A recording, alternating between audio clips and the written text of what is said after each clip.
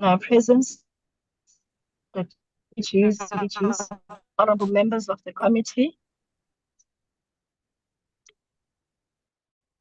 our support staff that is present. Welcome everyone. I'm going to continue and just do our welcoming remarks, and then we will check our quorum as we go along. Hopefully, if there are individuals that have not come in, they'll be coming in as we do the opening remarks. So today we're meeting the Department of Electricity and Energy to take us through the revised strategic plan for the 2025-2030 financial years and their 2026-2027 annual performance plan and budget. This will inform the committee of the department's long-term and short-term plans. This is an important meeting as it informs the committee on the priorities for the department over the 5 years and the year ahead. This in turn informs the committee on its areas of oversight. The committee will closely monitor the department's performance and hold the department to account against these plans. I encourage members to pay close attention to the presentation and engage the department on any area of clarity. Today, we also celebrate Earth Day. Earth Day reminds us that one of the biggest ways we affect the planet is through how we use energy. Every light we live on, every device we power, and every journey we take draws on resources that shape Earth's climate and ecosystems. Using energy more efficiently and choosing cleaner, renewable sources are practical ways to cut pollution, protect nature, and reduce our impact, turning Earth Day from a moment of awareness into everyday action. With this, I welcome you all to the meeting. Ariko, Kodze, can we please get, if there are any apologies, please table them at this moment. Will do, Chair. Thank you, Chair. I see that the Minister has joined us on the platform as well, Chair. But we received the following apologies. Mr. Paulson, who is unable to attend the meeting due to other commitments. And then also Ms. Sompa Masiu, who is in another meeting currently, but she indicated she will join us at 6 p.m, Chair. Then we've also received a request from the Minister, Chair. As I indicated, he is on the platform, but he won't be able to stay for the duration of the meeting due to other urgent commitments, and request to leave at around 6:20, Chair. Those are the apologies received, Chair. Thank you, Chair. Thank you, but we do have our quorum. Can you just please confirm that? We do, Chair. There's currently 8 members on the platform. Thank you. Can we please adopt the agenda?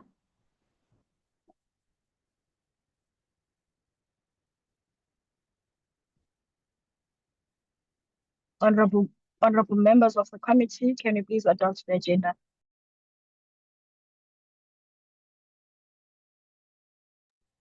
Mr. Nkosi's hand is raised, Chair. Honorable Nkosi. Thank you very much, Honorable Chair. Greetings to all honorable members, the department, and I would like to propose that we adopt the agenda as presented. Thank you. Thank you. Honorable Melham. Thank you, Chair. I'm happy to second the adoption of the agenda. I'd just like clarity on one issue, please. Chair, you haven't been in our committee meetings, and it's a practice of this committee that each member is afforded 10 minutes of question and direct response to that question immediately. So we ask a question, the minister or the department responds, etc. And I'd just like clarity that that's going to be the practice going forward. Thank you. Thank you for the adoption of the agenda and the seconding of it. Yes, that will be the practice. After the presentation has been made, we are then going to afford each member 10 minutes where they will decide how they utilize the 10 minutes. There will be a direct response to each question so that we stick to the 10 minutes. So once you have been given the platform to speak as a member, you will either ask the question or a comment, and there will be a direct response. And then another question, a direct response up until your 10 minutes has been concluded, or up until you are done, even if it has not been concluded, then we move on to the next member. That is how we are going to do it. Thank you, Chair. Thank you. With that, we are going to request the Minister, Honorable Ramakuba, to come in and give us remarks as the leader of delegation.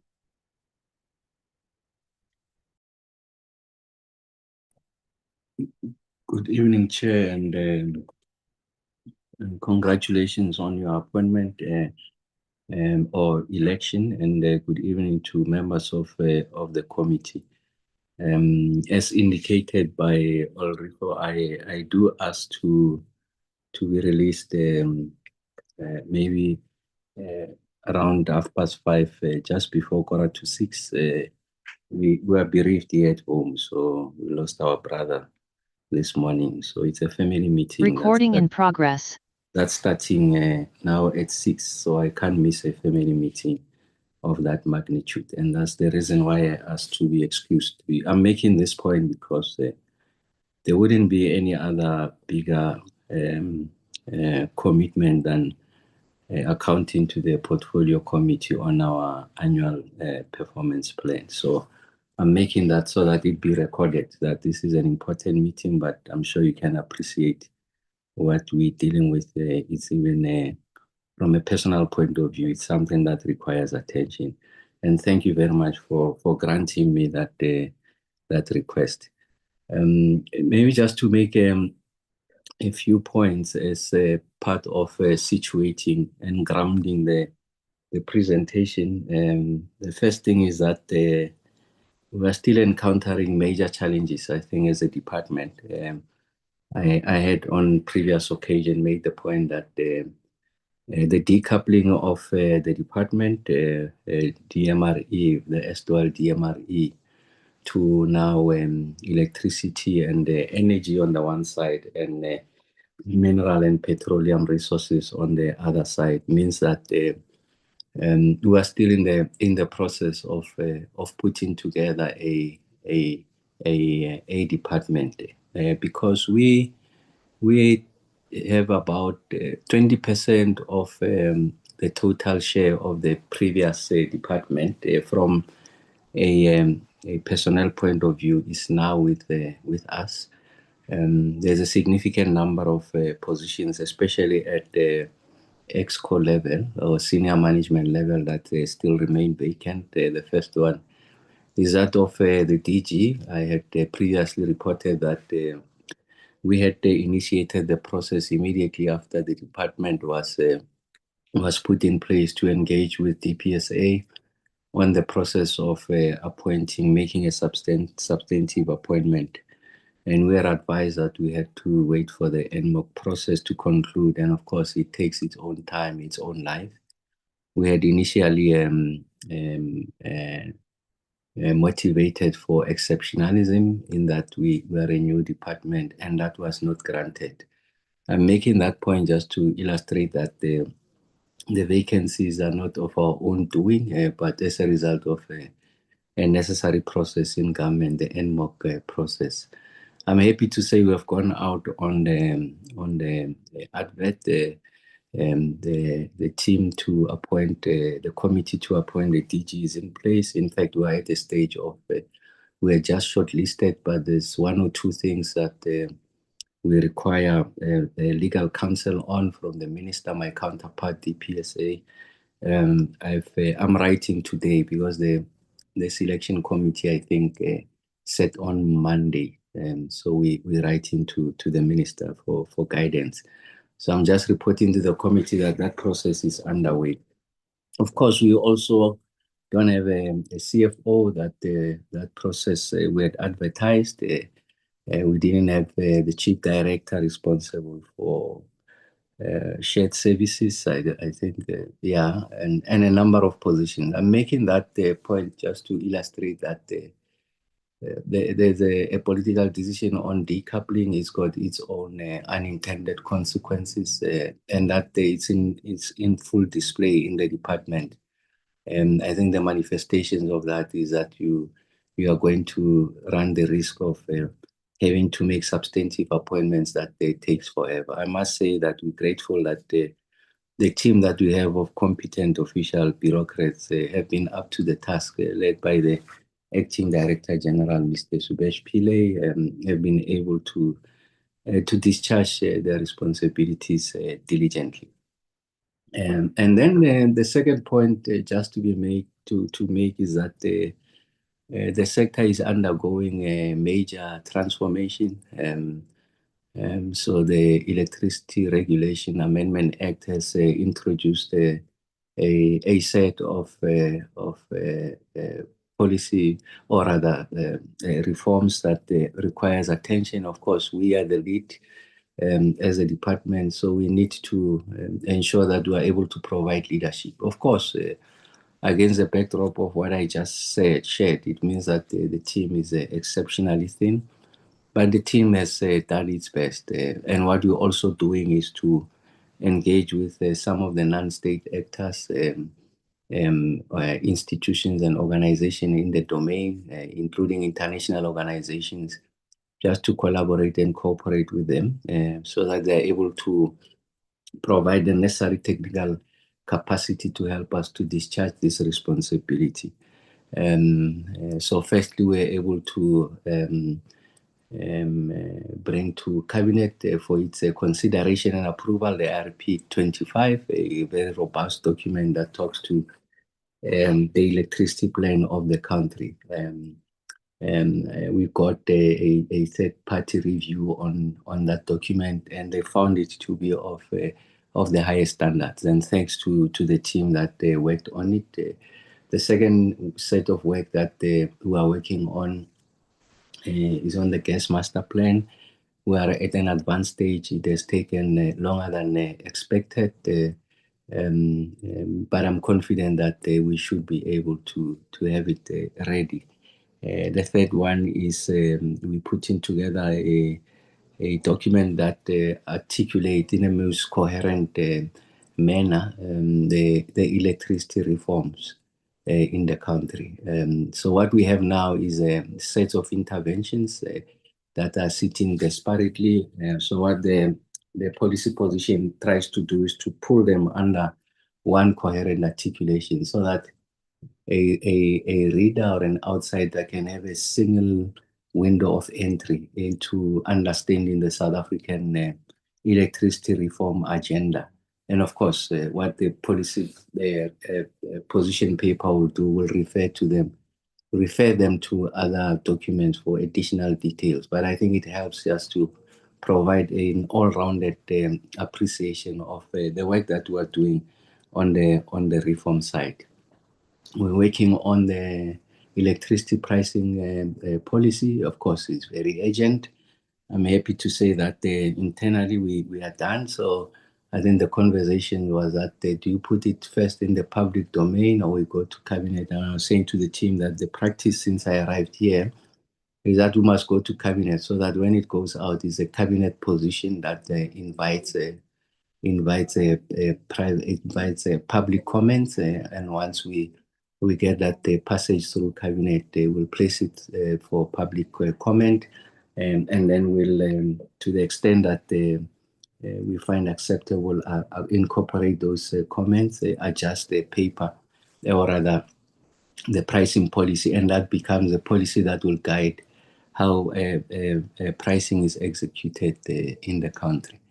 And then the fourth area is the introduction of the South Africa wholesale electricity market, SAWEM. The position paper does make the point, articulate a roadmap. Elements of that are already in place. So what the position paper is to pull all of that together.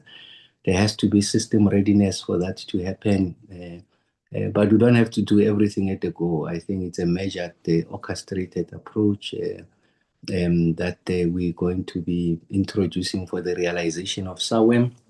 We had an earlier date of the inauguration of SAWEM, but it has been pushed out because of the complexity of the situation in the energy complex. I'm making this point so that there's an appreciation that we are fixing as we are flying. We are flying because these documents must be in the public domain, but we are still fixing a department. In fixing this instance, just making sure that all the critical positions are filled. We are also completing our organizational design so that we have a department that is fit for purpose. I mean, the Department of Energy and Electricity, as it was hived out of the erstwhile DMRE, it was not designed to address the complexities of a modern energy ecosystem. So it was important for us that we occasion a study, organizational design study, and thanks to our partners, I think that study has now been completed. So we get 2 stages of approvals, and then we'll populate against that design. And of course, there are positions that will remain. The DG is a DG as accounting officer, a CFO ought to be there. The person responsible for shared services ought to be there at the chief director level. And then others really it's around to adjust the structure so that it fits with the modern times and the complexities of the environment.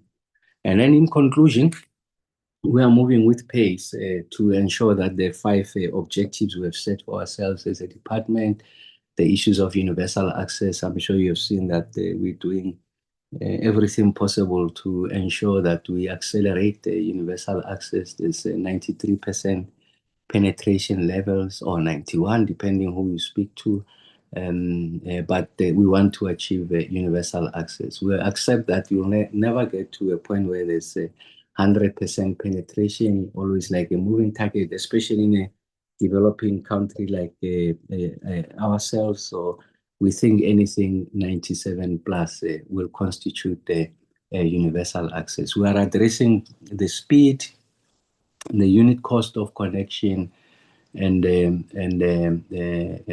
complexion of the mix. So we're not going to rely on backbone legacy infrastructure for us to be able to connect people. We think that modern technology and instruments are available to help us to fast track the connection of those who never had access to electricity.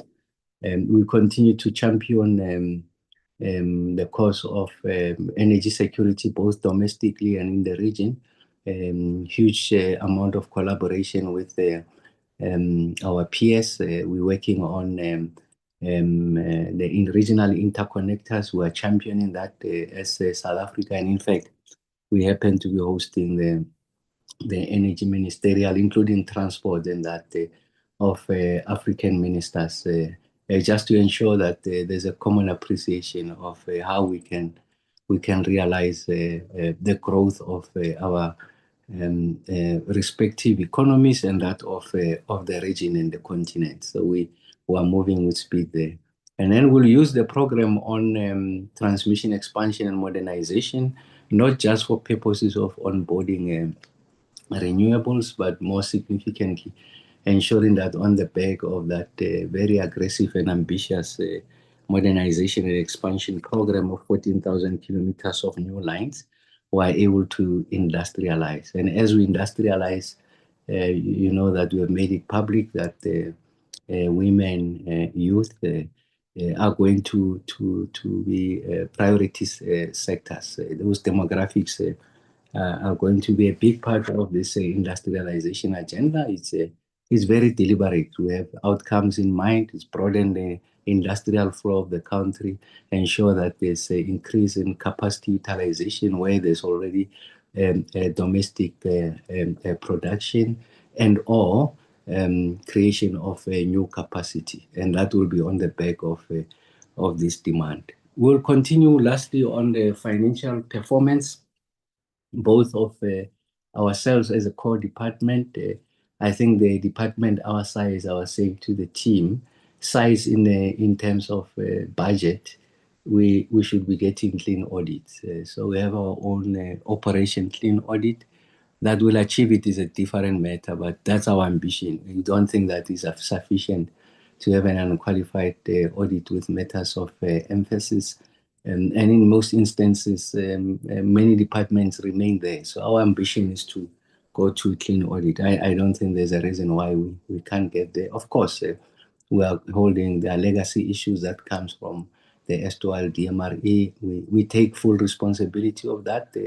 Whether we're able to address them in the current phase of audit is a matter that the teams will share with you. And then across the family, I think there are bright stars.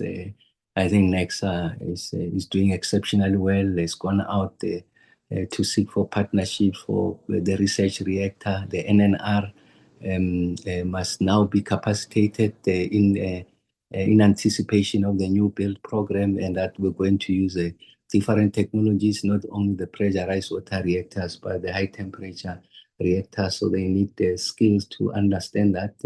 The NNR in its current form, they have not been able to oversee a build program. So I'm sure they will need capacity to oversee an active build program, because what they've been doing is the Kubek units and the Safari that have been in operation. Now they must look after a build program, including the environmental assessments and all of that. So we'll work with the NNR. And then I think the Enrwadi, again, is going to enter into a major project ensuring that the nuclear waste gets to be stored. The site should be licensed. I think we found a way of how we can finance that project, working with the ESCOM, because ESCOM will need and benefit out of that. So we're working on that. Sanedi, a shining example, Center of Excellence. We need to broaden its scope. When I say scope, I think there's a lot that Sanedi can offer, and in fact doesn't have to rely on transfers from the department. I think can find a way of raising its own money through research. Working with the chair there, we will make progress. And then our problem children, from a audit point of view, is our problem child is ESCOM. I mean, you know the challenges there.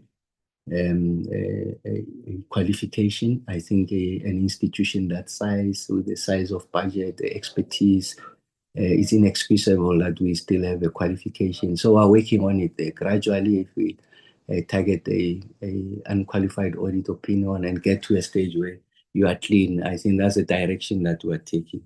And the last one, NERSA, of course, I mean, the technical limitations have been exposed.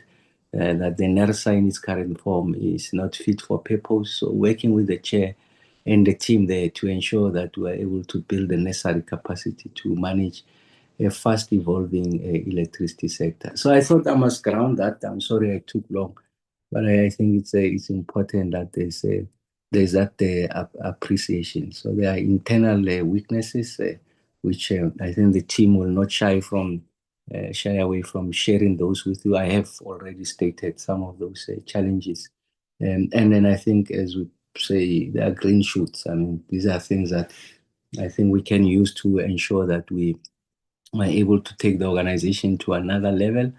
And then there are also opportunities, areas that are virgin, that will require urgent attention. But of course, we don't sit with the necessary capability in some areas to be able to discharge that responsibility. And that's why I said we are collaborating with actors in the space of the same mind. There's some degree of asymmetry and alignment on how we see the future. So the presentations today, hopefully, Chair and committee will shed more light on that. So thank you very much for the opportunity, Chair. Thank you, Honourable Minister. Your remarks lay an important foundation as we move on to receive the full presentation by the department. Your apology is accepted.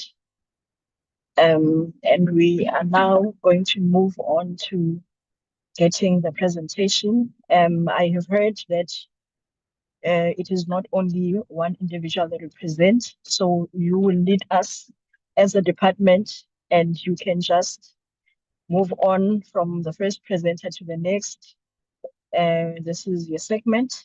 We can begin receiving the presentation. Thank you.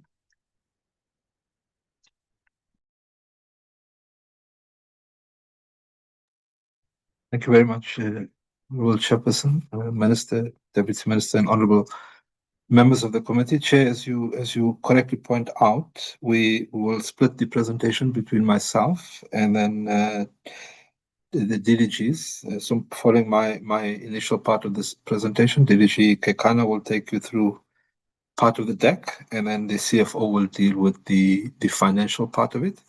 And then we will conclude with the programs by DDG. So each DDG will lead us in those program areas. And then I'll come back, Chair, with your permission to provide just some concluding remarks to the presentation. Chair, can I just establish that you are seeing the presentation correctly and it's in slide mode, because I'm trying to put it on slide mode here. It says it's on slide mode, but on my screen it doesn't seem that way. Can I just confirm that the presentation is in order on your end? Yes, it's quite visible. I see a hand of an honourable member, Chair. Can I? Okay. Yeah, yes, Honorable Chairman. Honorable Chair, thank you so much for the opportunity. In African custom is culture, Chair, that when there is a bereavement of a family or a member of society who's closer to our work and whatever we're doing, is to really pass our condolences as well as give our bereavement support. So in relation to the minister's family,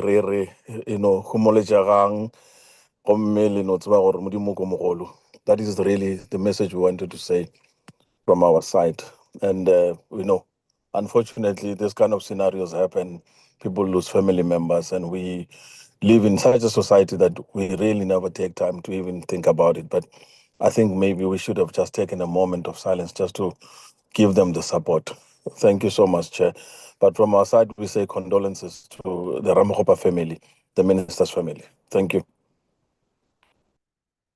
Thank you.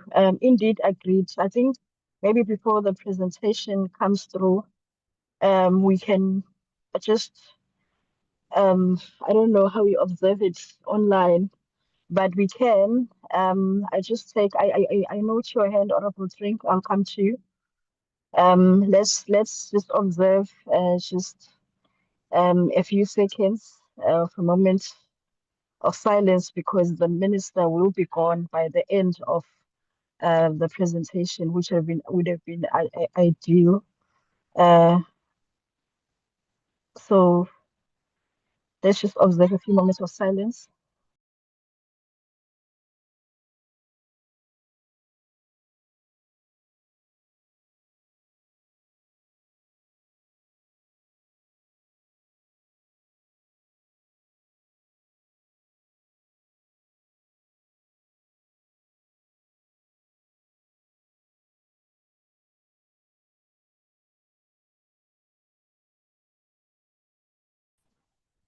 Thank you. May the family find comfort during this period. Honorable Drink. No, thank you, Chair. I think Honorable Njabeling actually beat me to it. Just also realized that the minister was going to be leaving us, and I was going to just perhaps express our condolences in the question and answer session. But I think that likewise, we also wish to extend our condolences to the minister and his family. And also just would like to encourage them that in times like this, our Father God is close to those who are brokenhearted and bereaved. And he's the one who sticks closer than a brother does. So may his comfort and peace be the family's portion at this time. Thank you, Chair. Thank you, Honorable Drink. Thank you, Honorable Chairman. We can now go on to receiving the presentation. Thank you very much, Chairperson. So, Chair, we are presenting the annual report, the annual plan for 26-27. I should make the point that at this point last year, we had just come into being as a department. And for that reason, we hadn't properly articulated the strategic plan relative to what Minister had outlined as strategic objectives. So what we had to do in the course of the last year was to review the strategic plan and then, of course, align the APP as we have it before you today to that strategic plan. So you'll see the manner in which we've structured the presentation. We will reflect on the areas where we've updated the strategic plan, and then we'll draw your attention to how the alignment back to the APP has been achieved. And then, of course, sitting on top of the strategic plan, how we've aligned back to the MDDP 7th Administration strategic objectives. So when we present, Chair, we're not so much presenting a policy articulation, but really putting before the committee an execution framework that will enable us to foster a system that is capable of delivery consistently at scale and critically against the commitments and budgets and timelines that we set out in the APP. We introduced the notional element of a trilemma, energy trilemma. We unpack that, and I'll take you to that in a minute. And essentially, what we're trying to articulate here is the triangle, the nexus that sits between affordability, security of supply, sustainability, and a transformational element that is embedded in the work that we're doing. And I think the point that we make here is that these things don't naturally coexist and coalesce. There has to be, by design, an effort to ensure that we articulate these four elements of the work that we're doing in a way that that does not prioritize one over the other, but that ultimately ensures that we do indeed transform the sector in an environment where there's availability and affordability of energy, and that in the long term we are able to lay the foundation for a secure supply of energy. You will see the figures and the tables throughout the presentation. The focus of the APP 26-27, which is almost a marked movement from what we had in the recent past year, is a focus on execution acceleration. And this includes scaling up transmission infrastructure, repurposing the universal access grant into a coordinated national program, advancing key policy instruments, including that which the Minister referred to, the energy pricing policy, the systems operator bill or legislation, and then just strengthening the institutional capacity of the department to drive these imperatives in the sector and to oversee the transformational work in the sector and to provide that leadership over the entities as part of that ecosystem. And then the committee will also note that the APP introduces a strong emphasis on measurable milestones. I think one of the criticisms that the committee justifiably expressed in the last round was that our APPs, our targets were inward-looking. They were process orientation. They were not attempting to demonstrate outcomes and ultimately how those outcomes frame impacts against the 5-year strategic plan. So we've made a very deliberate effort this time around to reformulate them so that indeed they have that emphasis. And ultimately, Chair and members, is that the test for whether the strategy is sound or not is really going to be embedded in whether the APP, as we set it out, meets the test for deliverability and sustained alignment to the objectives of the department.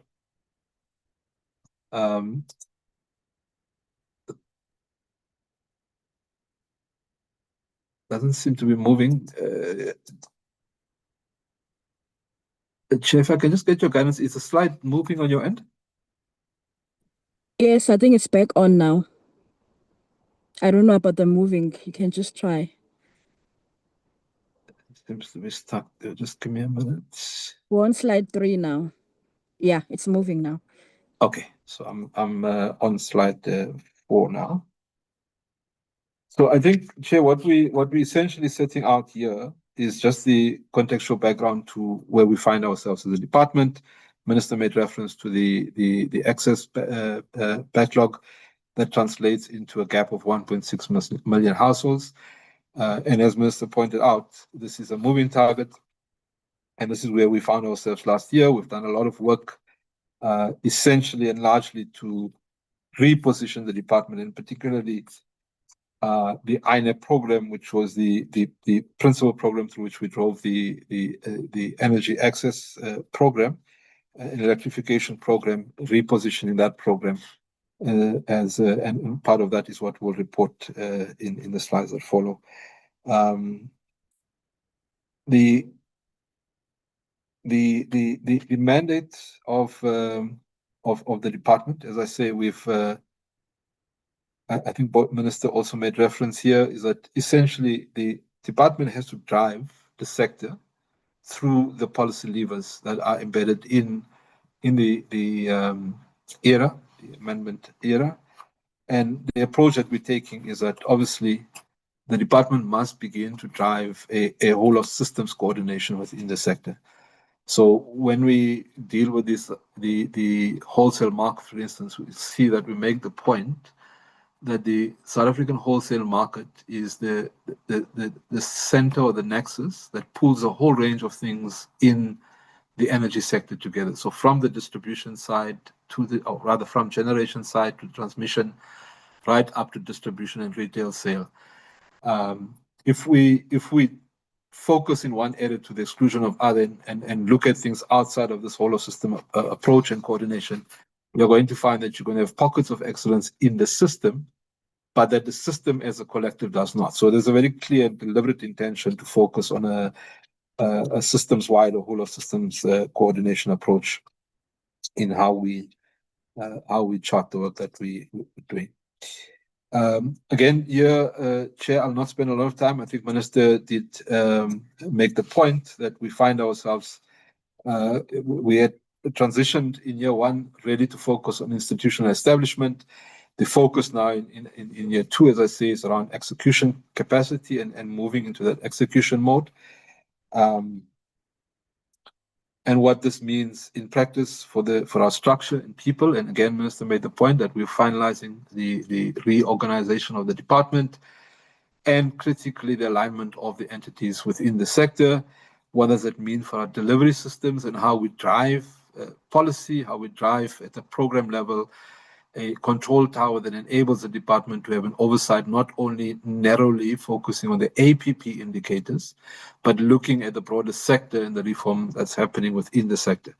And that ultimately that has to translate and reflect into a capable and developmental state. So are we creating the cogs within the department to properly articulate that positioning as a department, driving the sector from a policy point of view, and ensuring that the regulatory elements through the true regulators are effective and efficient, and that the actual infrastructure delivery elements, both from NEXA, the Eskom, the NTSA within the fold of Eskom, and of course that then NERSA as the research agency drives innovation and research in the space. Again, the following slide articulates what I've just said, and I think ministers covered this as well. So I will not go into the detail of that slide. Suffice to say that we are now transitioning into that execution stage, and over the next period, as we move 26 into 27 up to 2030, that the focus will be around the maturing the transformation elements that relate to the competitive market, the systems, the independent transmission systems operator, and then coupled to that, the grid expansion program, acceleration on the grid expansion program. Chair, I did say that we had revised the strategic plan, and part of that was to relook and reformulate the vision, mission, and value statement.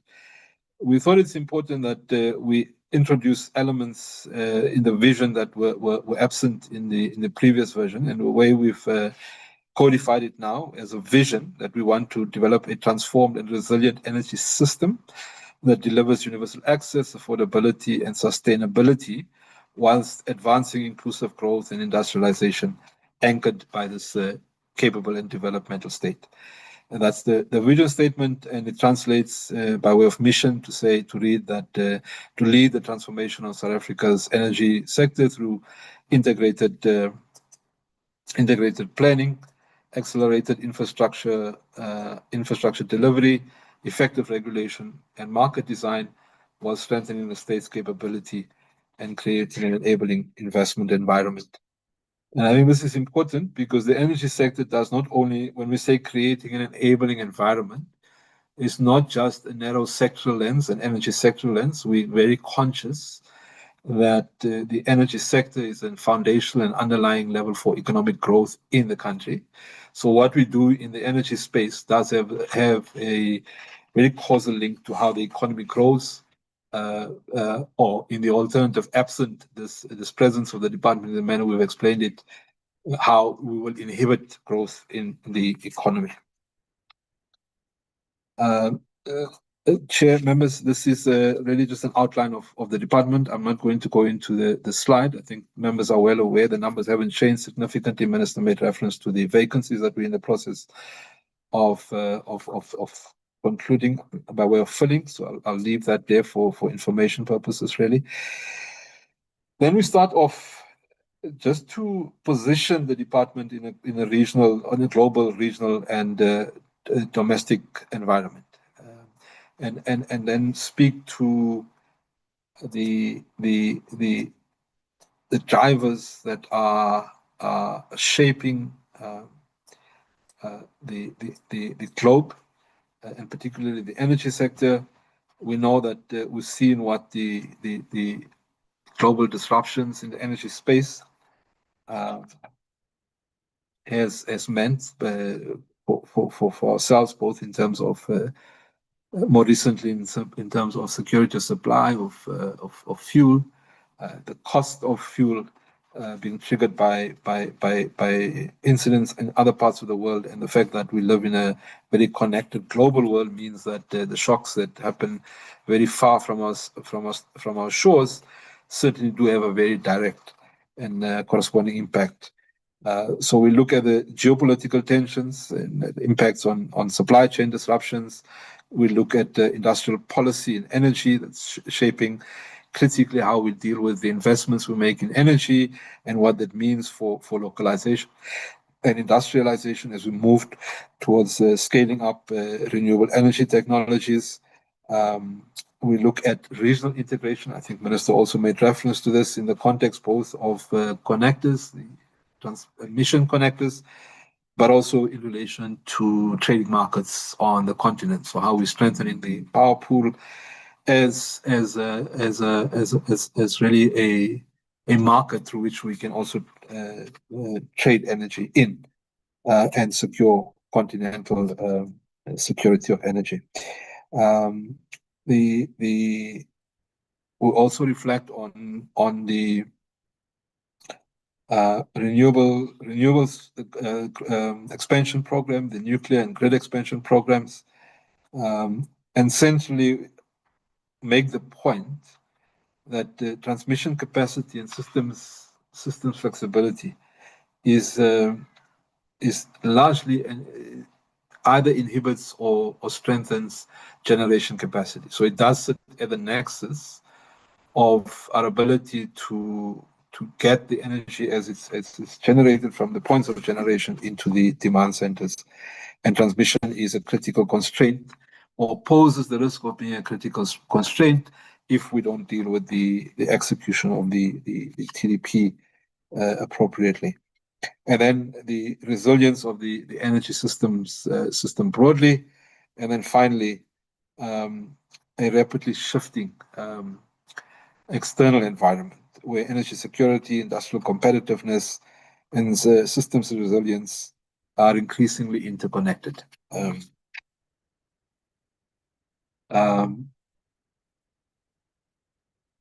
Chair, then we move to just locating ourselves as a department in the sector as we reflect in an environmental scan.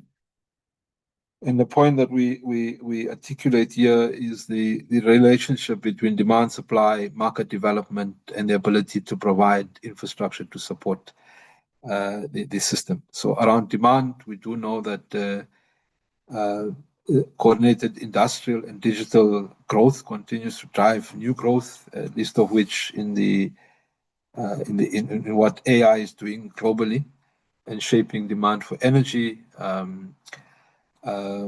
Secondly, to protect affordability and universal access. I think there's a big conversation around the correlation between cost-reflective tariffs and affordable tariffs. And it's a debate that we're introducing. And it's a trade-off that we're going to have to forge to ensure that none of these are sit on top of each other in terms of a hierarchy, but ultimately the way in which we design and manage the system, we must ensure access that moves concurrently with affordability, and that includes issues around the cost-reflective tariffs. And then on the supply side, we know that low-cost renewables anchor the new build and drives our decarbonization program. Flexibility in the system now is an absolute requirement. And we are looking at how we augment flexible dispatchable capacity, transition fuels to firm renewable generation. And then around the nuclear program, that we're taking a value chain approach to how we deal with the nuclear. So we're not just dealing with nuclear at the point of generation of energy, but the nuclear sector reset will ensure that we're involved in that nuclear value chain, from extraction of core materials that go into the value chain, including uranium enrichment for non-weaponized applications, particularly for energy, for medical, and other social requirements, specific to make the point for non-weaponized applications. And then around the market development, localize energy supply chains to strengthen resilience and reduce geopolitical risks. This includes our ability to look at gas, to secure gas supplies, but also in the more medium to longer term, how we domesticate our gas supply chains. Manage persistent market volatility to safeguard against affordability for consumers. So as we move into a competitive market, we have to have the ability to manage the market volatility in terms of pricing, to ensure that whilst we're driving down price to competitive participation in the market, that we do maintain an instrument and ability to safeguard vulnerable communities on the one hand, and also then to ensure that we deliver energy at the pace that enables economic growth and increased industrialization for the country. We must continue to mobilize innovative private sector financing to achieve at scale the investments required. We'll deal with that in a bit in a later slide. And then finally, there are on the markets to develop and retain critical grid, digital, and market operational skills. This is a very big emerging component of the work that we're doing. The infrastructure investment program, the operation of a competitive market, even just driving the policy cogs, does require a very different skill sets that the country has been able to produce. So we are working through our entity, Sanedi, with our sister department, higher education, to ensure that we deal with this question of an enabling skills environment and skills development for the sector. And then finally, on infrastructure, we've made the point that the transmission capacity and expansion sits at the center of the infrastructure capability we must build on the lines, on the substations, and technology to manage the grid. And then, of course, on the supply side, or rather on generation side, the interlink between the generation capacity, transmission infrastructure, and then, of course, on the flip side of all of that, the ability to sell that energy in a competitive market, ultimately in a way that's not compromise systems efficiency and systems adequacy requirements. Chair, just to put South Africa's energy sector in a regional context, a continental context, We do know that we remain the largest power consumer, at least per capita, and demand on the continent. And it's really just to make the point that there is a very latent capacity that sits on the continent. As we develop skills in the sector, that we are able to play across the continent, but also help achieve the objectives that Africa 2063 has identified in the energy sector. And then large parts of that work is codified in the work we did in the G20 working group and the energy working group, focused particularly on the 10-year infrastructure plan for the continent.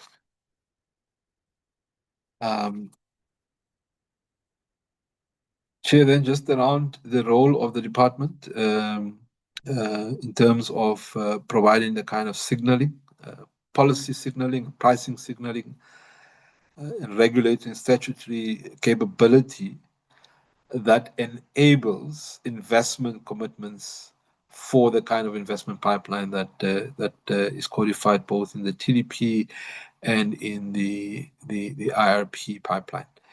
And I think what we outline here is just the kind of capacity that we must deliver.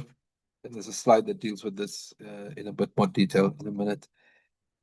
These figures are out of just an illustration of the system's pressure and growth opportunities. Made the point about data centers and digital demand. Our estimation that we're driving both the data center and broader AI capability is driving demand by upwards of 1.3 gigawatts, and that translates roughly to about 4 terawatts of annual load that we must induce into the system. There's access requirements, 400,000 approximate annual on-grid and off-grid connections needed between now and 2030 to ensure that we eat out at the 1.6 million access deficit under the Universal Access Program. We have a renewable pipeline of about 30 gigs that must come onto the system. Minister will make announcements in a short span of time around the next iteration of a Section 34 determination, so that we're ahead of the curve in terms of facilitating the investments and laying the ground for the investments, and that the uptakes into the system coincides with the planning horizon as set out in the IRP. Transmission, well stated, 14,500 kilometers, around 1,133 GVA of transformer capacity. That's articulated in the IRP, in the TDP. Chair, then, as I move towards closure on the first part of the presentation, just a look at the energy space and the roadmap at a glance. We account for about 20 to 35% of African electricity consumption. We have an installed capacity of about just under 52 gigawatts. We currently operate the largest energy market on the continent, and of course, increasingly, we continue to have a very diversified energy base, continue to be renewables continue to exponentially grow. We do know that the IRP introduces, on the one hand, gas and nuclear capacity in the latter parts of mid-2030s, or in fact, gas from about 2030, and then nuclear from about mid-2030. And then, of course, on our existing coal fleet, the drive towards cleaning the emissions so that we sweat the assets that we've already invested in the context of our commitments to decarbonization. The IRP, as would have hinted, is a 2.3 trillion rand investment pipeline. So we've analyzed what the IRP calls for, the 105 gigs of new transmission, of new generation capacity, and we've computed that brings us in the order of about 129 billion if you compute it in dollar terms. The TDP, I've made that point. Increasingly, battery storage is becoming critical. We do know that we continue to have to curtail energy in the peak period, in the off peaks, when you have higher levels of particularly solar production. So our ability to create dispatchable storage capacity is important for the system's stability. Otherwise, we're going to continue to have to curtail that energy, which is certainly a not a situation we want to perpetuate. So we are balancing new demand for renewable energy against the intermittency challenge that renewables present, and in the short term focusing on battery energy storage systems, and then in the more medium to longer term, of course, other long-term storage technologies, including pumped storage. Chairperson, with your permission, at this point, I will hand over to DDG Kekana, who will take us through the next sets of slides. DDG?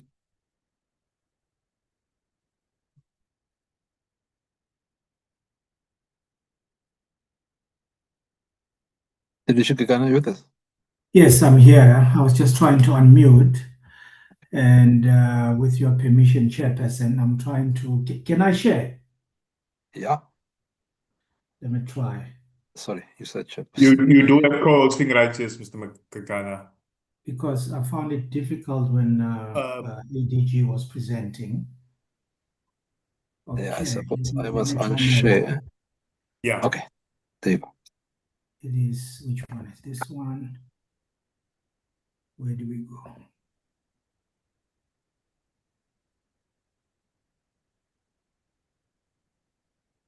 Window. Is it now sharing? Yes. Slide mode. Fantastic. So with this slide, thank you, Chairperson, with your permission.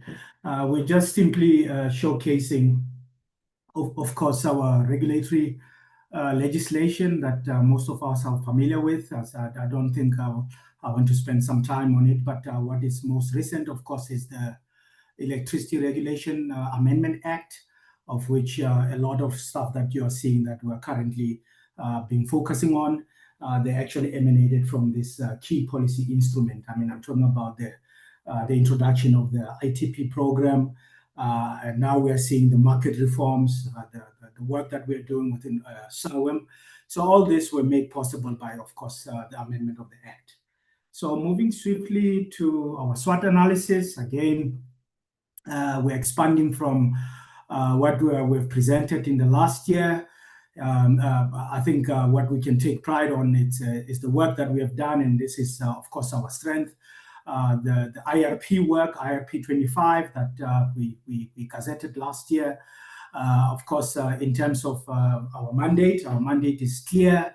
We now have a unified DE mandate where we bring policy, planning, regulation, and to a greater extent, we obviously the delivery. And I think the DG alluded to it, that our key theme for the year, it's all about execution, execution, and execution. With that as well, in the last year, of course, this is our first year anniversary. We're still trying to build internal capacity, and we're doing that with collaborations. I mean, we've been collaborating very well with external partners, but not only that, we're also leveraging from the internal expertise, and we pride ourselves to call ourselves as a DE family, where we leverage the skill set that are found across the SOEs. In terms of collaboration, I've said we're collaborating also with other government departments. And lastly, in the key policy documents that we also place a lot of reliance on, we've seen the TDP that we are also trying hard to implement, implementing it by also introducing, of course, the ITP program, of which in the next slide we'll touch more on it. We've seen SAREM. SAREM was approved by Cabinet, I think in the early part of 2025. And then lastly, our drive and then our commitments to do climate and reducing carbon emissions. We're implementing the JET IP. And of course, while we're having strengths, we also have a level detail of weaknesses. I think the minister has, in his opening remarks, he did touch a lot on the issue about I would say the NMOC process, where we somehow became a casualty of the split. I mean, we've realized that the split was not necessarily 50%, 50-50. We are where we are, and the minister said it, that we are fixing while we are flying 30,000 feet above the sky. So the split was a bit more, I'll say, a bit unfair on us, but we are slowly turning the tides with key key recruitment processes that are currently underway. At the same time, we are building capacity. We'll also go and advertise all those key resources that are needed. So capacity is still a problem, a challenge, but we are leveraging again all across our entities. Threats, the DG has highlighted what is facing us, and South Africa is not immune to it. Global geopolitics, we've seen now in the energy space, we are seeing high energy costs, fuel pricing. I mean, most of us are seeing it in the pump as we pump our fuels every day. We are also not immune to cyber threat. I think cyber security is becoming much more prominent in our sector. So also in our ITC space, we're trying to increase the cyber security. Climate, we will remain, of course, exposed to what we will call climate change. And you'll see most of the work that we are doing, we're responding to the changes that we're seeing. We're also committed to our NDCs, and then the IRP, or the crafting of the IRP has also taken into consideration the climate. So all those are the threats that we're seeing. Of course, organized crime, we're seeing it in the news almost every day. And lastly, I think now this threat in terms of the performance of the SOEs, I think is no longer a threat. So that threat has been actually turned into strength. You've seen today in Minister's media address, I mean, the performance that we've seen within Eskom, I mean, it's incredible. And it's not only Eskom, we're seeing that even other entities, our Nexa is doing strong. It's showing some positive turn. And lastly, our problem child, NERSA, that will be addressed very soon. You'll start seeing maybe in the next couple of, in the next quarters, NERSA also making a positive turn. Lastly, opportunities within the sector, I think the DG has highlighted them immensely. We're seeing that there's a lot of growth in the data center. I think that is not data, it's actually data centers. Data centers, we all know that they consume a lot of electricity. For us, that's an opportunity for growth. So with the new procurement program, the new next bid windows, we're not only targeting the growth that we are seeing within the normal electricity consumption, but the data centers growth is also providing us with a new opportunity to grow. We're seeing opportunities within SAREM. These are the opportunities as a country to industrialize. We're working very hard. Then last year, we also presented to this committee the last quarter that we successfully now operationalize SAREM. We've established the PMO, Project Management Office of SAREM within the IPP office, utilizing, of course, the resources within the IPP office. And lastly, we're seeing a big opportunity in the ITP program. We've seen late last year, Minister announcing the preferred bidders within the program that made the cut through the RFQ. So now we're working tirelessly hard to ensure that the RFP that will eventually issue into the market to those listed or shortlisted preferred bidders, the 7 preferred bidders, they will come back with bankable projects. So the ITP program, it's moving swiftly, but we know that this is a new program, not only in South Africa, but throughout the continent. So it will come with its own challenges, and those challenges we'll share them, of course, with the committee. And lastly, within the opportunities, we see that private sector participation, it's very key towards accelerating our drive or our execution drive. Moving swiftly now, reminding ourselves about our key priorities. Happy to say that with the revised strategy, the priorities haven't changed. It is still 5, we call it 5 ministerial priorities. And the one that is closest to, I think, most of our hearts, it's our drive or our main goal, a big ambition to achieve universal access to electricity. So we are aligned with, I think, what is famously known as Mission 300, which is World Bank led. It's said that to this day, it has been estimated that within Sub-Sahara, we still have 600 million Africans without access to electricity. So our mission, we now even term it Mission 1.6 million, because in South Africa, we only have 1.6 million unelectrified household. So it aligns with the objectives, the continental objectives of Mission 300. So we have seen the opportunity as South Africa to also partner with World Bank. So with the negotiations that are currently in place with World Bank, we're seeing an opportunity where we can access some of the funding available within the World Bank to help us achieve this number one. I'll say this will be our number one priority.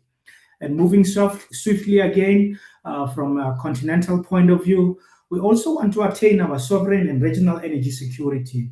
But what do we mean by this? This simply means we want to have or retain a reliable domestic supply, but not only that, we also want to have a diversified energy sources. You'll see in the IRP, we're embracing what we'll call an energy mix.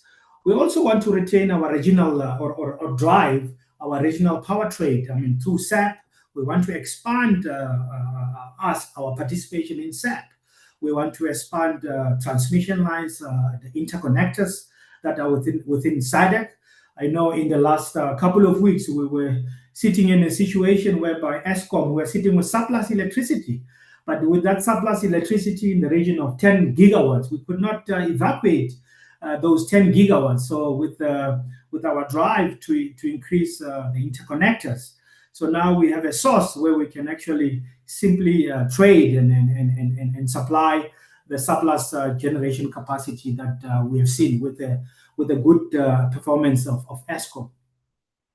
The second one, the third priority, which now talks to SAREM, we want to drive, of course, industrialization and lead innovation. And what do we mean by industrialization? You'll agree with me, committee members, I mean, with the renewable program, I mean, which was introduced in 2010, 2011. And fast forward, I mean, after seeing the investment flowing of about in the region of 350 billion rands worth of investment, all that money has flown outside actually, because we don't have, I would say, tangible manufacturing capacity or capability that we have built in the last 15 years. So we don't want to repeat such, I would say, mistakes. So with the new drive or the new renewable program, we want to couple that with the industrialization objectives. We want to build more local capacity, local manufacturing capacity. We know that, we're not going to be able to compete with, say, I'll point, single point, China in other areas like the solar panels. But we know that within the value chains, there are other areas, components that we can gladly build in South Africa. So that is the whole idea about SAREM. And we've done this, we've turned this into also our number one priority, which is priority number 3. And again, moving swiftly, but a little bit fast on the slide. I just want to conclude the slide with also stressing the point that we also want to assert our global and continental leadership in this space. So we want to use South Africa as I would say, entry on a springboard to the entire continent with the experience that we have. With the growth of our economy, we want to expand that. When we talk about industrialization, our target is not only the South African market, but the rest of the continental market. Moving swiftly, I think the terminology of energy quadrilemma, the DG has articulated very well. When we talk about the quadrilemma, we're looking at four key principles. We're looking at the security of supply, coupled with, of course, energy affordability or electricity affordability remains close to our heart. You will see that the minister has made a commitment that in the next, I think in Q2, will be in a position that will be taking through the electricity pricing policy through the cabinet processes. And our number one goal is to reach a point whereby the electricity tariffs, we don't see those double digits that we've seen in the last couple of years, but we're seeing single digits growth in line with the CPI. Transformation remain key, and transformation, not just transforming the industry as just loosely said. We want to make sure that we want to see more Black participation within the value chain. We want to see more Black IPPs competing in the program. We want to see more Black EPCs, local Black EPCs, local Black O&Ms, local Black manufacturers. That is our drive when we talk about transformation.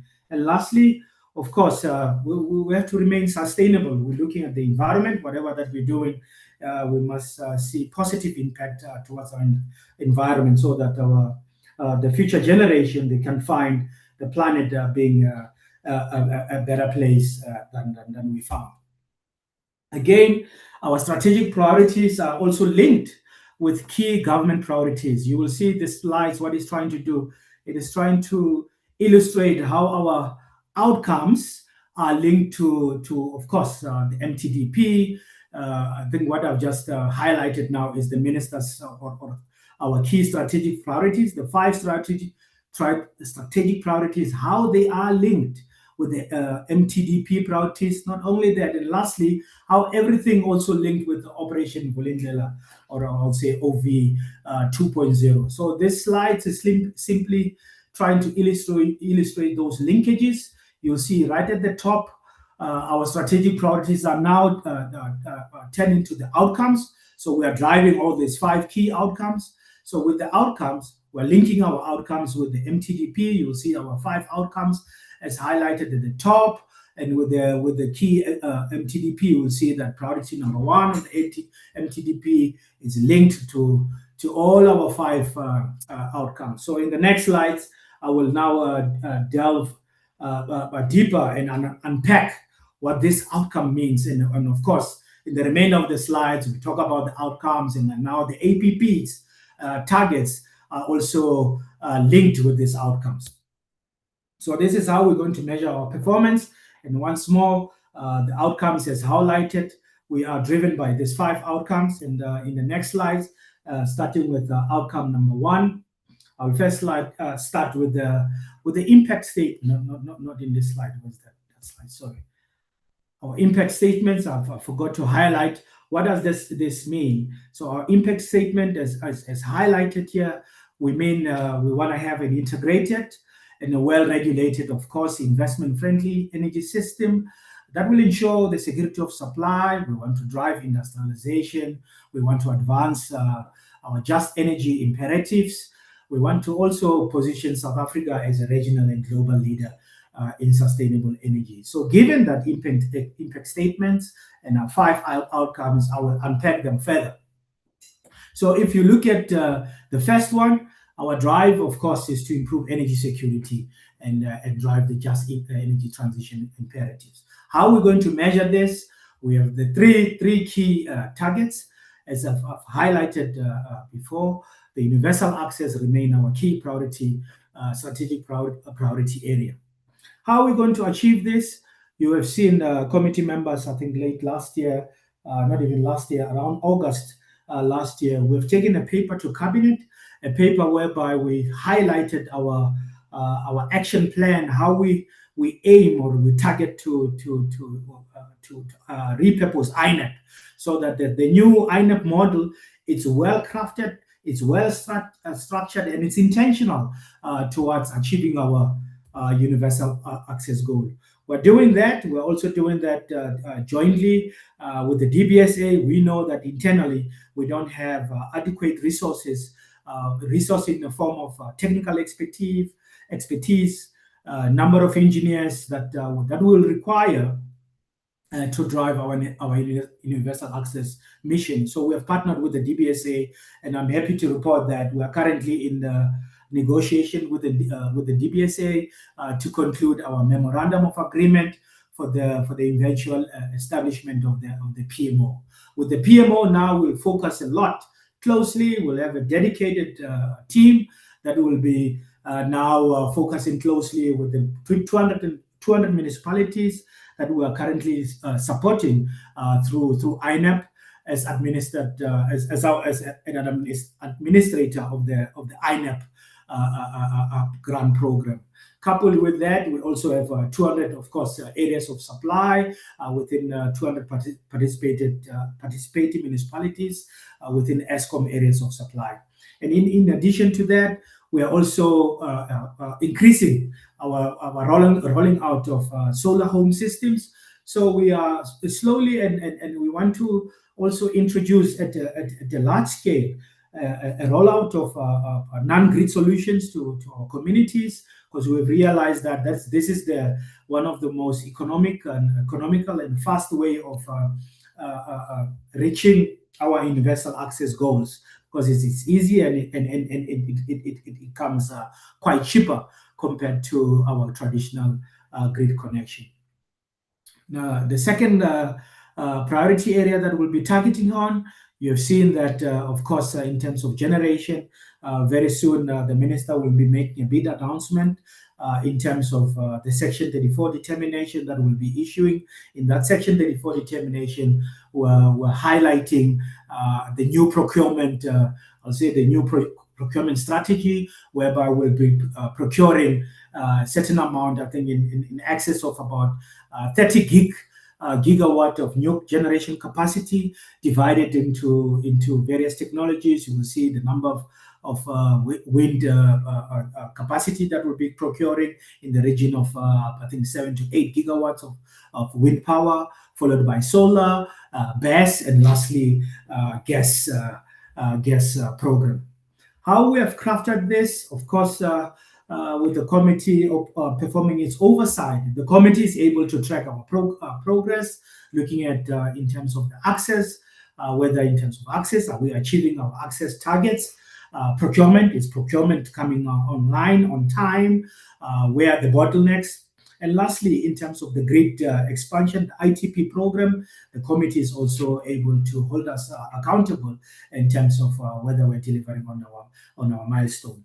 And lastly, of course, in terms of the establishment of the PMO, we are working hard to ensure that in Q2, when we are briefing the committee in Q2, we'll be able to be in a position to provide feedback that the PMO now is fully established within the DBSA and it's fully staffed, and now the focus is on the acceleration of the rolling out of the program.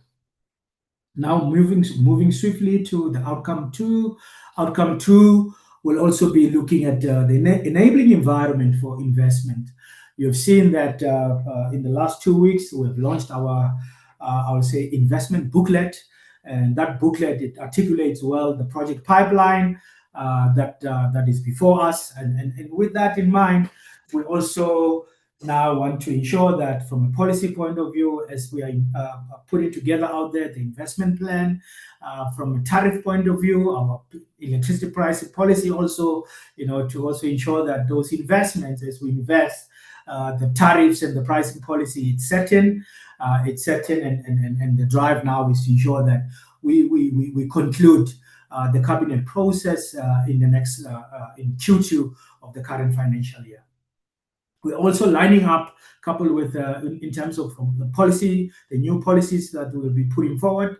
We know that the issue about the ESCOM unbundling and the TSO, we've seen that this is also a SONA statement. We're working hard, tirelessly, of course, with collaboration with the team in the presidency to ensure that all the rules that are coupled with the establishment of the TSO, we move this at the pace that is much more faster than before.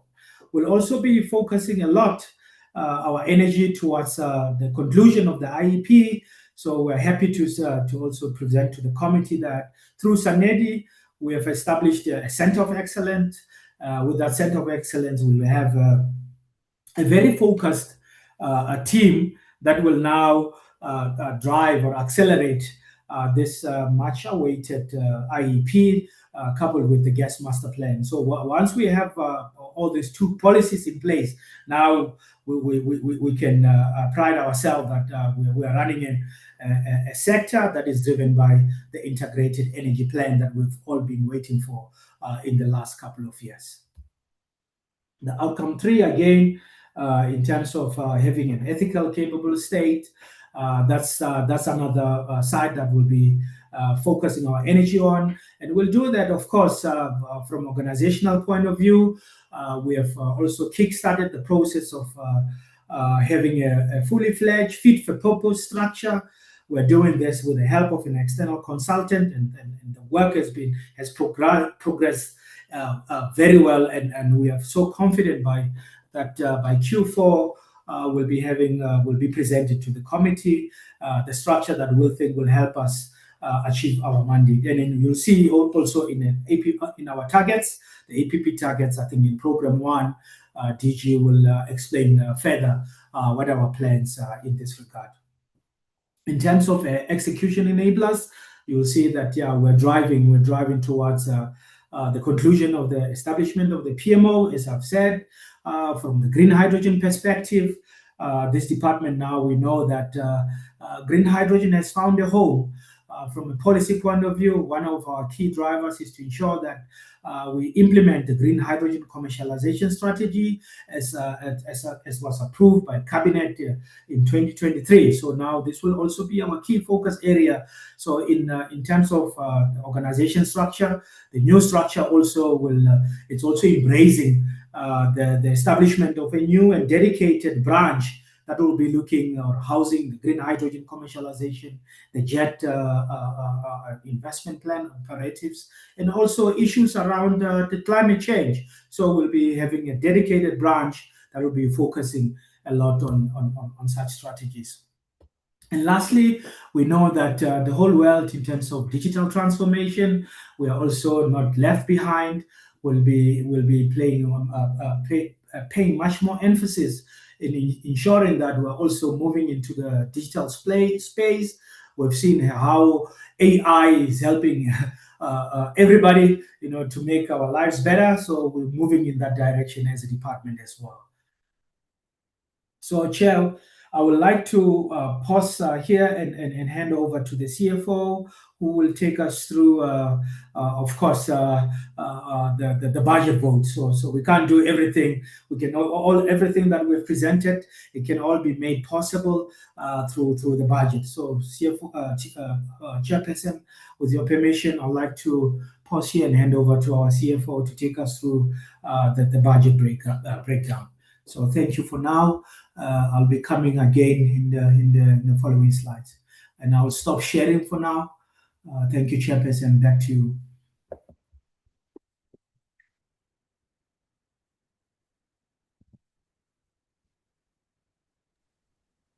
Thank you. Does the CFO? Oh, you can. Okay, sure. Okay. Thank you.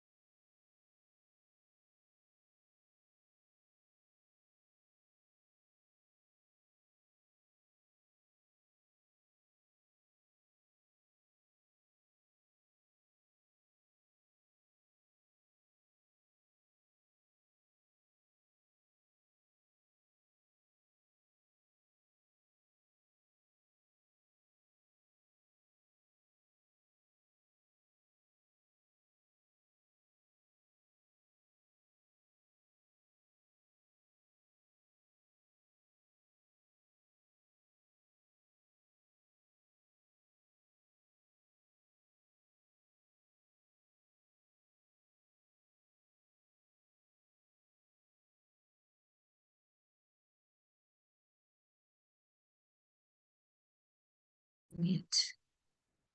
Good evening, Chair. Good evening, honorable members of the committee.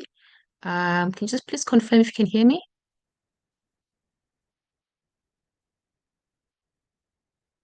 Yes, you're audible. Apologies on saying you are he. Not a problem. Yeah, Chair, thank you so much. I'm just going to be taking you through the budget for the financial year in terms of what we have been allocated. For the 2026-2027 financial year, we have been allocated a budget of 6 billion. Unfortunately, in comparison to the previous financial year, we've had a 9.2% baseline adjustment.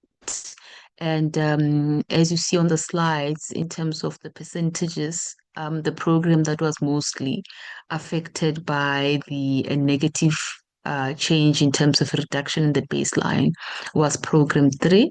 But in terms of program 1, 2, 4, and 5, there has been an upward adjustment.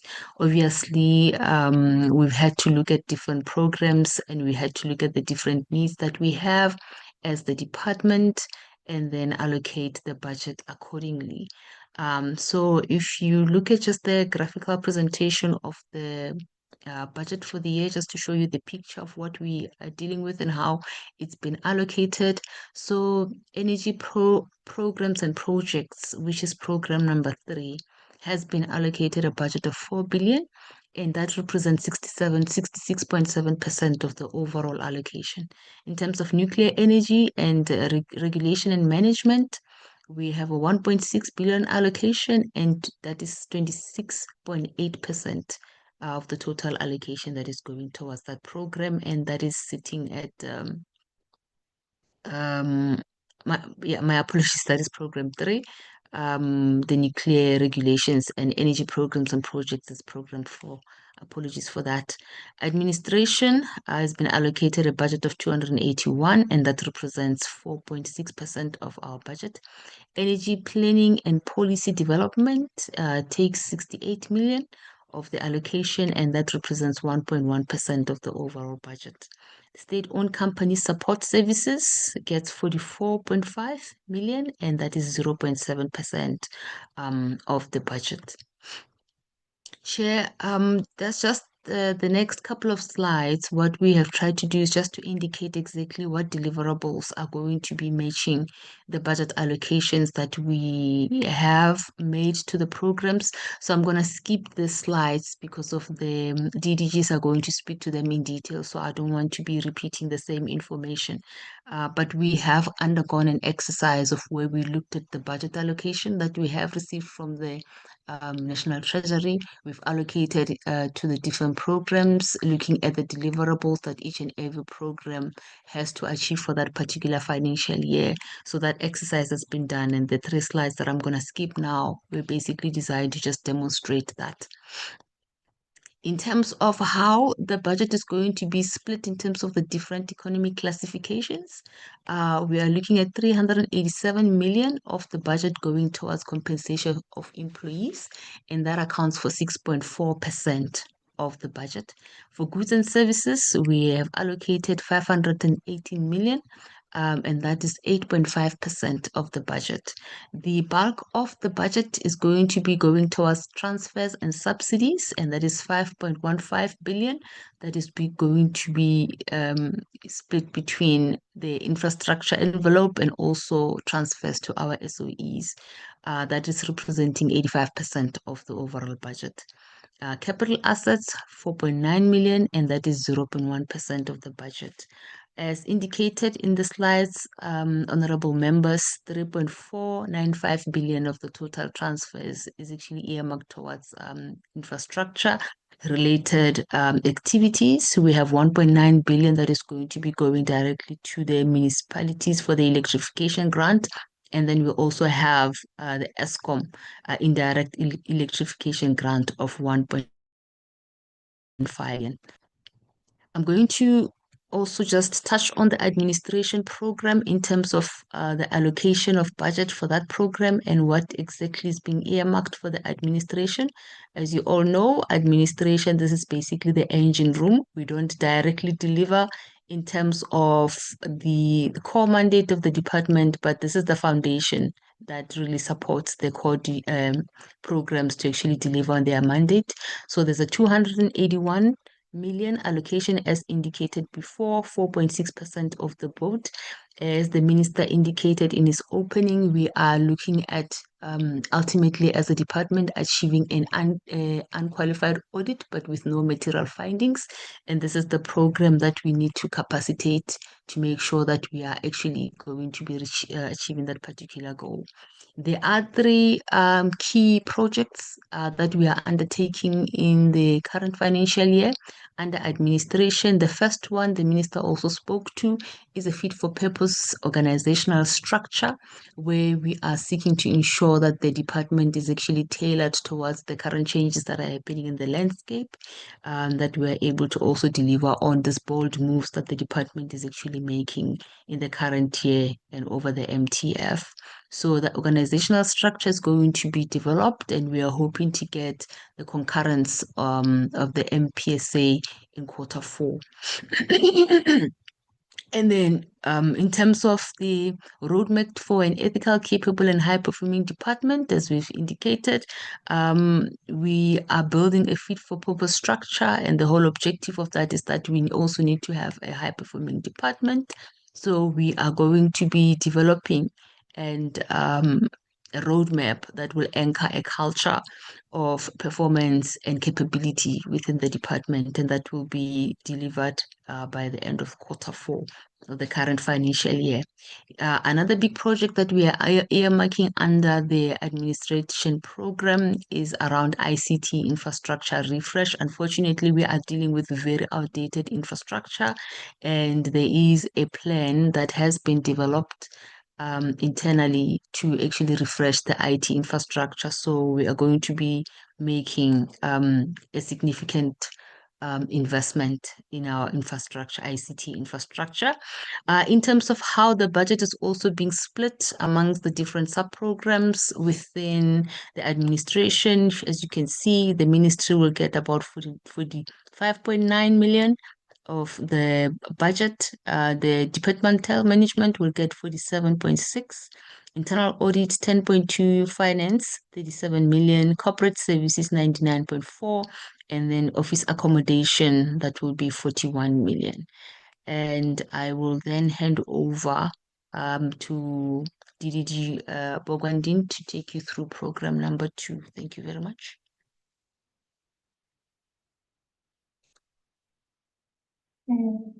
Thank you.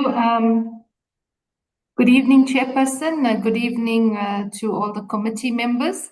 I am DDG Kubeshni Bagwandin, and I'll be taking you through program 2. Is somebody going to flag the presentation, or should I share? You do have co-hosting rights, DDG. Okay. Okay, I'll be sharing.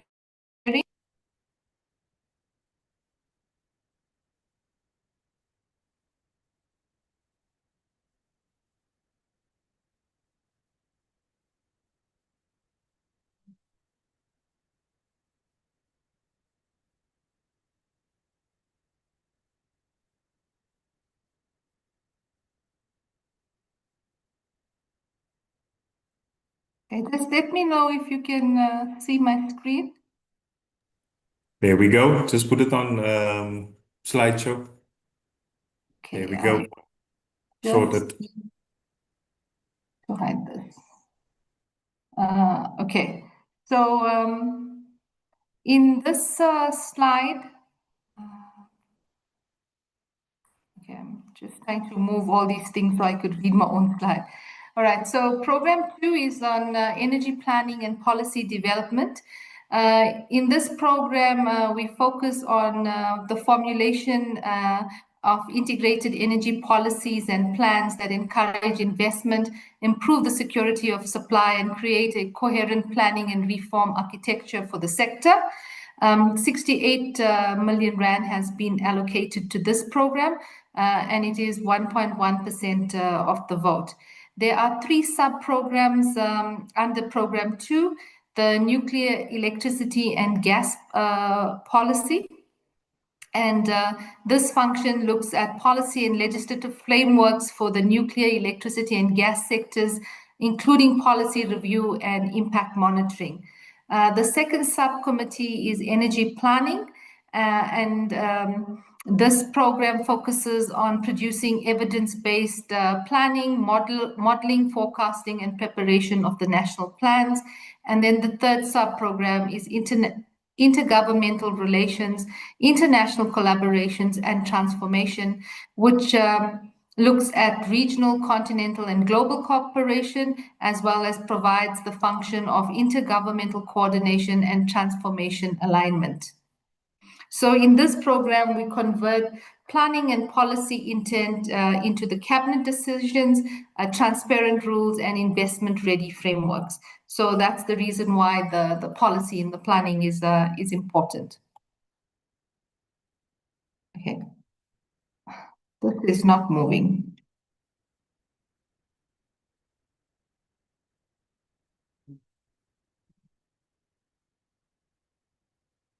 Okay, this is not moving. I don't know if there's a delay. Enrico, can you hear me? I can hear you, yes. Nice. Okay, I've got it. It's There moving. we I think go. there's a delay. In terms of the targets for the 2026-2027 financial year, the first one is to proceed with the revised electricity pricing policy to Cabinet.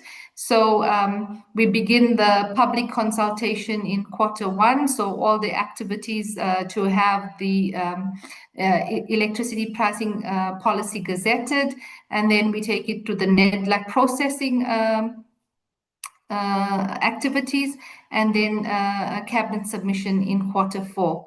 Then in Q2, then the second deliverable is the transmission system operator bill to cabinet, and this supports the South African wholesale electricity market, where we need to establish the transmission system operator by 2029 as per the amended era.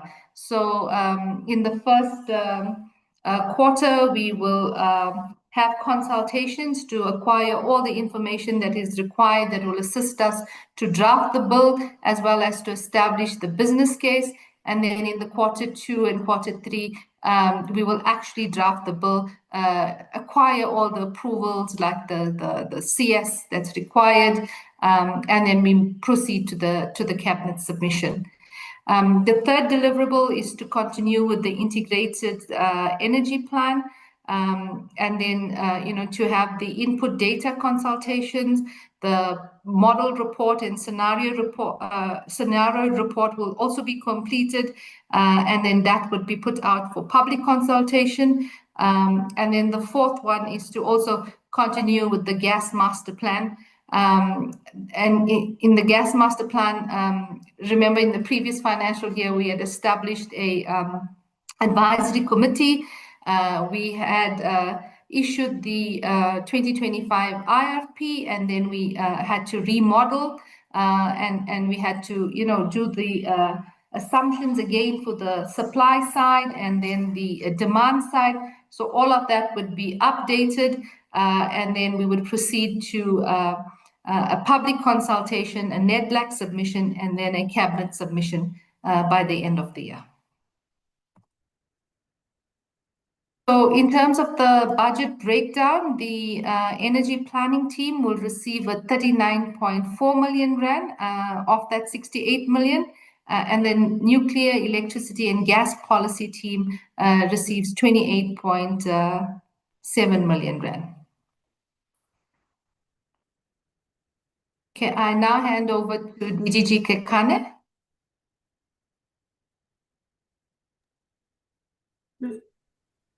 Thank you, Chairperson, and thank you, DDG Bogonde. If you may want to help me and just help me with the slides. So just a way of intro to program 3. I'll gladly say that actually program 3 is the cold phase of delivery. You'll see the purpose of the program. We aim, our purpose is to manage, coordinate, and monitor programs and projects with the aim, of course, of delivering our universal access goals and turn approved policy into bankable and executable pipelines. So members, you'll see this program actually carries much more weight of the department in terms of the budget. You'll see that we constitute 60 or close to 67% of the overall budget, which amounts to 4 billion rand. In terms of the sub-programs, we're divided into 4 sub-programs. I mean, the first one is the DDG's office, which is the main coordinator or orchestrator of the delivery. We have the famous INEP program. We also have the project management office, which mainly deals with programs that are being linked with gender mainstreaming, programs within the youth and women empowerment, and also programs that are very much aligned to the socio economic challenges that we are facing. The fourth program is the electricity infrastructure, where we are focusing a whole lot more with the renewable program. The IPP office falls within this chief directorate. We're also looking at the ITP program, and then the last program talks to the clean energy. You might have had most members that we're also on a big drive in terms of the energy efficiency and the demand side management. We also have had we also know that energy efficiency it's mainly regarded as the first fuel. So one of the key drivers to reduce the consumption is the introduction of energy efficiency initiatives. Can we move to the next slide, please? Now with the next slide, after having defined all the sub-programs, we'll look at the budget breakdown, linking before the budget breakdown, sorry, we're linking all the targets that are spread within all the programs. The universal access, I think it's been the main key, together with the establishment of the PMO. That is the main focus area, is alluded to. Of course, our delivery and monitoring will intensify. We'll be focusing a whole lot more to support our 200 municipalities through the dedicated PMO that we'll be establishing within the DBSO. We'll also work closely with ESCOM, areas of supply, supporting those municipalities that are supplied by ESCOM. And also we'll be paying a lot of attention on the aging infrastructure in our budget allocation. We're also focusing on refurbishment of the old substations, to ensure that within the distribution space, we also have that reliable electricity supply. Lastly, as I've mentioned, the rolling out of decentralized solutions. We currently have 15,000 targeted households, and mostly these are indigent households, where we'll be providing them with the packs, the solar home system packages. And one of our key drives in next financial year, but doing all the planning processes within the current financial year, we just want to make sure that the solar home systems that we've seen in the last 5 years, we're improving them. We're going to introduce new and much more bigger solar home systems to enable our communities to connect some few appliances through the solar home systems. You have seen that in terms of energy efficiency, we are targeting 50 municipalities, where we are also introducing energy efficiencies within municipal buildings. So within municipal buildings, we are conducting baseline studies, and the outcome of those baseline studies, we are going to build or establish or develop business plans. And in those business plans, we will ensure that we have a fully packaged energy efficiency solutions for municipal buildings. I think in most cases, when one talks to energy efficiency, we are more inclined towards just the replacement of or the introduction of LED lights. So energy efficiency is not only limited to replacement of old lights with LED lights, but we're looking at energy efficiencies within also public or municipal buildings. We'll also working hard in the current financial year to revise what we call post-2015 National Energy Efficiency Strategy. So we're aiming to present the strategy, the revised strategy, to Cabinet before the end of the financial year. As I've also indicated, the new RFP, we're also aiming to have what we call mega bid windows. Gone are those days where we are issuing a bid window round that will be talking about 100 megawatts or 200 megawatts of PV.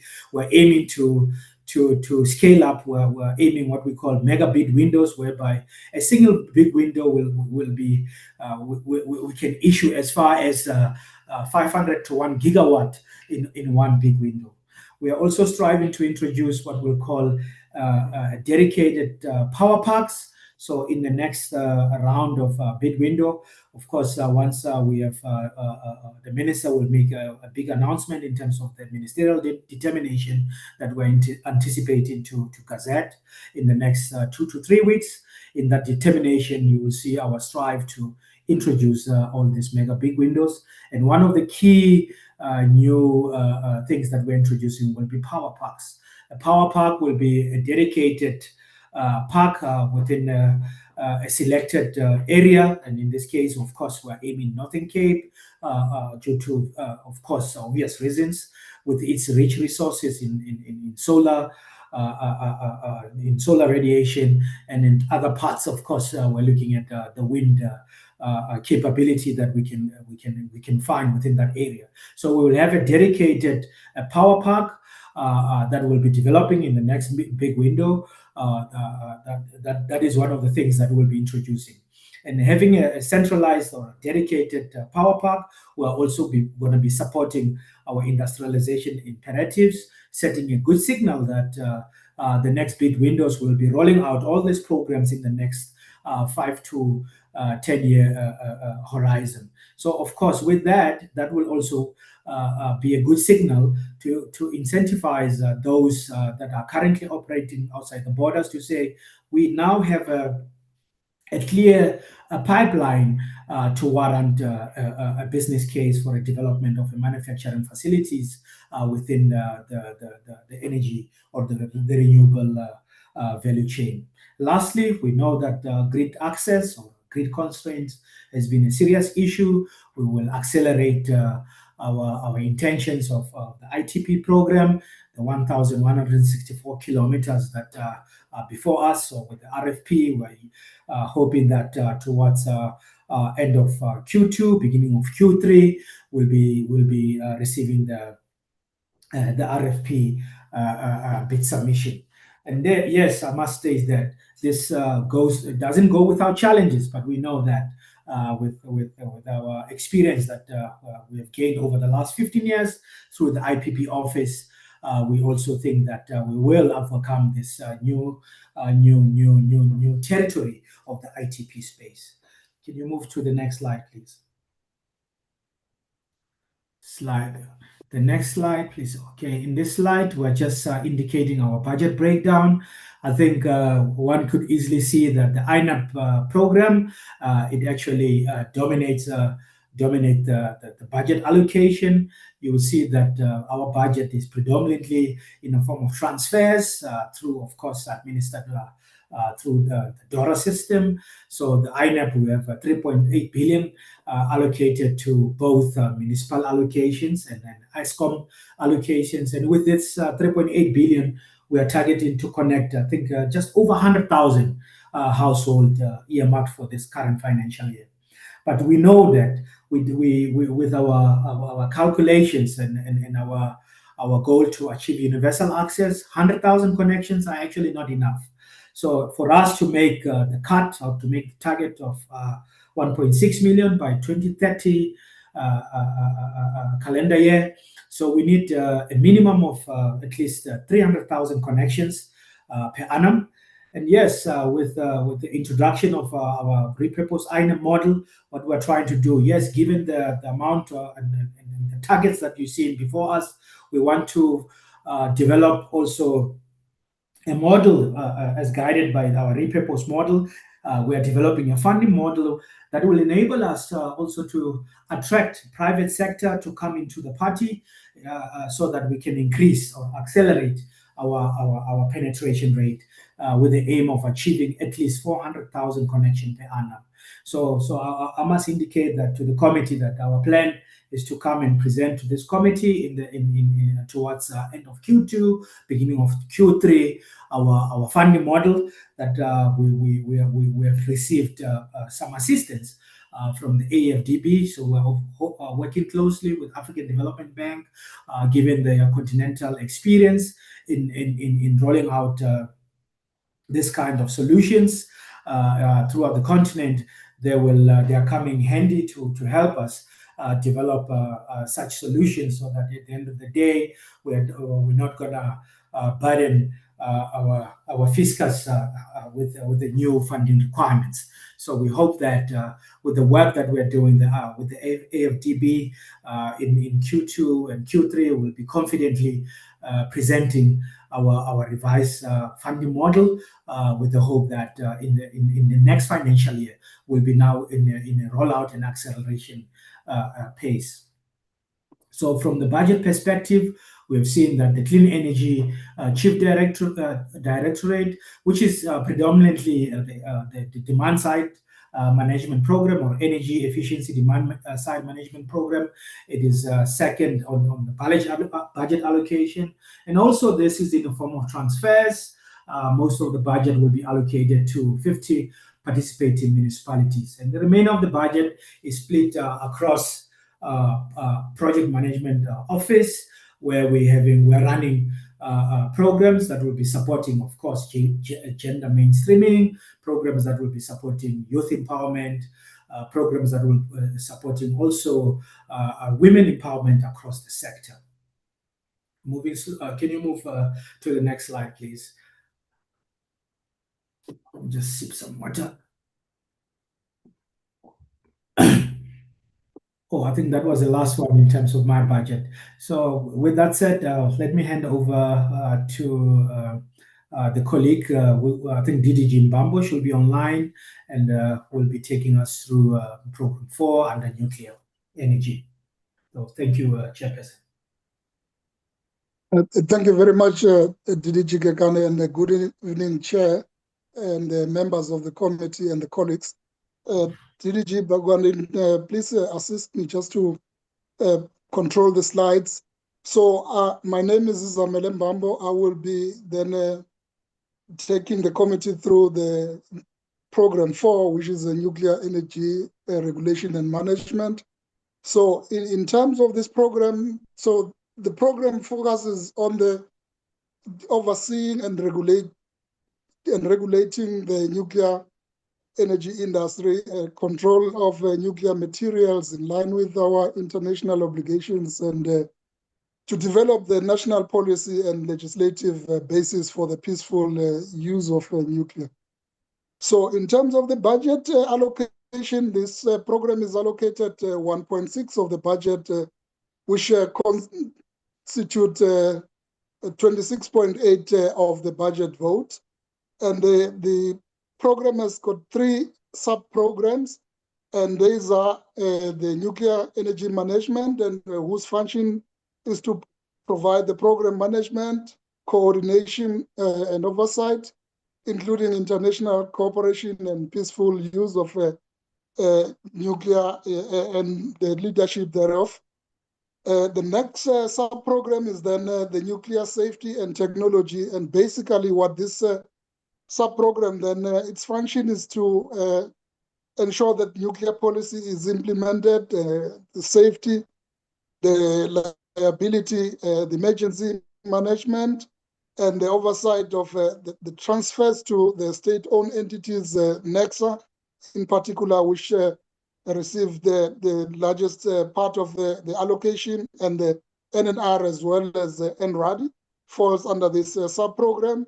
And the next sub-program is then the nuclear non-proliferation and radiation security. And the function of this sub-program is to ensure that we comply with our non-proliferation and radiation security and safeguards obligation, understanding that nuclear is highly regulated sector, to ensure that we execute the program for peaceful purposes and ensure that we combine safety, sovereign, and industrial capability. The execution signal the prudent preparation and the credible governance and the rigorous evidence-based execution. Next slide.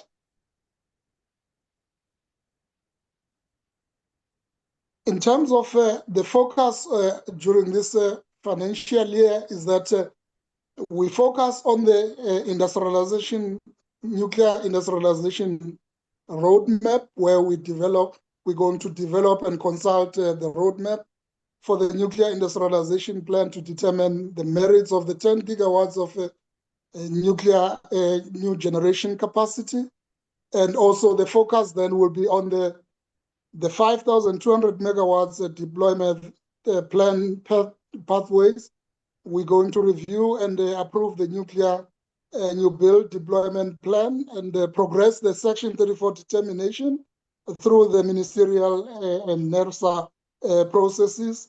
And also the main focus also will be then the multi-purpose reactor capability and continuity, where in the program will then focus on producing the monitoring reports on the multi-purpose reactor project plan whilst completing the feasibility studies and safeguards and the socio-economic analysis. Next slide. Then in terms of the budget breakdown, we've already indicated the program is allocated 1.6 billion. We've indicated that it constitutes 26.8% of the budget vote, and also then the committee would note that the largest part of the budget allocation is in the transfer to the state-owned entities and the international membership. Particularly, the largest amount of the budget is allocated, it goes to NERSA as one of the key entities. If we look into, in terms of the budget of these sub-programs, we see that 1.6 billion is allocated under nuclear safety and technology sub-program, whilst nuclear non-proliferation and radiation security receives 1.4 million. And 1.12 million then is allocated to nuclear energy management sub-program. Next slide.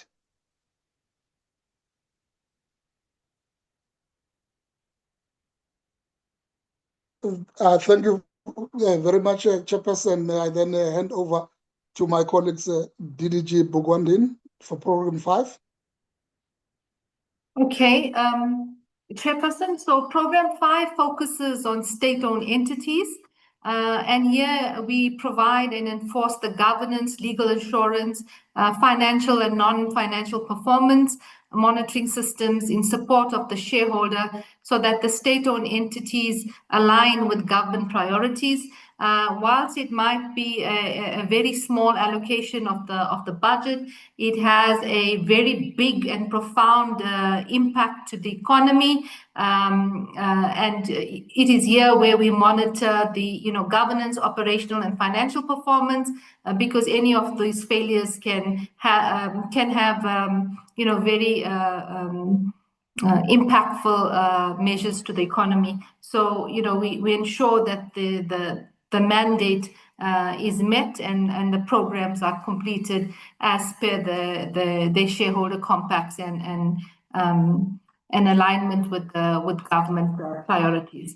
So here we have 3 sub-programs: the energy resources, which is the technical team strategic and technical shareholder oversight of the state-owned entities. We have a sub-program for financial assurance and investment that provides the financial oversight, investment analysis, and sustainability assessments for the SOEs. And then we have legal governance risk assurance, which essentially provides the governance, legal, and risk management support, shareholder management systems, and compliance oversight. In terms of the annual targets, so there's compacts and strategic intents. There's two shareholder compacts that needs to be signed for Eskom and Nexa, as well as we develop strategic intent statements. Then we do routine performance oversight, where we oversee the corporate plan and ensure that there is a review and that the corporate plans align with the shareholder compacts. We also assess every quarter the quarterly performance reports. So that would be 24 for the financial year across all the state-owned entities that we have oversight.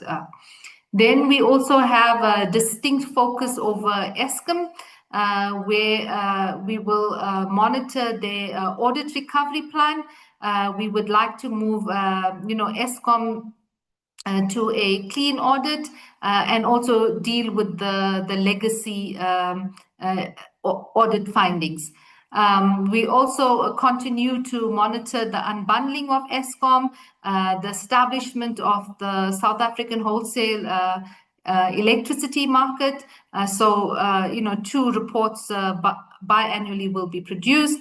And then, of course, we keep our eyes still with an intensified focus on Eskom generation, where we monitor them quarterly. Their performance has increased substantially, but we still want to move them to a much more sustainable performance. They need to perform sustainably at a 70% mark. So over the years, we want to gradually move the entity to this sustainable performance. Yeah, in terms of the split, the technical team receives 24.4 million rand. The state-owned entities, legal assurance, risk and governance receives 15.1 million rand, and then the financial assurance and investment support team receives 5.1% of the budget. I'd now like to hand over back to the ADG for the summary of the key risk mitigants and for the remaining of the presentation. Chairperson, we'll bring the presentation to conclusion in about the next 3 slides. So thank you very much to the DDGs for that.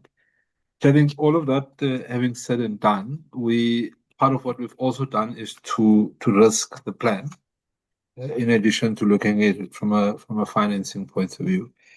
So just on the risks, what we've identified as major risk areas is the following. Firstly, around policy misalignment and investment uncertainty. And the risk here is largely that there's inconsistent or delayed policy signals that weaken investor confidence and slow the conversion of the pipeline into actual investments.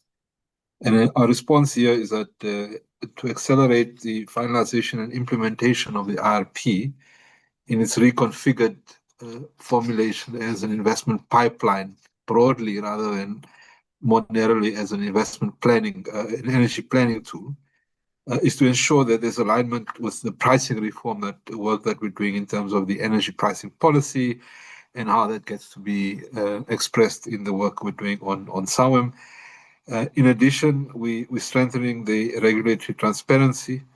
We do know that we are now concluding work around the establishment of the transmission systems operator, and the president in the SONA announced the task team. The task team will present its first iteration of work to the president at the end of May. So we're nearing that timeline.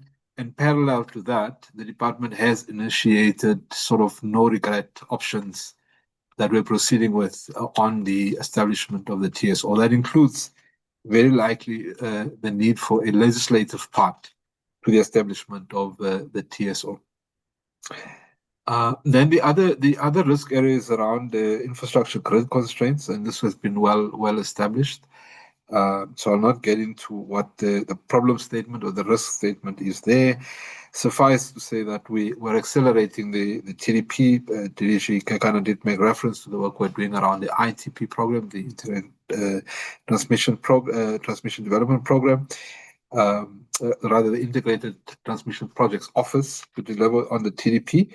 And then we've been having a series of conversations with the NTCSA to ensure that on the part of the TDP that they're delivering, that they are augmenting delivery capacity.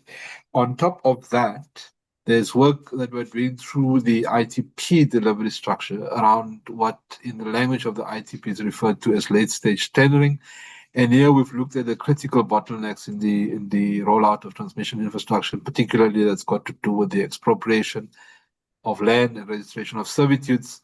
And essentially what we're doing is to front load that. In other words, we will identify the alignment of the lines. We will proceed to initiate the expropriation and conclude that, including the registration of the servitudes and so on. And then ensure that by the time, particularly in the case of the ITP model, the developers are on site, the path of the lines are cleared. And then on the around the regional coordination, this risk is of course limited alignment within the SADC region. Constraints in cross-border trade and systems optimization in terms of SAP, the power pool. As I did indicate here, we're strengthening the regional integration through a much greater coordinated planning and engagement within the power pool, but also through the SADC and AU structures. And as Minister made the point, we're hosting the AU Specialized Technical Committee next week for energy and transport, and a lot of this work coordination work will deposit into that AU and begin to mainstream the coordination through the structures of the sub-region SADC and more broadly across particularly for the interconnectors through the AU infrastructure work. Then on SOE performance, the risk is largely that we do not increase the operational efficiencies, particularly in relation to Eskom, and that we lapse in the governance environment that has now been created and has resulted in 5 of the 6 entities receiving clean audits. And here, just the last presentation from DDG Pangwandan around strengthening oversight, stricter governance, enforcement, and continuous performance monitoring. I think here the key intervention is that in the past year, we had to ensure that we meet the basic requirements of receiving the quarterly reports. In the next iteration of how we move now is to ensure that there's greater interrogation, there's greater credibility in how we assess those reports and how then we use the instruments through Minister as the shareholder to ensure that we begin to put all of the entities on a sustainable path to sustainability and within the context of a clean governance arrangement. And then the final sort of risk area is around the institutional capacity constraints. So we've hedged and banked a lot of the work that we set out here, premised on our ability to create an energy center of excellence, really, and a reference point for excellence within the public sector. And that's how we want to frame the department. Of course, our inability to address that fully will also collapse our ability to execute the program. So we have, as Minister indicated earlier, We are concluding work around the structure, organizational restructuring. We're going to lay on top of that work around the change management process. And then the third level of work is to now drill down to the systems and processes that support all of that work as we lay the basis for a fit-for-purpose organizational structure to respond to the risk, but more broadly to our execution capability as a department. Next slide, please, Didier. On the next slide, we really just almost as we conclude the presentation, just trying to in one slide map the lay of land for the energy sector. And I think the point that we're making here is that we need to forge visible delivery across the ecosystem, transmission, generation, including universal access, market reform, the big transformation element of the work that we're doing that must result in affordability and increased localization through enhanced industrialization. We also make the point, I guess, and it's important to make this point, to show that as reflected in the IRP, the mix, the coal, gas, nuclear, pump storage, solar PV, wind, battery storage, illustrates our approach is not based on a single technology, but is based ultimately on a balanced systems configuration, where each component has a distinct role to play, and it is properly contexted in all of the requirements of the department, including particularly on coal, on how we address our NDCs or naturally determined contributions to decarbonization. So none of what we set out undermines the totality of the work of government in addressing our commitment to an international, global environment of decarbonization. And then on the transmission, the focus, of course, it's been well stated, so perhaps let me pass on that. I think the critical work that lies ahead now is in respect of the block that deals with the markets. And here it's around the pricing reform, and beginning to lay out, as Minister also indicated, we finalized the framing of how the market will unfold. Once Minister goes to cabinet, that will then kick into designing or finalizing the market design, and ultimately the market rules and maturity. Then what kicks in is a maturity model for how the market unfolds. So the initial phase is to proceed with a soft launch, which is the internal trading on the Eskom platform, the legacy contracts. And then over a period of time, we'll open the market to external players or independent producers outside of the reprogram. And then that has to create the kind of depth in the market that will then drive down prices. And including there is to put in place the necessary cogs in terms of the regulatory functions, the surveillance functions, and the ability to act when there is damps at price collusion, or in the alternative that prices go in the wrong way. The state has to intervene to ensure that ultimately energy prices are contained and acts as a deterrent to runaway inflation in the economy.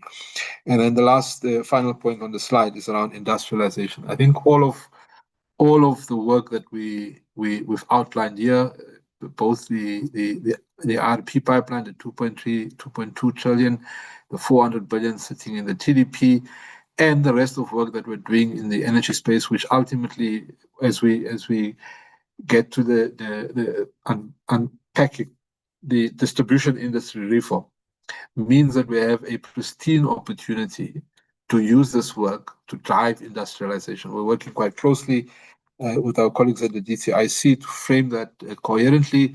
DDG Kekana made the point about SARAM, but we really want to elevate this thing into a fully fledged and aligned industrialization perspective for the energy sector. And that, of course, will include the hydrogen and nuclear space. And then, Chair, just on the last slide, if you can proceed. Thank you. Really, just reflecting on the part we've come, I think we've spoken to this.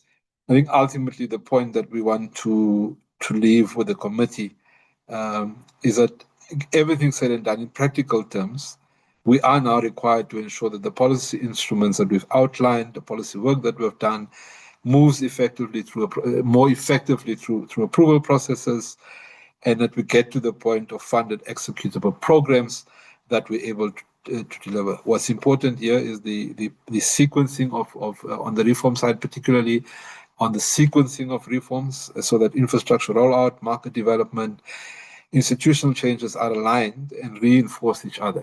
And I've made the point earlier on in the presentation, this nexus almost that's pulled together by the wholesale market, but on that pipeline sits, on that delivery value chain rather sits the importance of the entire generation, transmission, and retail component of the energy value chain. Chair, I think the central message as I conclude is essentially that we're at a point where it's no longer whether the department has the right policies in place. I think the point of departure is that we've, by and large, there are policy documents that we must finalize, critical ones, including the gas master plan, the IEP. But in essence, we have now laid the solid policy and regulatory basis, or we're concluding to do that. And we now have the test now as we move forward is whether we can deliver a system that is secure, affordable, sustainable, and inclusive, and that the committee is able to have reports that demonstrate measurable progress against each of these dimensions. Chair, I think with that, let me express my appreciation. We've taken a long time to present. Let me express my appreciation to yourself and the committee for hearing us, and hand back to you, Chairperson. That concludes our presentation. Thank you.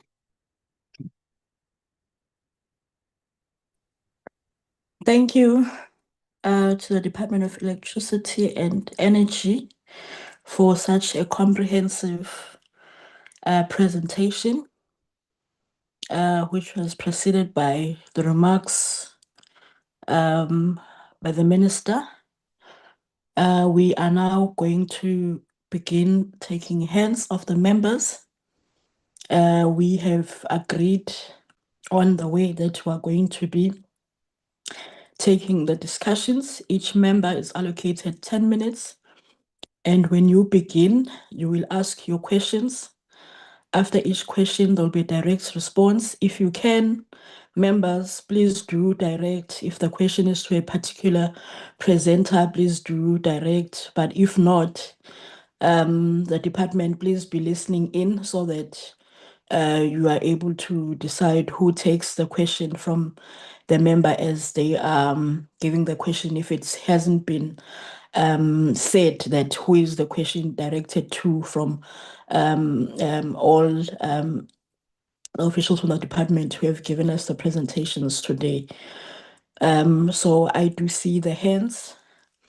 The committee secretary, Mr. Kwadze, will help us with the timing once the member begins utilizing their 10 minutes, and will assist us if it has been exhausted. We include also the responses from the department in this 10 minutes. So in terms of the hands, we have Honorable Milleham from, and then we have Honorable Tring, Honorable Nkosi, Honorable Mbata, Honorable Somaseo. We are going to take the hands in that order. And Honorable Babzi, yes. So we are going to take the hands in that order. The first 10 minutes is to you, Honorable Milleham. Thank you, Chair. Sorry, Mr. Milam. Sorry, Chair. Just before you proceed, Mr. Milam, just to quickly, I mean, members are aware that the meeting is streamed on all social media platforms. And I see Mr. Milam's video camera is already on. So if members can just do that maybe for a couple of seconds, please, members. Thank you, Chair. Thank you. The floor is yours, Honorable Member. Thank you, Chairperson. Sorry, just before you go in, I want to indicate to also the other hands that have come in after. Honorable Shabeleng, your hand is also noted, and you will all come in that order. Thank you. You may proceed. Thank you, Chairperson, and thank you very much to the department and the presenters for the presentation. It's really appreciated. I do have several questions, and so my first one is on slide 10, and this goes to the DG. The department says that its startup structure is suboptimum and continues to constrain full mandate execution. Now, how do you justify then saying that you are now in a accelerated execution stage if you at the same time constrained? There's a conflict between slide 10 and your last slide.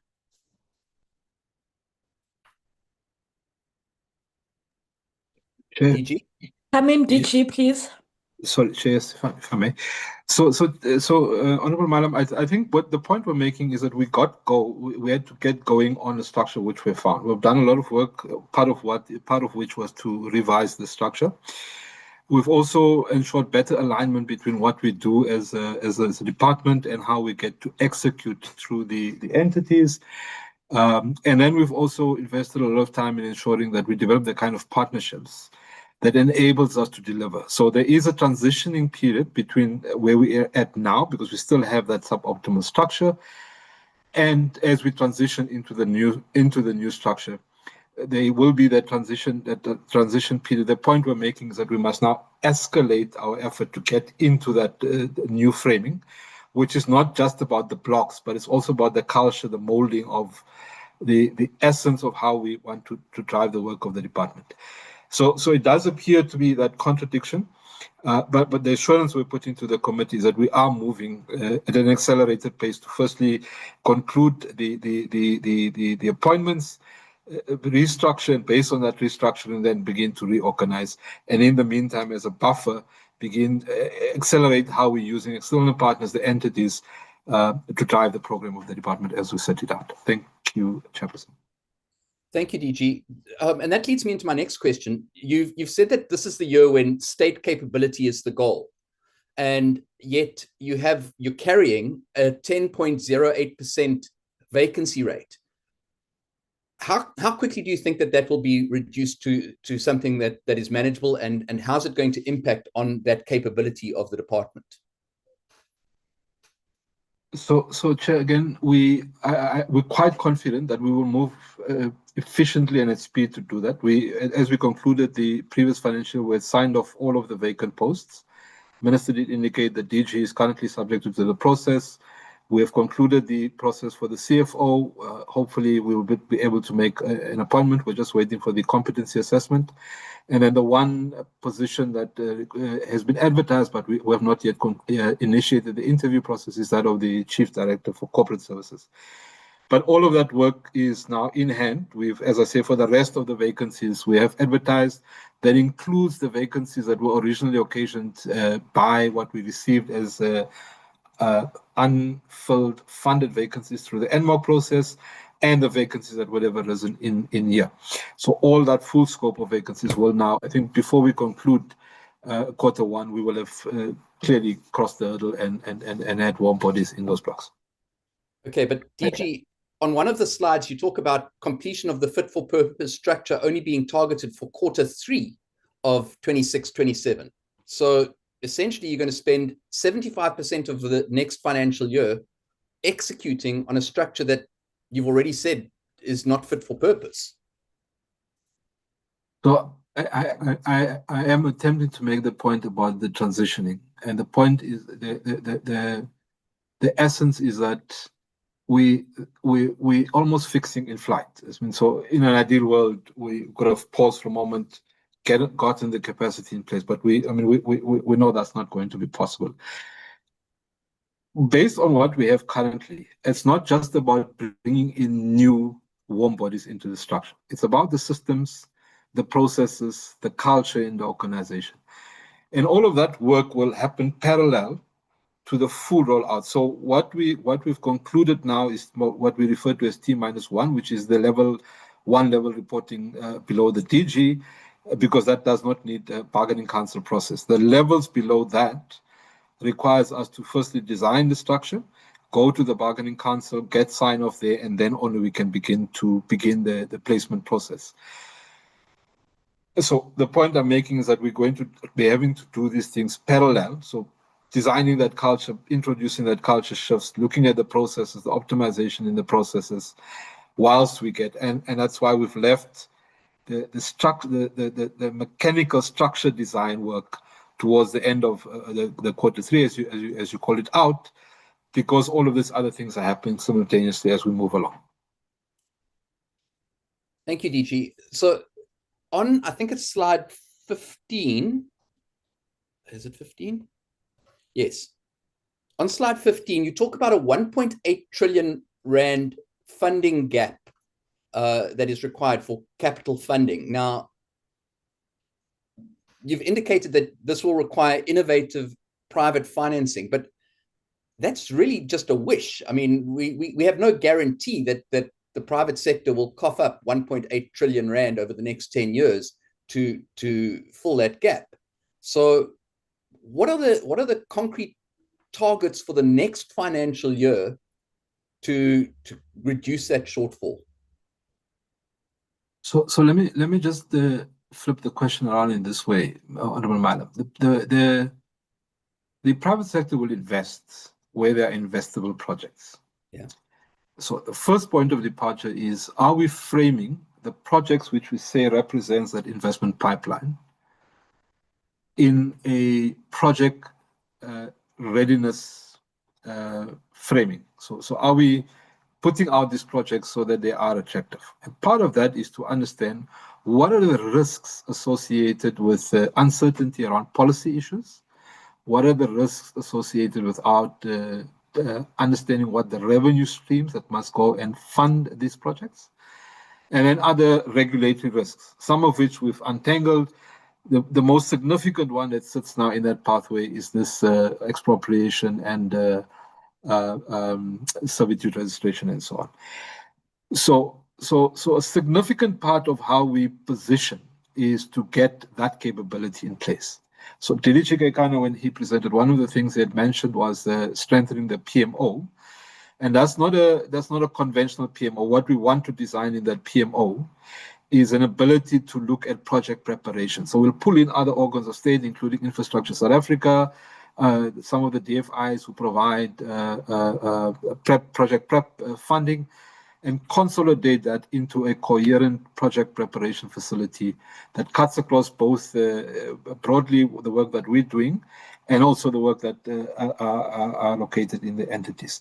And then, of course, the SAWEM is important, because once we create the right kind of signaling that SAWEM is real and we are opening the market to trading, and the market is developed to a point where developers find confidence that they can develop at risk without any sovereign guarantees and be able to trade in a market that will deliver a fair return for their investments, is also a critical part of how we attract that investment scope.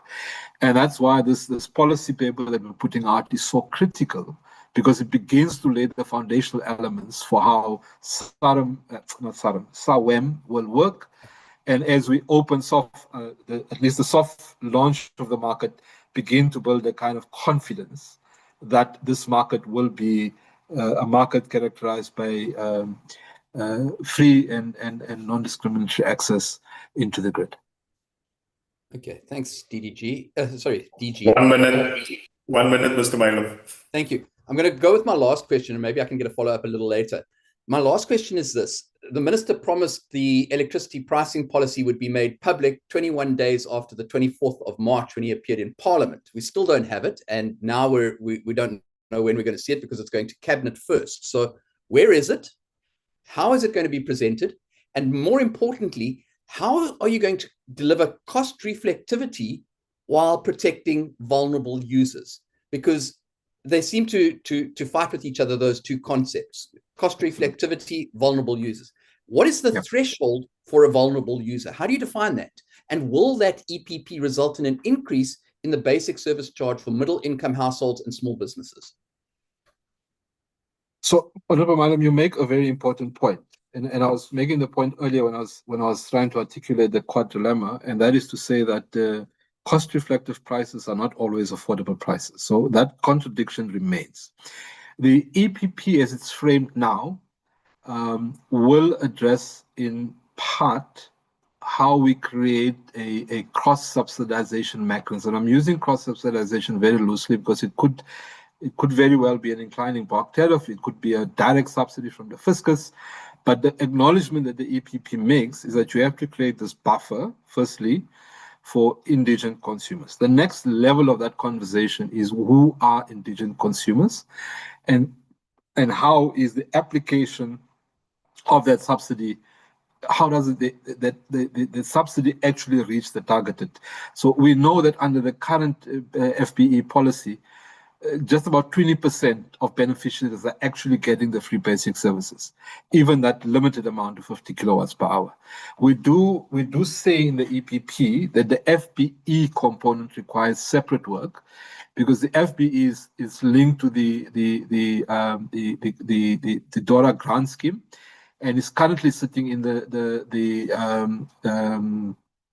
not unconditional component of the grant, which means municipalities get this amount. In theory, it's meant to fund free basic electricity, but in practice, we know it does everything or very little to actually fund free basic electricity. So on that component, we have isolated that, and without getting into the substance of the EPP, what it says is that we must then deal with this component outside of the EPP as a framing of how we're going to deal with free basic electricity, and relook the grant system as the fundamental basis. There is work that we have now commissioned with Eskom that really begins to revolutionize how we provide these free basic services using off-grid technologies to do that, and in a sense using an arbitrage of sort. With a coupling of battery storage, grid and off-grid capacity capability, and begin to supply the free basic component through that kind of an arbitrage. So it's very nascent work. We should have a more coherent formulation of that work in the next 2-3 months, and we should be able to present to the committee. It may not, in that time span, might not be the final product, but at least the conceptual thinking and the modeling that will have gone into that thinking. Thank you, DG. Time is up, Chair. Thank you, Honorable Drink.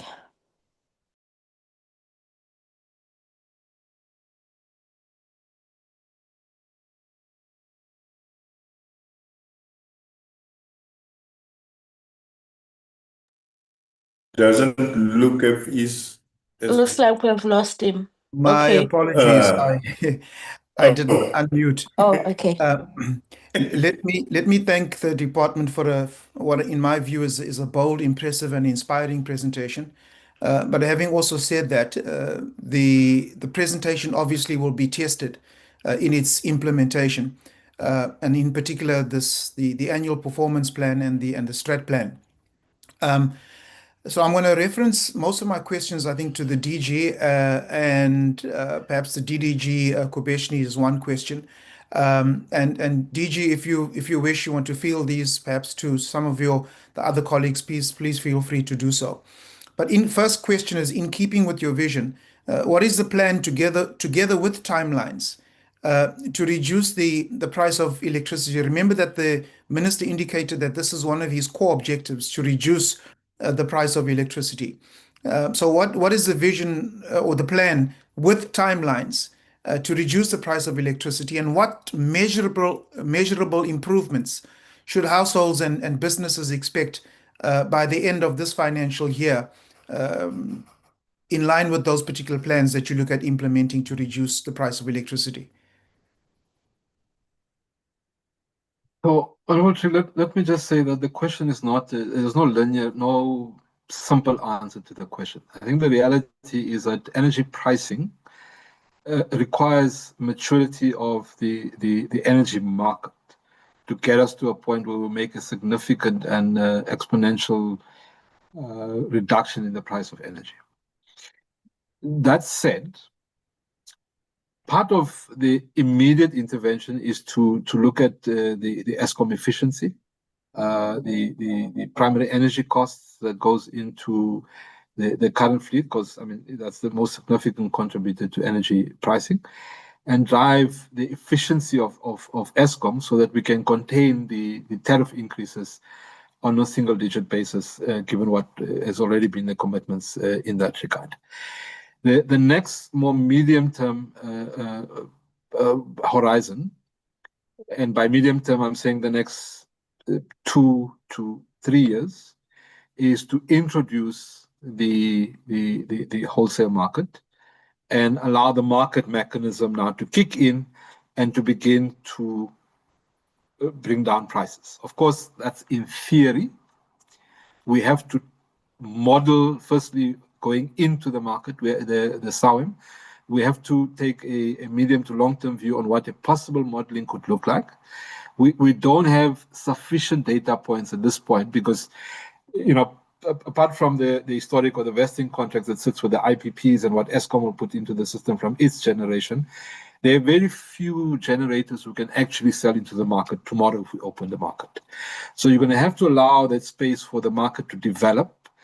As I said to Honorable Milam, for those developers to come on stream, and then once you've built up sufficient bulk of capacity in the market, just the demand and supply driving down price is a basic economic concept.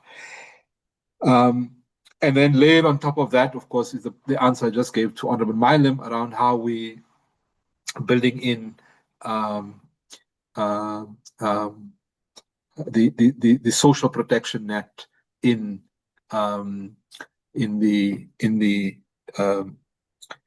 that equation.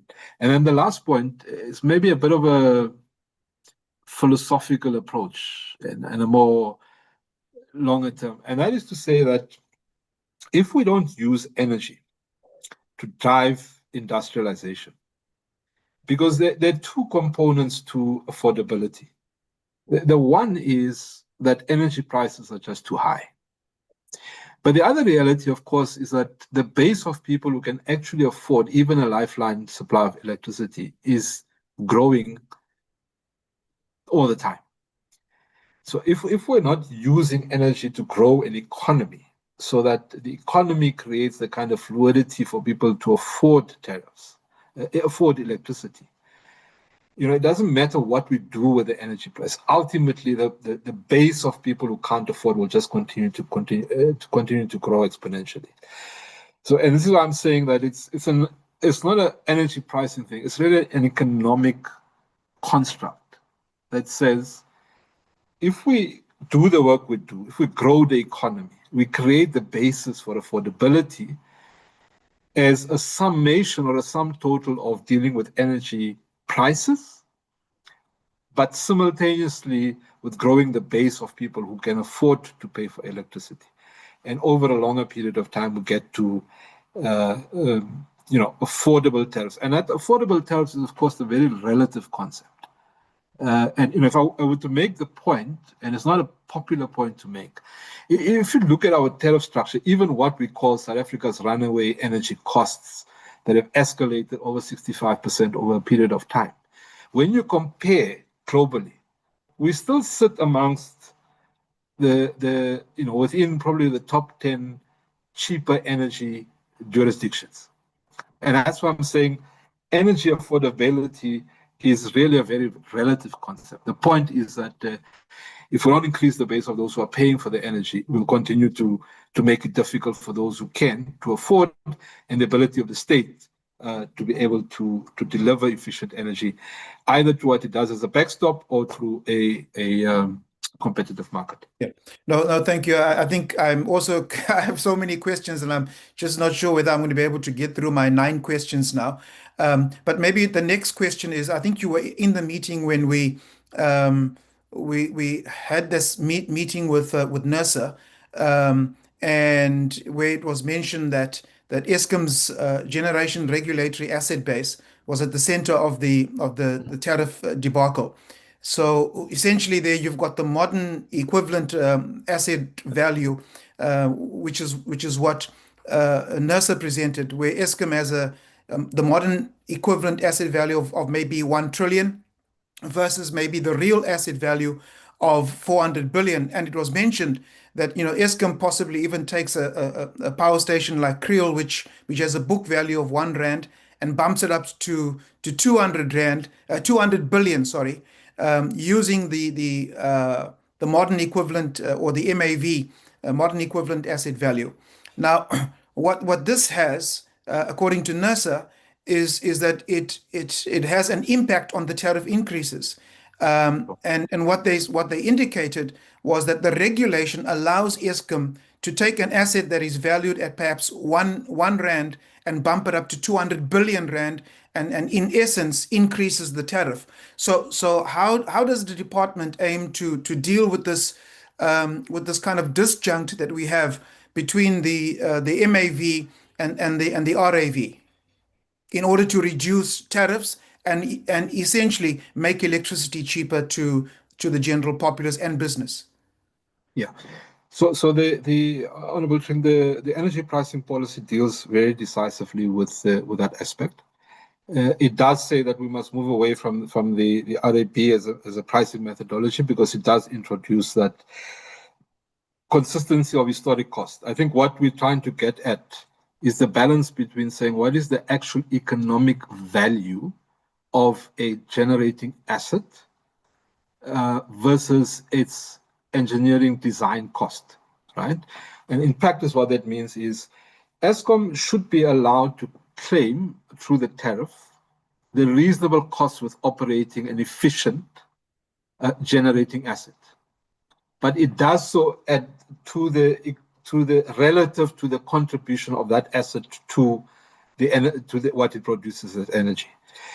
And that takes away, I mean, essentially what I'm saying, without wanting to get into the the energy pricing policy, is that we must move away from the regulatory asset base and look at the real economic value that the asset produces, and against that value that you price. And that will significantly reduce what Eskom can claim in the tariff application. And obviously, as you correctly say, that then helps us bring down the aggregate cost of energy. So this DG may also require, this may actually require some regulatory change, right? So is the department looking at that? Yes, I'm saying that is dealt with in the energy pricing policy. So once we approve the EPP, then it creates the regulatory basis for NERSA to apply. Oh, okay, thank you. Then maybe my third question is to DDG Kubeshni. What are the specific interventions to strengthen oversight over NERSA, as well as Eskom, and perhaps other entities that are needing attention? And then in answering that, could you maybe just mention the specific governance reforms that are being implemented to prevent, fraud, corruption, procurement irregularities, and in that, is the department looking at implementing lifestyle audits as a part of those governance reforms? Your time is up, Mr. Three. Perhaps you can allow the I've got response. 9 questions, but this is only the third one, but thank you. Oh, okay. Honorable Nkosi? No, sorry, Chair, I need to get the answer. Oh, yes. And then my time is up, yeah. Coming in, I thought maybe you were now fine, because I was trying to assist you. I was saying, let's at least get the answer. And then you were Yes, like, thank you. My time is up. Yeah, no, thank you, Okay, Chair. can you just get the response and then we move on to Honorable Nkosi?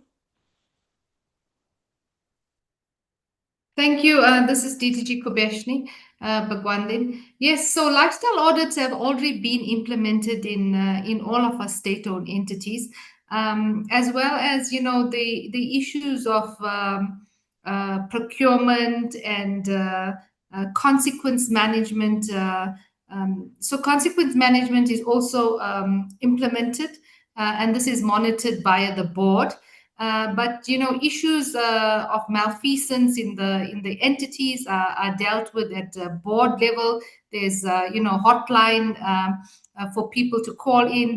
There's a number of measures that's put in. But I think we specifically focus heavily on Eskom because of the legacy and where they're coming from. and those measures have been strengthened over the years. But it doesn't mean that it's not happening at the other entities, but all these measures are in place.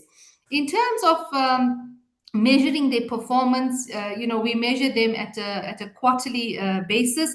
There's an investor brief that goes back to the board for actions, and then a feedback loop to us on feedback and developments of how they're progressing.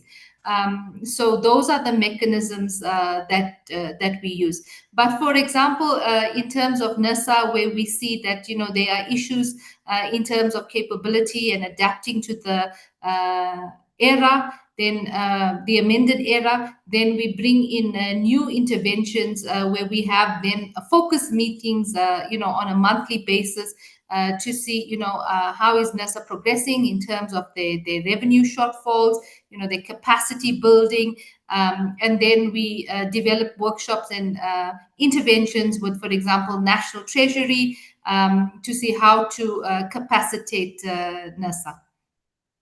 Thank you.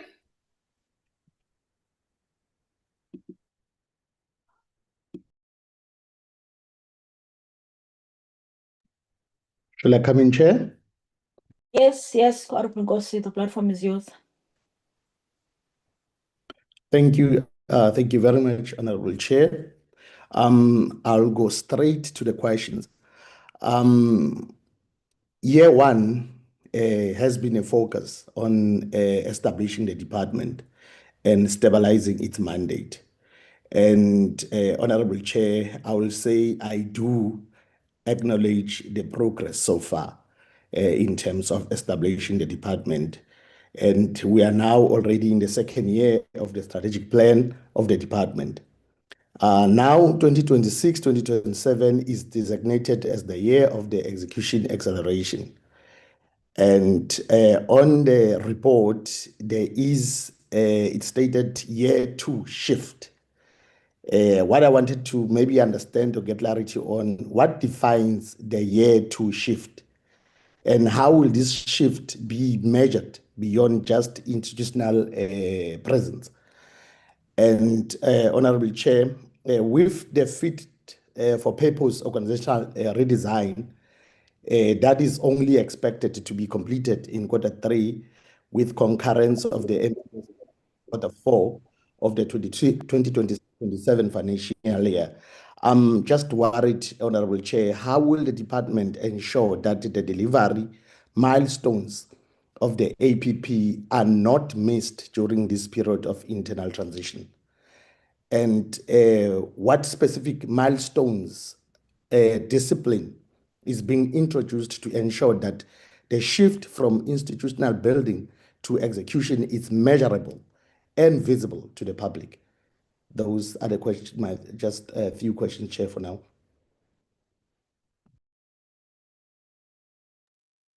Yeah, if I may, I think very close to Honorable Madam's question. Let me answer it differently for a moment. We have a head count of 383 people in the department, including the vacancies. Even when we conclude the restructuring process, it's not like the restructuring process will give us a clean slate and start at zero. We'll still have those 383 warm bodies who are in the system. And that's why I was making the point that a big part of this shift that we referred to is about the internal systems and processes more than the bodies in the block. So if we're building the right kind of organizational culture that's supported by the right kind of organizational tools to do work, the right kind of innovation that gets us from the kind of processes that we have now into more innovative processes for design and execution, it helps us address this question of capability. And then I've made the point around how we're strengthening. I mean, for instance, a lot of the planning work that we currently try and do within the department, we're now creating a center of excellence within SANEDI to do much of the modeling, the detailed energy planning work. So that should give us a much stronger basis to design policy. We're looking at how we strengthen partnerships with industry associations and some of the partners in the sector to help us build these centers of excellence. And ultimately, it gets to be strengthened by what the final design of the structure would look like. But we're not waiting until Q4 when the structure is in place. This work begins as of now and is incrementally building up. The question about how we monitor, so we have the APP, and what we said to the team is that the APP for us is the minimum, it's not the ceiling, it's the floor. We have to come and report to the portfolio committee on the APP. But the portfolio committee, I'm sure, also want to understand, as you report on this APP, how does this stack up against your strat plans? Where on this trajectory that you're reporting now, where are you likely to end at the end of the 7th administration? And what is the trajectory that's beginning to emerge so that you're able to say to us, change course, because clearly you're not getting on track to where you say you're going to be. So part of what we're doing in DDG Kekana's environment is to introduce this control tower that gives the exco within the department led by the MINExco led by minister, the deputy minister, and the management team, an ability to have lifetime insight into what's happening with the different streams of work, whether it's policy work, whether it's infrastructure delivery, but we have a live dashboard that gives us that picture. And I hope we can get to the point where we will report on the APP outcomes as a required process, but we are able also then to report to the portfolio committee just on what that control tower looks like as we move forward and incrementally into the next year. Thank you, Honorable Nkosi. Thank you, DG. The department or the presentation highlights a significant access gap with around 1.6 million households that still need or require electricity. And the department plans to repurpose the Universal Access Program around a new national roadmap and funding model. I just want to understand, how will this new model differ from the previous iterations of the Integrated National Electrification Program to ensure a faster rollout? Honorable Nkosi, with your permission, through the chair, if I may defer that question to DDG Kekana. It's within his environment. He should be best placed to respond. DDG Kekana, if you don't mind, please. Thank you, DG, and to the honourable member. Thank you for the question. You'll agree with me that the INEP model in its current form, I mean, it has been in existence since the dawn of democracy in 1994-95, and it's purely based on as a grant from annual allocation from National Treasury, and as things stand, we only receive 4 billion rand per annum of annual allocation. With that 4 billion rand, we can only connect as much as 100,000 connections per annum. But we know that with the work that we have done, and given our target of closing the 1.6 million household gap by 2030, we will need to accelerate our pace. What do we mean? The action plan that you're making reference to, that we presented to cabinet, it did provide us to say that for us to close 1.6 million of the backlog, we will require at least to do a penetration rate per annum of 300,000 connections. What does that translate to in rands and cents? It translates to, in total, we need 75 billion rands to fund this thing. We know that we don't have 75 billion rand within the fiscus. So one has to say, what will be other means or mechanism that we can deploy to close that gap? So hence, we are trying the repurposing of INEP and its funding model. It is trying to address that problem. The reason why we also brought in partnerships in the likes of AFDB, they've been supporting lot of programs within the continent whereby even there is not even any government support for their electrification rollout. So we want to draw some of those lessons learned within the continent and bring those lessons learned and use the current grant funding that is guaranteed through the MTF, and use that as a basis to say, okay, we've got so much allocation of from the fiscals. How best can we find or front load the guaranteed 4 billion rand per annum to close that and let the private sector close that gap that we're already seeing? The answer to that question, we don't have it now, but that's the reason we're saying in the next 3 months, we were going to sit and find ways of structuring this funding model. Of course, leveraging, one could simply say it will be a combination of a normal triple P framework.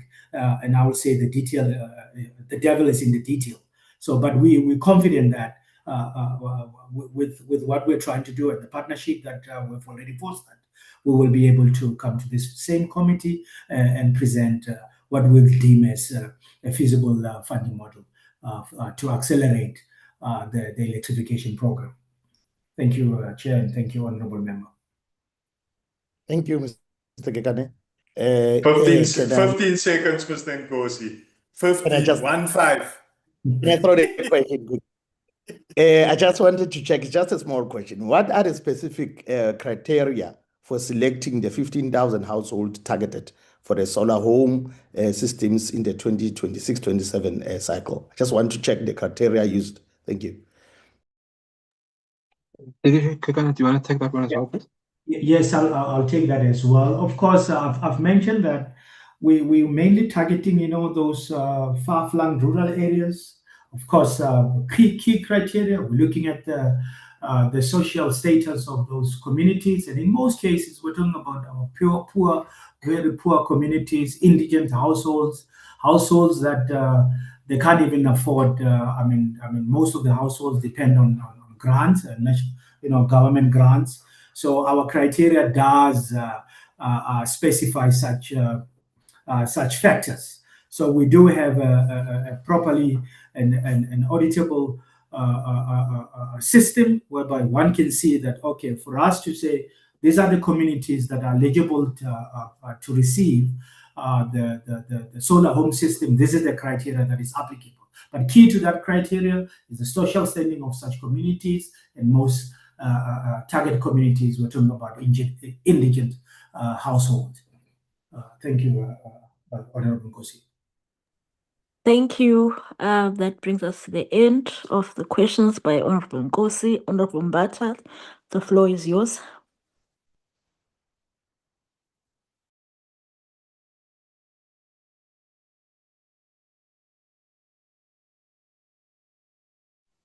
Honorable Mbata, are you here with us?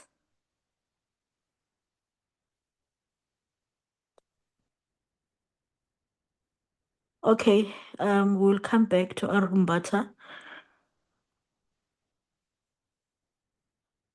Honorable Somba Masiu. Thanks, Chair. Me, I'm having only 5 questions. First question will be based on the shift from planning to execution.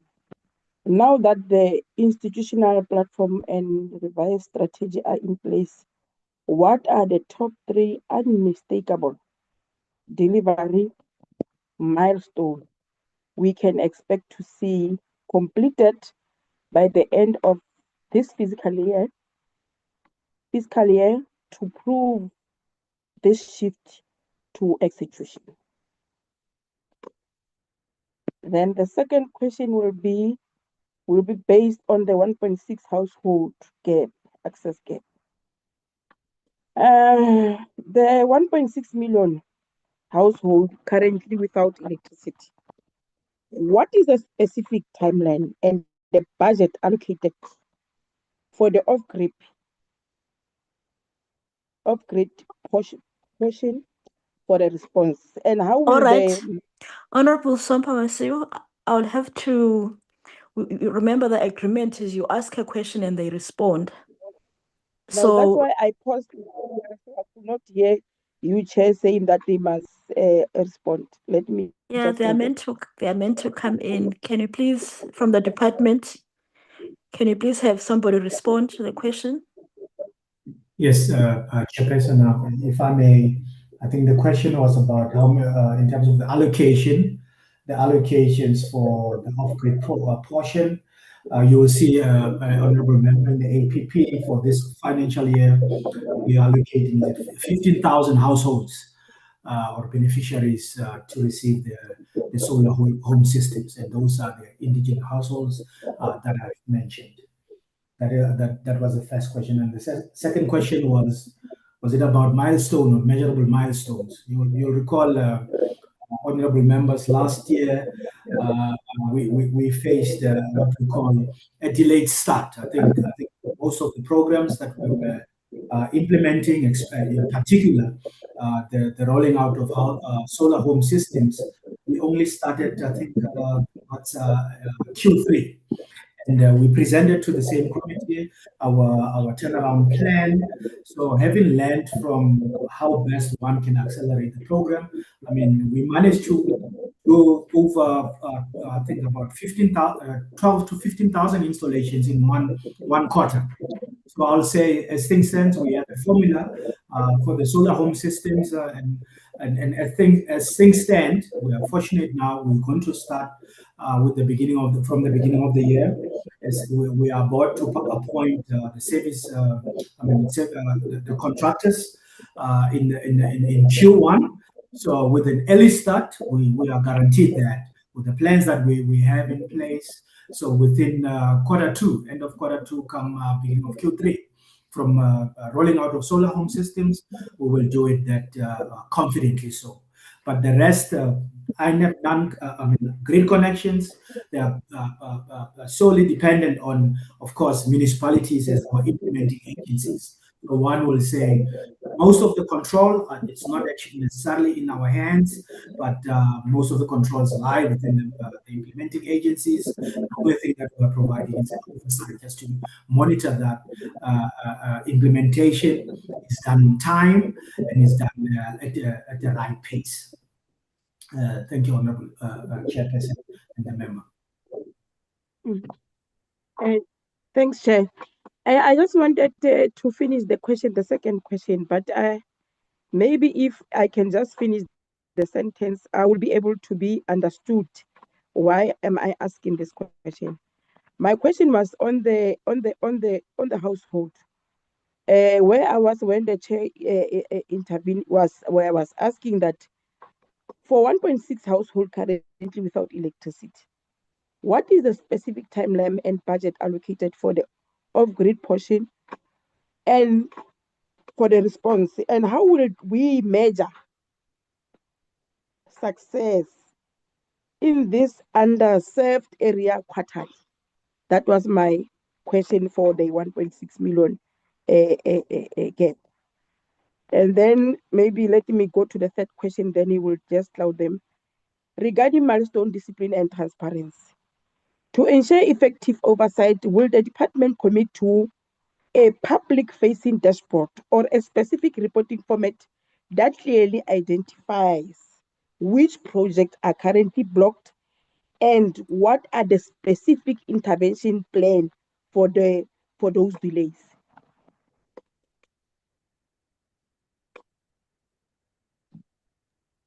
If I may, I'll deal with the public-facing dashboard, and then DDG Kakan will deal with the other question on the allocation criteria and budget.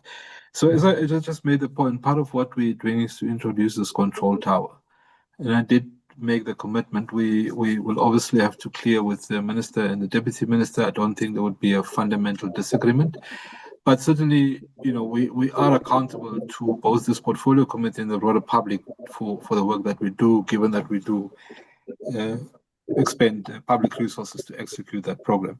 So we want to get to a point where that control tower is a public-facing dashboard, including when we come to the portfolio committee, as I said, in addition to the APP reporting, that we're able to put that dashboard up. I hope that we still haven't gotten our website up and running. We should be in the next within this quarter, the first quarter, we should be up and running on the dashboard, rather on the internet website, rather, that we should get to a point where we're able to migrate the dashboard into a public platform that we can be held accountable to. Diriju Kagan? Thanks, DG. Yeah, now I understand the honorable member's question very clearly.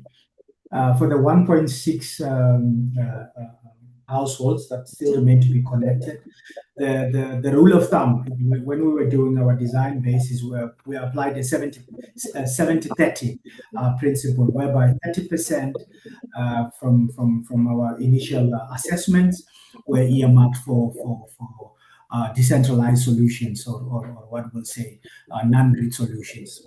But with the refinement now that we're going to be entering, and also with the assistance of the PMO, now we're going to drill this down to the detail, so that we can clearly identify or clearly define that 30-70% principle into numbers, meaning quantification of it, which will ultimately be translated into rents and cents with the highest level of accuracy. But our design basis, as things stands, it was 70 to 30%, 70% grid connection and 30% off-grid solutions.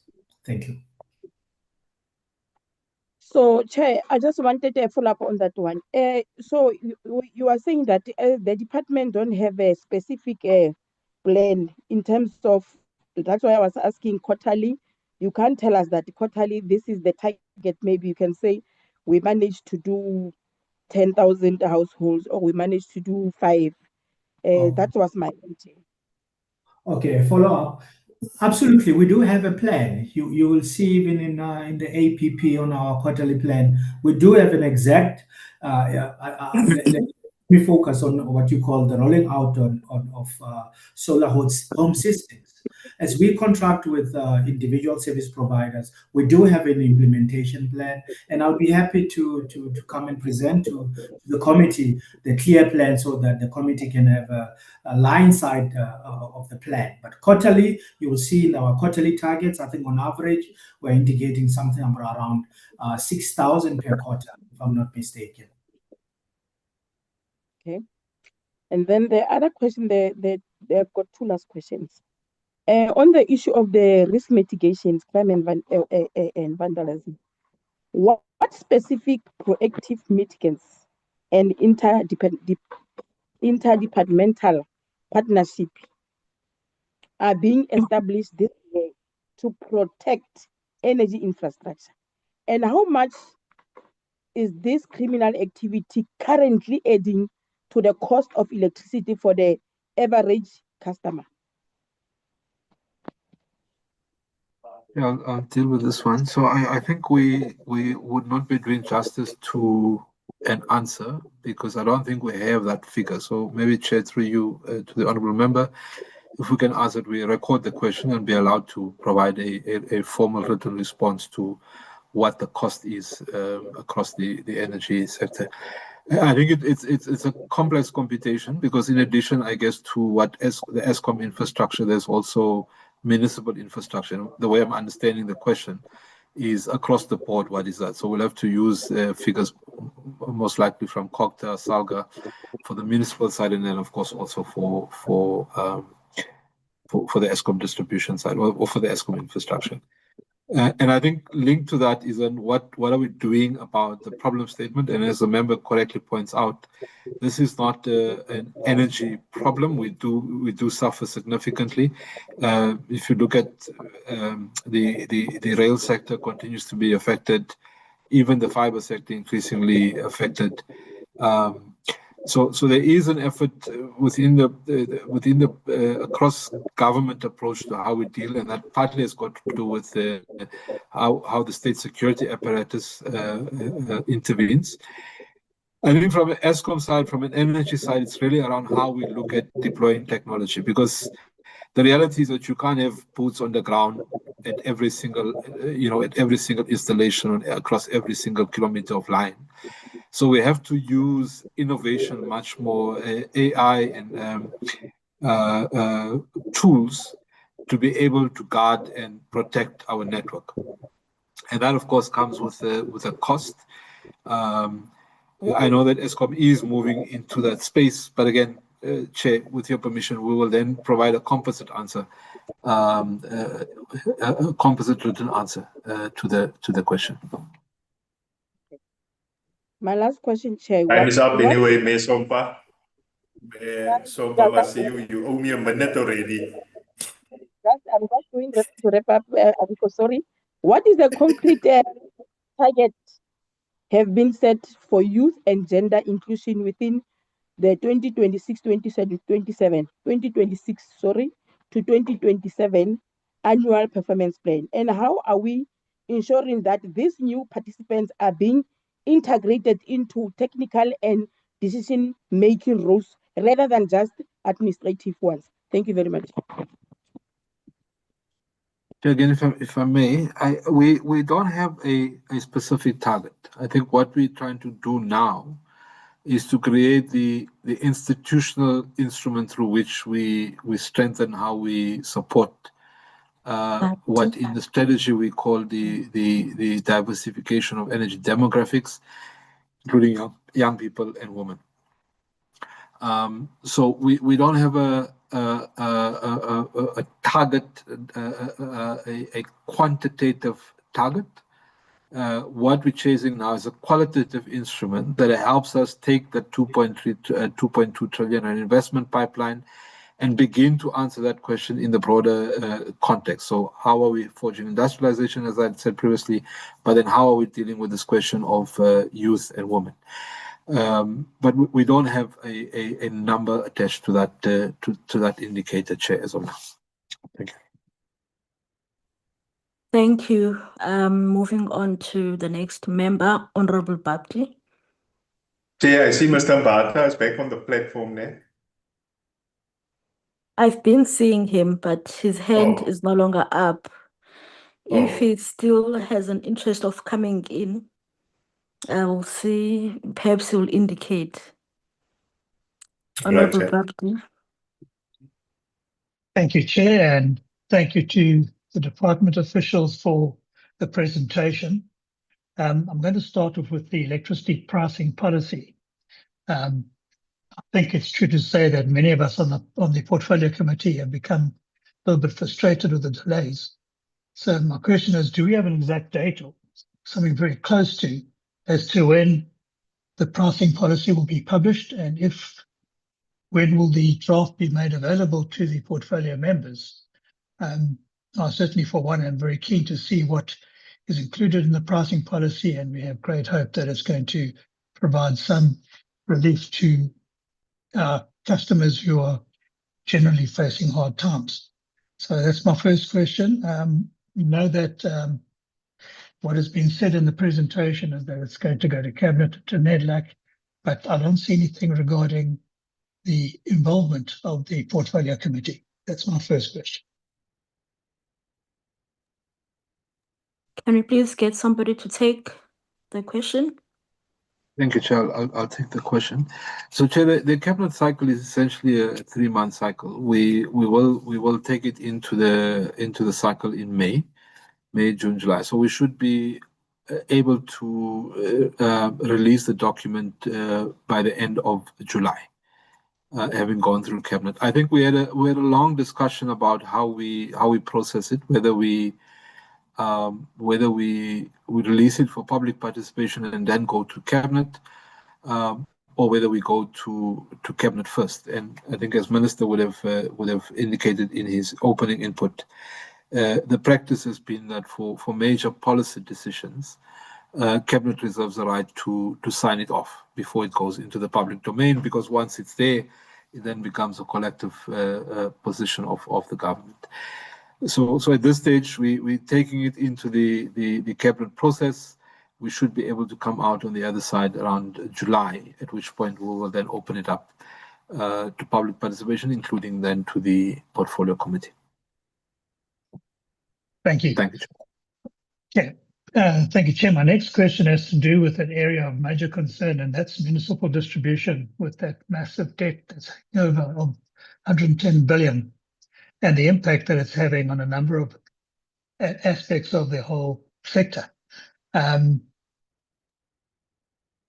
We have seen that, the distribution agency agreements from Eskom to try and resolve this thing, but that rollout is going quite slowly.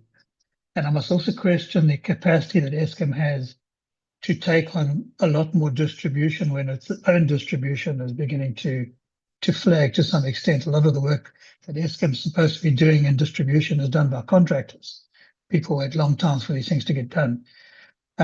So that municipal debt is also having an impact on the rollout of the wholesale energy market, and the preparedness of municipalities to operate within that market. I'm going to go to slide number 24 under Operation Vulindlela, and we had a fairly frank discussion with NECOM earlier, and what they say here in the slide 24 is that reform the electricity distribution industry to establish financially and operationally sustainable distribution companies. And this came out in the engagement with NECOM. And my question then to the department, is this matter being pursued officially in any manner? It just doesn't appear that Eskom are going to be capable of taking over all these failing municipality electricity distribution businesses through DAAs in the timeframes required to get the wholesale energy market operational.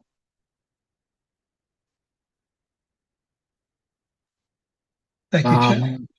Chair, perhaps let me attempt. I may ask DDG Pangwanda to also weigh in on this question. Now, we had introduced because Honourable Bapti is absolutely correct that the distribution sits on the critical path of the effectiveness of the wholesale market.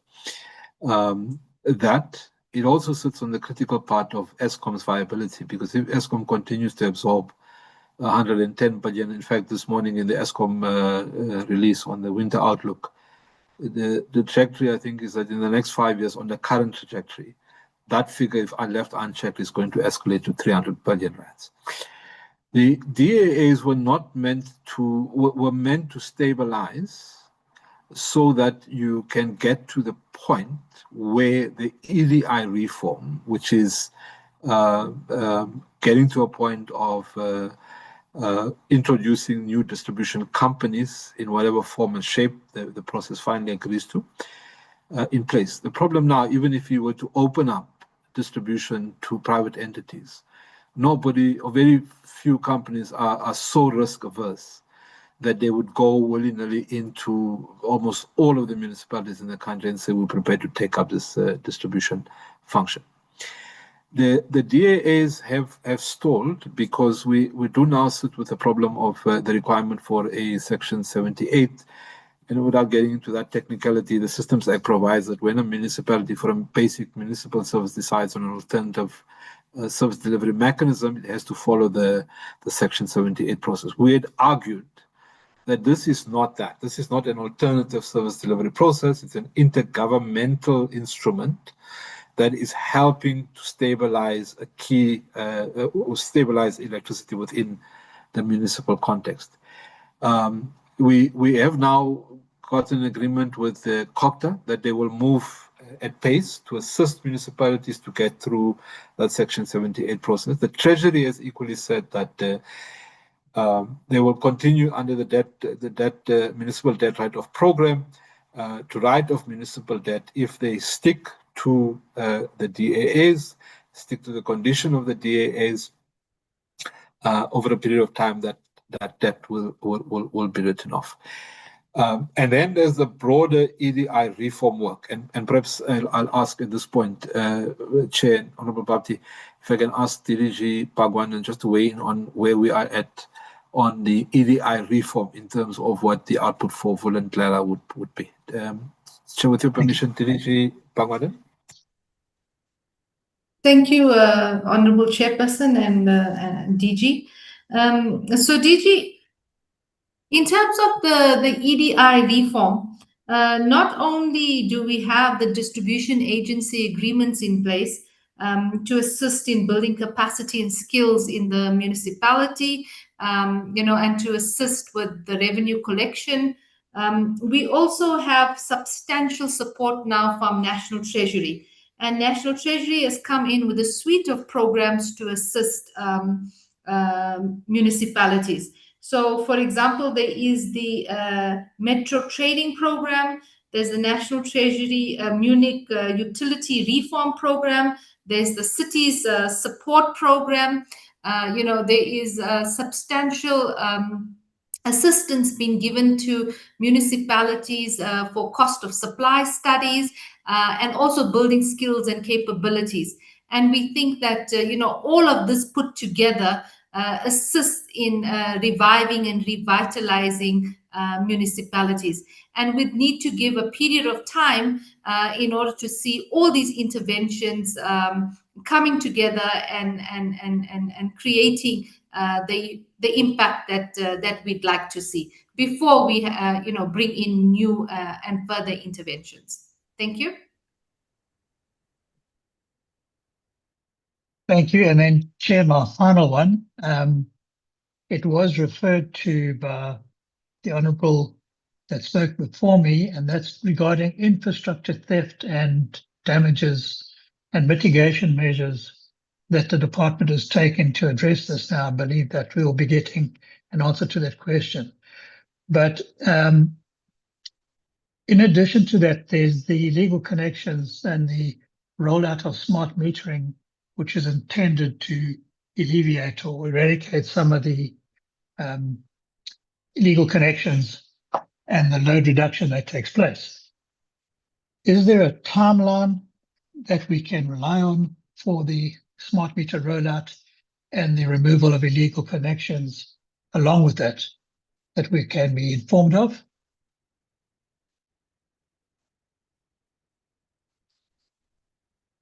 Yeah, so on the load reduction program, Minister has made a firm commitment that by March of 2027, we would have removed all of the municipalities that are currently under ESCOM load reduction from that program.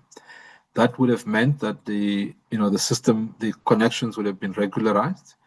The systems and the transformer infrastructure would have been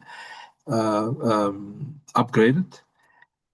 And to that extent, the smart meters would have been installed as a mechanism through which, from a central control point, the distribution network can be controlled in terms of what's on the system and the capacity of the system. So that deadline is March of 2027. And it would not account for the full rollout. So that concludes the load reduction program. The smart metering program is a more longer term program. We were likely only to reach the full rollout of prepaid meter functionality towards the end of the term, so around 2029. That is constrained by both the financial capacity to roll out at scale. The National Treasury has made available a funding of 2 billion rands. And one of our entities, Saneli, is part of the rollout, the piloting of that project. It has been successful, and Treasury will now begin to scale up that program. But the full rollout of smart metering will conclude towards the end of 2029. Chairperson, thank you. Thank you. Then, of course, we will get a written response on the mitigation of infrastructure theft and damage and the costs involved. Yes, indeed. Thank you. Sorry. Thank you so much. Yes. Thank you, Chair. That's me. I'm done. You've done well, Mr. Bhatt. Time is up. Yes, indeed. I'm so happy. He was right on time. Moving over to Honorable Nchabeleng.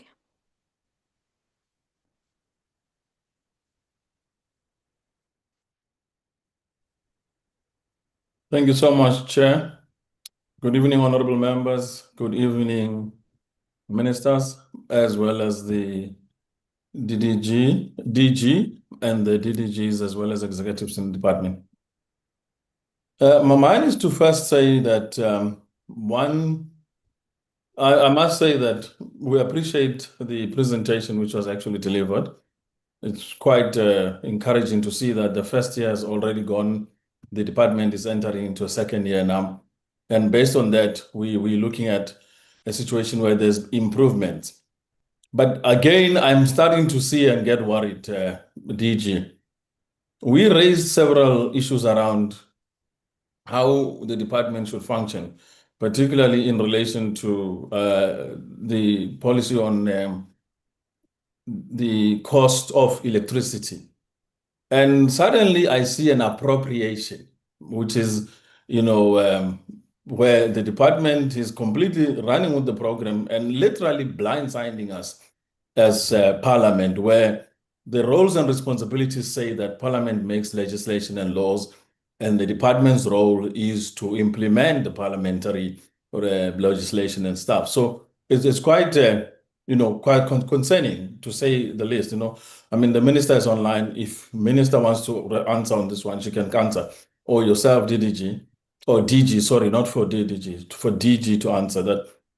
Our role is to make sure that we drive the laws and we can enforce those laws through the department's arm of execution. But I see an appropriation, which is really expropriation of our task without even compensating Parliament, DG and the minister on this one, that we have been pushing for this particular option to say we want to review a mechanism that can look at reviewing the pricing of electricity, particularly to reduce the cost of electricity towards ordinary South African. And now the program has been run, now definitely as a program of the department, and the department is posing it as itself presenting a law to us on the issue of reducing cost of electricity, when this initiative actually came out of this committee. So maybe DG, you can maybe give us that insight as to what has changed in this approach, where we give the laws,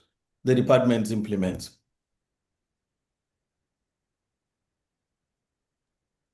Chair, may I just defer, check with the DM if she'd like to answer? I'm quite happy to take it if DM is happy with that. Yeah, thanks. Thank you very much. Please forgive me, I'm not going to put my camera on, my signal comes and goes. Look, my understanding of the way it works is that Parliament passes laws, but the regulations around that, the policy determinations are really the prerogative of the minister. So while the electricity pricing policy is something that will be implemented, it is a policy decision and not a piece of legislation. So that would be my take on it. I'm not sure if Subesh would like to add anything more to that. Yeah, DM, I think you're absolutely correct. Just as on a lighter note, Honorable Nchabeleng, I thought if there was anyone who would have appreciated expropriation without compensation, it's you. But the point without is that acknowledging our input. That's the point I was raising. No, fair enough. Firstly, it is a policy document, so we're not introducing legislation. But secondly, even if you look at lawmaking process, typically the department would generate, go to cabinet, sign it off, and then put it into the parliamentary process, which is, for instance, what we're doing with the amendments to legislation or when we generate new legislation. The intention is certainly not to undermine the portfolio committee. I think all ministers asked is that when we come to the portfolio, can we come with a process view that represents the entirety of government? And that means that cabinet would have signed it off. But we certainly will respect the committee before we put it out to public participation. Thank you, Chair. Thanks a lot on that one. And I'm raising this because, Parliament is undermined in many respects because entities as well as departments do not see the role of Parliament as much more sacrosanct and much more of a superior institution. We literally are just treated as people who get given reports, even if we disagree with some of the views, they are never incorporated. So I'm raising this to say, be a bit sensitive to the fact that we craft and make the laws and the legislation. The department's role is an execution, and there shouldn't be almost a tussle on that one. You have to implement on our behalf, but acknowledge the role that we're playing. The issue I want to follow up on is this high debt and tariffs issue. For us is big. Cost of electricity, we can never stop talking about it. Currently, Eskom faces an immense debt level. And while this tariffs has risen within Eskom, even over the last month when NERSA increased the tariffs with an 8.76 increase, which was scheduled for April 2026, they are still not, the tariffs themselves are implemented in a time where it's the most difficult time for our people.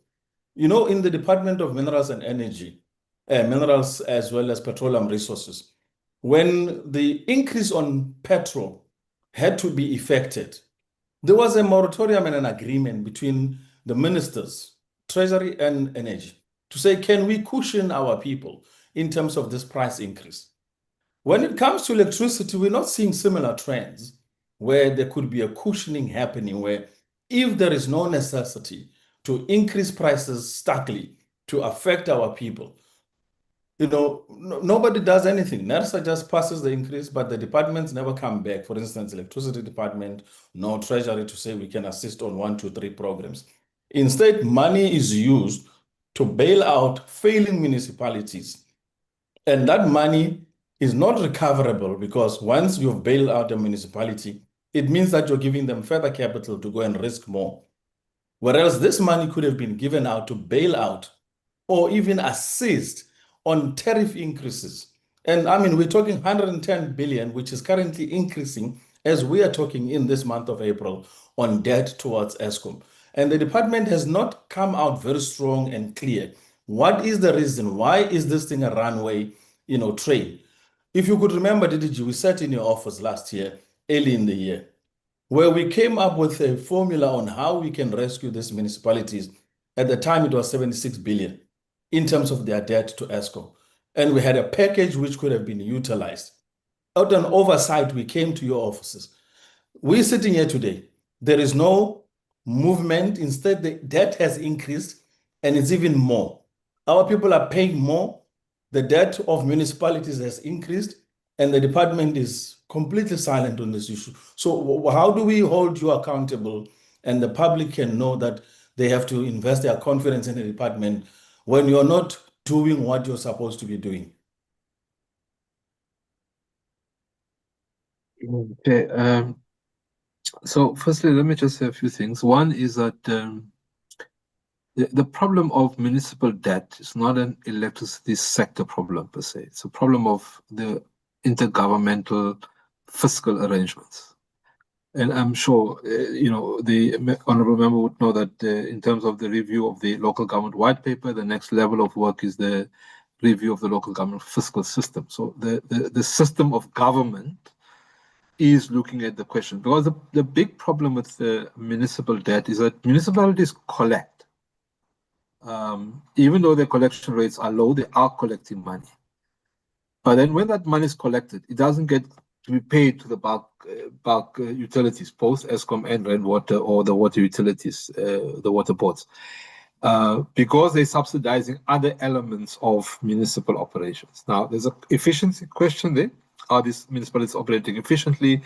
But even when you stripped out all of the efficiency, there is a gap, a funding gap that the national fiscus must address to address this local government question. On the energy side of the tariff, so when the DMPR made the consideration of deferring the tariffs, all departments were asked to make that consideration. We had certainly made consideration to whether we should not consider deferring the implementation of the tariffs that came into for Eskom 1 April, and of course for municipalities in July. But of course, Honorable Nchabile, you'll appreciate that these are not decisions that the minister can take summarily. it is a decision. Energy pricing is a regulated, it's an administrative cost and it's subjected to regulatory approval. If we wanted to have taken a decision, we would have gone back to NERSA.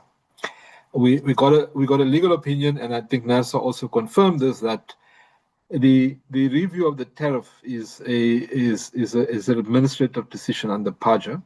If it had to have been reviewed at that point, it would have required a court application to do that. So we couldn't do it summarily.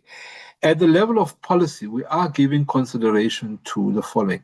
If you look at when electricity prices come, particularly it's more striking in municipal tariff increases, but similarly for Eskom, it kicks in at a time where you're going into your winter period.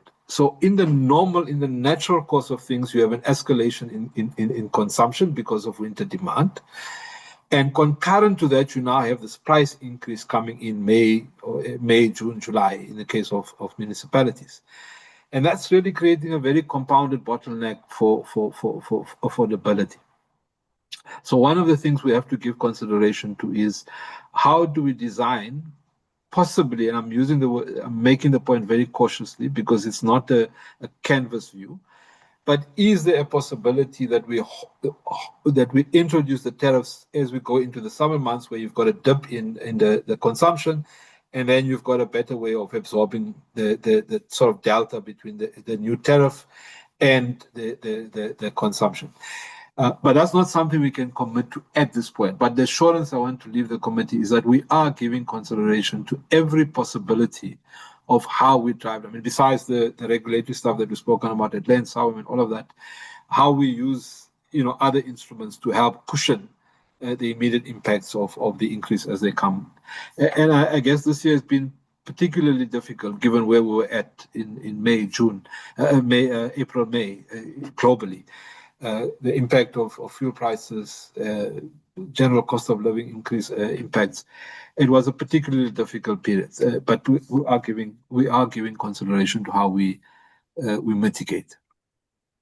Thank you, Honourable. Your time is up, Mr. Njabuling. Chair, may I respond on that as well, please? Honorable Njabuling. Chair, I'm here. They can proceed with the response, or did you want to? Yes, much appreciation. Please. I thought you wanted to say one last thing. Yes, okay, I'd rather get the response. Okay, let's get the response. Thanks very much, Chairperson. I appreciate it. And thank you, Honourable Njabuling. This is something that we are very much seized with because obviously it's a huge concern. We know that if local government collapses, our country collapses. So we cannot afford for Munich to fall apart like this. We've had an interministerial committee where we've discussed it's not only Eskom debt, water debt is also a massive problem. So this is, as Subesh said, as the DG said, this is not an energy pricing issue. It's not an energy cost issue. It's not an energy debt issue. This is a municipal structural issue. And one of the things we've got to do is that we need to start looking at every municipality individually, because each municipality operates within a specific context and has its own series of issues that it needs to address.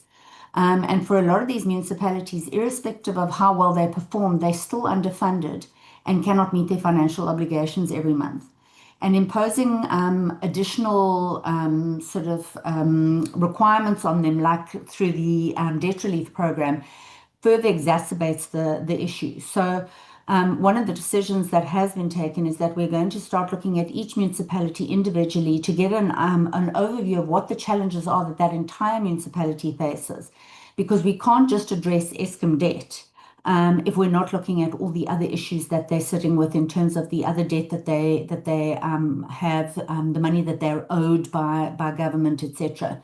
So this is a very comprehensive study that has to be done on every municipality individually, and you cannot use a one-size-fits-all methodology to deal with it. So as part of the interministerial committee, we've had this conversation and we'll be looking at a way to address this going forward while we're looking at the sort of systemic reforms that are coming about through the white papers that are being introduced. So we are also piloting some ideas that we are hoping will start to show some improvement in municipal energy systems and supply and demand that we can then possibly implement in other municipalities. So we're looking at a whole host of interventions, along with SALGA, with COGTA, with National Treasury, with Eskom, as to how we can address a really comprehensive strategy around dealing with municipal debt as a whole, instead of just as an energy issue. So please, it's taking time, but this is it's really a lot more than just paying off Eskom every month.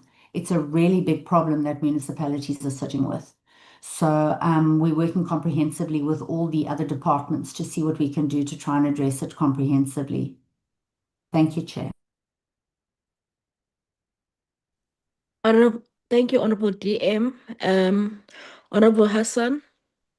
Thank you very much, Chairperson, and to the Deputy Minister as well. Thank you. And of course, condolences to the Minister. I know he's left, but I thought it's just important to say. I just have a few questions. I'm hoping not to repeat other members. On the INEP PMO that's been spoken about, not just in this particular presentation, but in the past, as well as the 1.6 million household access gap. I want to talk a little bit about accountability where municipalities tend to fail. You know, the APP has established this PMO with the intention of universal access and, you know, this idea of committing to monitor all 200 municipalities and the Eskom supply areas, etc. But you've been silent on what happens when a municipality persistently underperforms or lacks the technical capacity to absorb either INEP funding, but to actually do it in some ways, because you can see there's a whole lot of challenges there. And I think the DM just mentioned it now as well. So I'm interested to know if there are any specific intervention mechanisms beyond monitoring that you are intending to deploy. And will this particular PMO actually have the authority to escalate to COGTA intervention frameworks under, for example, the Section 139, or is the PMO purely a coordination and a reporting function? Thanks. That's my first question. So, Honorable Hassan, the PMO is not a monitoring PMO. It is an execution PMO. And the way it's been designed is that because out of an acceptance of the failure of many municipalities to implement the program, one. Two, we lose much economies of scale by... Me? Yeah. I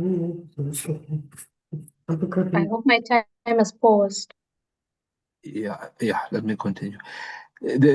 Besides the inefficiencies at municipalities, we're also losing economies of scale because we're implementing at the level of 247, whatever odd number of municipalities, whereas if we could scale it up, we have a much better opportunity to use the program also to drive industrialization and how we execute the program.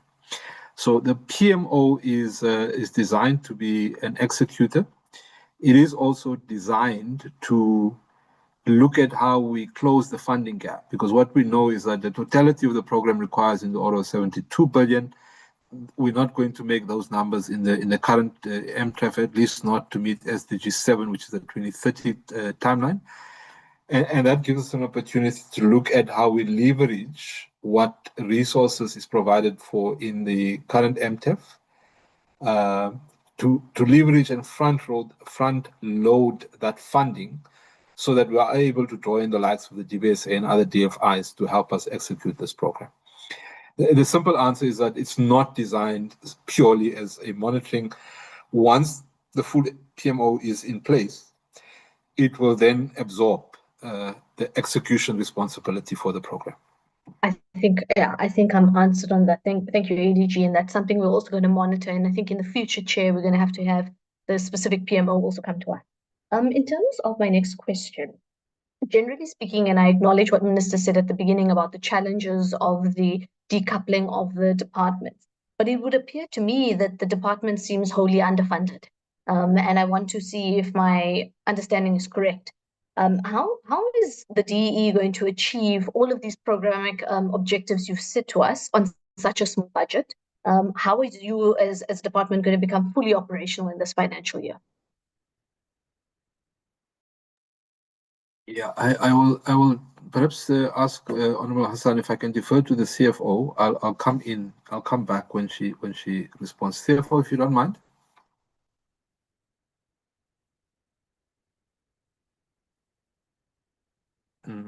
Maybe while Okay, CFO is doing perhaps it, let me, it's yeah, less let me, it's let me, less a let me financial go. question and Yeah. more about how you're going to run the department on such a Yeah. small budget, which is my concern. So I think the fiscal envelope is what it is, and that much we're accepted at get-go, including the constraints around capacity. The answer to I think it was Honorable Milam's question around are we creating an environment where we're creating a better investor environment for how these projects get to be funded? Because the one thing was said, and I think Minister was very articulate about this, that the investment required for energy infrastructure, both the IRP pipeline and the TDP, will by and large not be funded through the fiscus. And so you have to create a regulatory environment that draws in private capital without outsourcing the role of the state in delivering that infrastructure. So the short answer to your question, Honorable Hassan, is to say that we are creating the policy environment, we are de-risking these projects, and we then opening them up to the debt capital markets so that we can attract greater levels of investments in terms of how we execute the program. So that's on the broader energy infrastructure part. The part, I mean, really around that I wanted the CFO is really to say even within the context of a department narrowly, your question is still very valid. We still remain to be underfunded. We've already lost money in INAP, and the fiscal envelope continues to be constrained. But I mean that's almost a reality. Like I said again in response to another question, we're looking at how we work better with the entities. So we've invested some amount of money in SANEDI to catalyze an energy center of excellence, an energy center of excellence for energy research and technology. And that then allows SANEDI, as Minister would have pointed out, to go and look at self-funding models, and then we're able to win the fiscus of the obligation to fund. Similarly, and increasingly with Eskom, and like that, similarly with the Enrwadi on the interim storage facility. Minister again made the point about working with Eskom to say, can Eskom, because the waste that Enrwadi will absorb after it's been processed, at Koeberg, will come in. It will come into that facility. So can we? Eskom is currently funding that. Can we transfer money out of Eskom into Enrwadi, which neutralizes what the fiscus is, or equalizes rather what the fiscus will have to provide, but we're providing that service. Once that service comes on stream, it is then a self-funding service, and then Enrwadi can begin to self-fund in that way. So that's essentially how we're looking at that. All right. No, thanks, ADG. I think that's something for us to also monitor. I just want to make a quick point for the record that's very important. With reference to the TSO and the wholesale market, and this just came up in the presentation, it was mentioned, a free market approach is actually not going to enable cross-subsidization of the poor. I think it's actually going to give us further challenges to manage those electricity tariffs and the valuation along the supply chain. They're going to want to reap back the return on their investments, and this is exactly why transmission infrastructure should be publicly owned. But that's on a side note. My last question, very quickly, is about the just energy transition in coal communities. Your risks slide talks about the socioeconomic adaptation in coal regions as a mitigant. But Program 3, your budget breakdown shows no dedicated allocation for JET community support. So I'm interested to know, where does the funding for coal region transition sit? And what is your role as DEE relative to that of DFFE and the Presidential Climate Commission? Yeah. So Honorable Hassan, that funding sits with the JET PMO, which is located in the presidency. As a lead department in the energy sector, we are driving the interventions for the coal repurposing. And I think just the other day we had a meeting with the PMO team. I think just to begin to map out how we structure those interventions and begin to activate them. So the funding will come through to the DEE once we've identified the projects, and then we take responsibility for driving the implementation level of the program. Where we're at now is really to conceptualize what those interventions are and how, in the broader context of industrialization, we create those absorbing opportunities for coal-dependent communities. I think that's also my concern, because we need to be able to track whether communities on the ground are actually getting assisted and getting impactful kind of assistance. And that's part of the challenge. If colleagues remember, when we were at Komati, I think it was a year ago, in this portfolio committee, there were real horrific stories about the ghost town that Komati has become and how challenging that space has been, also on the just labor transition. So I think it's really important, while the money may not be sitting in this department, I think there is a need to get a little bit more hold of what's going on, because at the end of the day, this particular department will still be looked at when we are talking about just energy transition. I don't know if I have time for my last question, Chair. Where am I on time? Very quickly. 1 minute, Mayor Hassan. Okay. This is about nuclear. The budget on slide 36 confirms that 96% rather, of Program 4's budget, it's about 1.6 billion, is transferred directly to your nuclear entities. That's fine. But only 437 million, just around that, has been earmarked for the prep work on the multi-purpose research reactor. Your own APP targets for this program are still at a roadmap development stage and the Section 34 consultation stage as well, right? So my question is this. Given that the overwhelming majority of this allocation in the program is effectively passed through to entities rather than direct departmental delivery, what accountability mechanisms do you have to exercise over those entities to ensure that that 1.6 billion rand is producing measurable progress? Okay, fine. But more specifically towards that nuclear new build and this MPR, because I'm quite worried about the shareholder compact mechanism under Program 5 not actually covering nuclear entities with the same kind of rigor as we do Eskom, et cetera, et cetera. Thanks. So I'll call upon DDG Mbambo, but you're right. So that firstly, the point that you make around the Program 5, the entity oversight, that interaction between the entity oversight work and the sector reform work or the sector development work that the nuclear branch does is something that we need to tighten up. And we're looking at how we draw that line. So there's a clear compartmentalization of the oversight and monitoring function that sits with entity oversight, and then driving the program level interventions from the nuclear branch in relation to the nuclear build program. Can I just make the distinction? So the MPR is not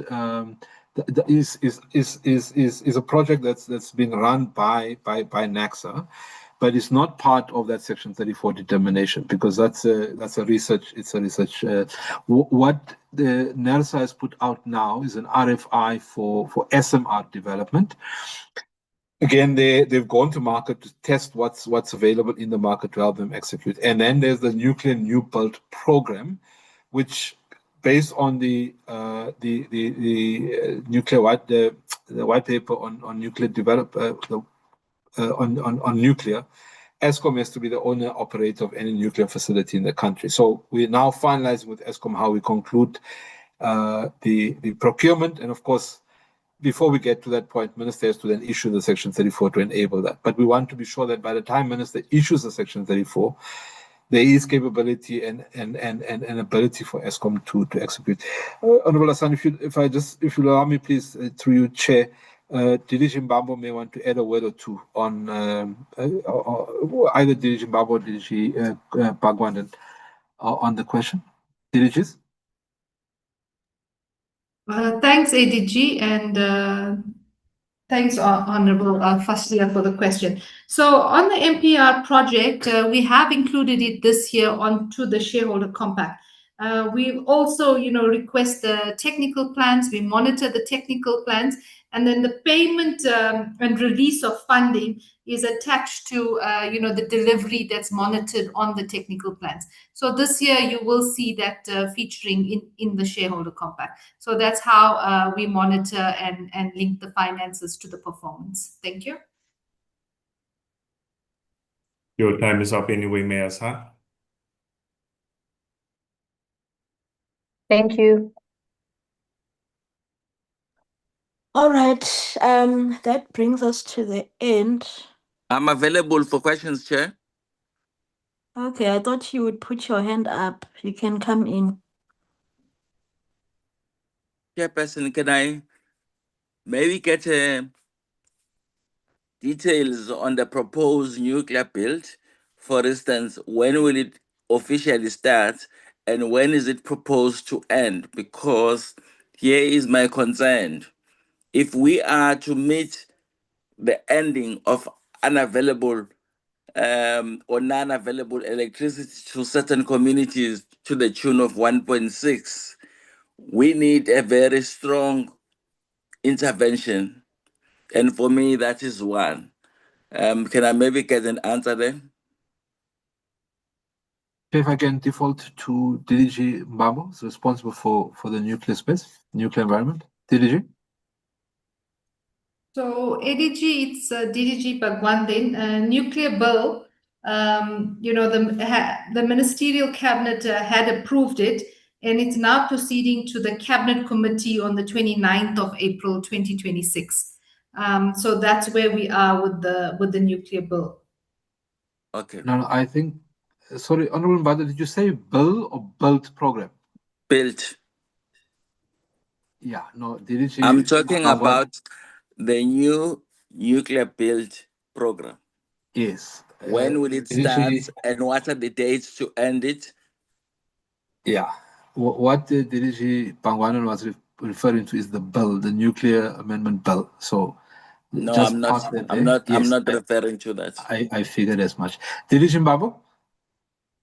Thank you very much, ADG and Honorable Member Mbata. So the work has started, as would have noted from the ADG, that ESCOM is busy now developing a plan for the deployment of 5.2 gigawatts. And that plan would then outline in terms of the start and the end date. But Honorable Member, you would note that we are planning and executing this work in accordance with the IRP 2025, which directed that 5.2 gigawatts work must be executed to deliver by 2039, which is our plan of the country. And then ESCOM is working in accordance to respond to that plan so that we can deliver all these to align with the plan to make sure that we can ensure the security of energy supply. And also then there's also much more work that is taking place. You would note, honorable members, that ESCOM started with the site investigation. Work is taking place at one of the sites at Dayspend, which is in the Eastern Cape, and the environmental impact assessment work has already begun in that respect. So there is that work that is happening. And also what we put he has alluded to is that we as a department will have to enable the owner-operator ESCOM through a Section 34 determination, which Minister will then determine ESCOM to be the owner and the operator. All of that plan will then unfold and provide all the different details in terms of the milestones as to when we are planning to issue the RFP and when the RFP would get into the market and all of the responses, and when we can then be able to provide the finality in terms of who it's awarded to as of this capacity or under the ESCOM as the owner. So there's a significant work that is taking place, but I think once the plan has been completed and submitted to the department by ESCOM and the minister approve, then we are in a position to then lay it out for the committee to then understand the different milestones and when each of the deliverables will come through to ensure that we meet the deadline, the timeline that the IRP has directed. We have to provide this capacity. Thank you. Okay. Thank you very much. Can I follow up with the second question? I have a an interest in knowing how the department is going to mitigate on different policies that describe indigent. I think it's high time that the department lead this program by making sure that there is a nationally accepted definition that all municipalities apply their mind to, because there is now a suspicion that some municipalities are going to claim Section 27 to say they are not the same, and as such, they will never be expected to apply the same indigent policy to an extent that they will be able to offer the poor all the ingredients of what you will call access to electricity. Do you think you have reached a time where you can direct a nationally accepted policy on indigent? If I may. So, Honorable Mbata, we accept that at least for electricity, we must make that determination. We will capture it in the FBE. I did make the point when we were referring to the energy pricing policy, that on the free basic services component, we'll develop a separate position paper on how what the quantum for that free basic services is, how we fund that, who the beneficiary should be, and how the targeting of the free basic service is applied to those beneficiaries whom we determine as indigent. So that work. A simple answer to your question is yes. We are assuming that responsibility, and we will give effect to it through the FPE review. Okay, thank you. My third question will be, looking at the goal of making electricity accessible a reality for many South Africans, specifically the 1.6, as you have made a determination to that number. Do you think the markets can make you delay this objective? Because the markets are always going to make sure that while you mitigate your goals in implementing, what becomes the factor to you is the runaway cost factor of the objective itself. Because no matter how you implement access, if people are still not going to be able to afford, it will require that you have new sets of instruments to assist them to afford electricity. How are you planning to make sure that at some point the electricity is still provided without any form of stopping, whether it is the price or geography? Let me ask DDG Bhagwanan to respond to that, because it's got to do with the market design. DDG?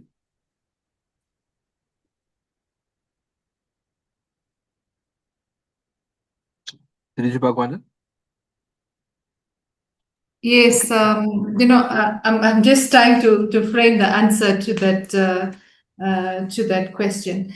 But in the market design, we are looking at the state coming in and producing electricity for the energy security aspects, and then you have the competitor.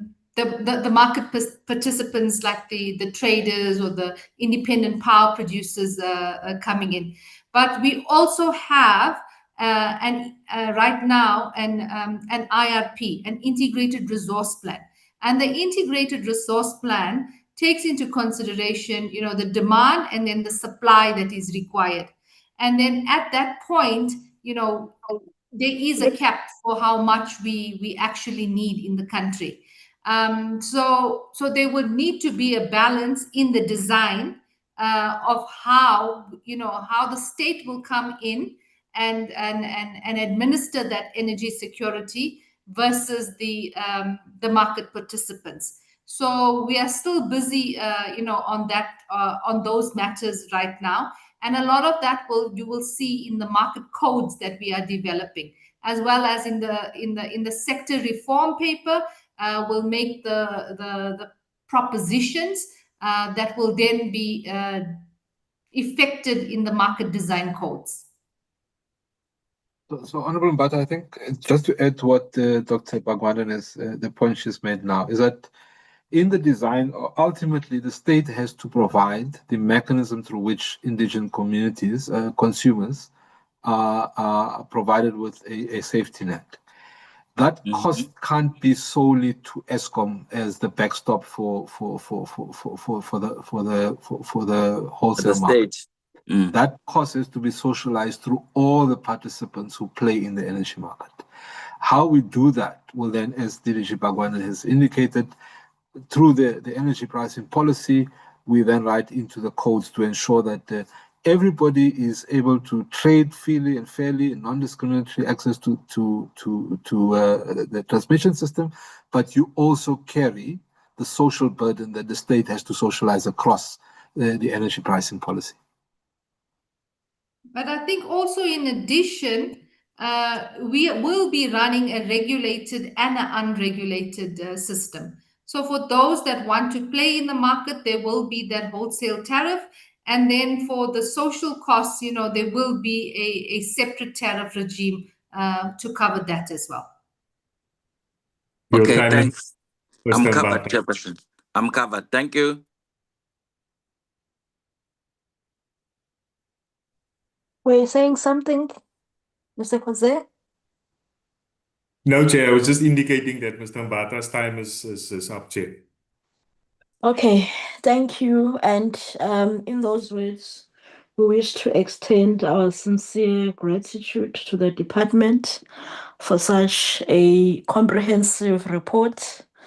I think we're all clarified, but as some of the members stated, that it is a beautiful plan, but we will see its effectiveness on the implementation. Of course, during the presentation, I did pick up some key things that I would want to mention as my closing remarks, such as when you were doing the SWOT analysis of the department, where you stated that some of your opportunities is localization, where you'd accelerate local manufacturing.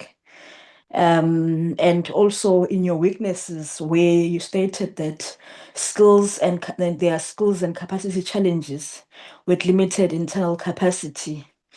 And I believe that both these weaknesses are also opportunities and should be placed there, because then it speaks to creation of jobs, whilst the department ensures that there's provision for enough capacity for electricity provision in our country, with affordable prices for both businesses and our people in communities.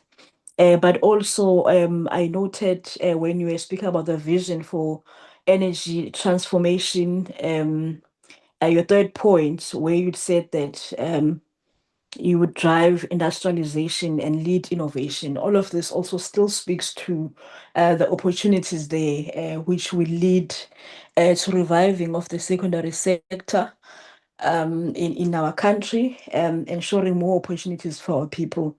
But also, I wish to welcome that the IEP is finally in a process where it's going to come to its completion. I think it's long overdue, and the fact that it's now being prioritized for completion, that does give us hope. With those words, we thank you, Deputy Minister, who's still with us.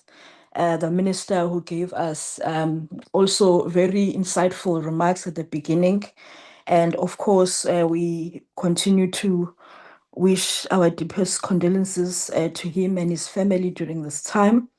And also, we'd also like to just thank all the full complement of the department, from the executives to staff, for staying up until the end of this session and being able to provide the responses that we needed. Of course, we know that there were commitments, that some of the questions could not be answered now, and some of them would be responded through writing and so forth. And we look forward to that as well, because we, in the end, do need all the questions of the members responded to as we continue with the work of playing an oversight role to this particular department. With those few words, we thank you, and we will obviously request that the delegation from the department that was meant for this part of the session, please do log out and we remain members so that we discuss about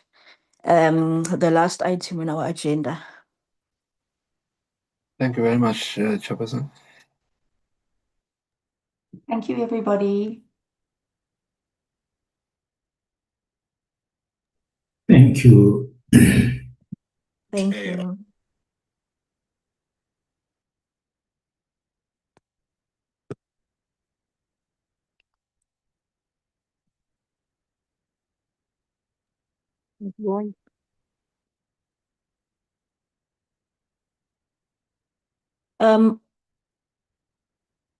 Mr. Kodze, please indicate when it is okay for us to proceed as you check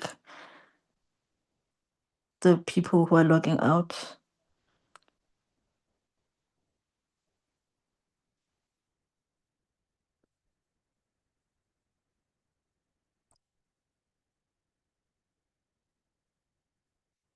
Okay.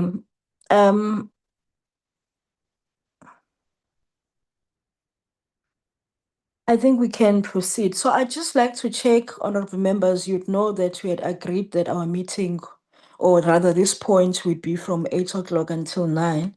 And now we are at approaching 9:15. So I would obviously lobby that we try and continue and see where we get with the next item on our agenda. But I do want to get confirmation from your good selves that would we be on the same page about continuing and see where it takes us. So can I just please get a hands to get a feeling that can we continue with okay, Honorable Hassan and then Honorable Babti afterwards. Thanks very much, Chairperson. I think we can continue, but perhaps what we can do is say that we're going to do and finalize the community representative first, just given the fact that it's already 9:10, and I don't know how long that process will get. And then perhaps we can I don't know if we should even start the labor process depending on where we are on the time, and then maybe look at another day this week to finalize. I just don't think we're going to get through everything tonight, but I think we should get through some of it just so that we can start get the process going, because ultimately we need to publish. So even if we just get something out there, we can get Lee and the team ready to start publishing those, I just thought I put it out there. Obviously, we want to publish in one cohort, but at least the work can start being prepared so they know which candidate profiles are going to be published on the website. Because remember, it has to be up on the website for a month. And that really does need to start now. Thanks, Chair. Honorable Babti, then afterwards, Honorable Milliam. Thank you, Chair. Chair, I was going to suggest we get on with it. We really can't delay this process any further. So that's my view. Thank you. Thank you. Chair, I absolutely agree. I just want to put a suggestion on the table, and that is that we deal with it on a principle basis rather than looking at the individuals. In other words, we say, does it meet a criteria, and apply that criteria to everybody? So if I may, I'd like to propose a principle for the community group, that the criteria that was advertised for the community group was that they had to meet, that they had to do the submission on the nomination form. There is one candidate that didn't do it on a nomination form. They don't meet the criteria. We should reject that candidate. I'm just using that as an example. if there are any other candidates that don't meet the criteria, they should be rejected as well. And similarly, when we move on to the labor, let's define what the criteria are that we are going to use, and then apply that criteria to everybody. And that's the criteria, the principle that we use to make that determination. That's my suggestion, Chair. Thank you. So what I do get is that we are agreeing to continue. So I think let's do just that, because time is already no longer on our side. So so I think Honorable Hassan, we are just going to deal with both of them and see where it takes us.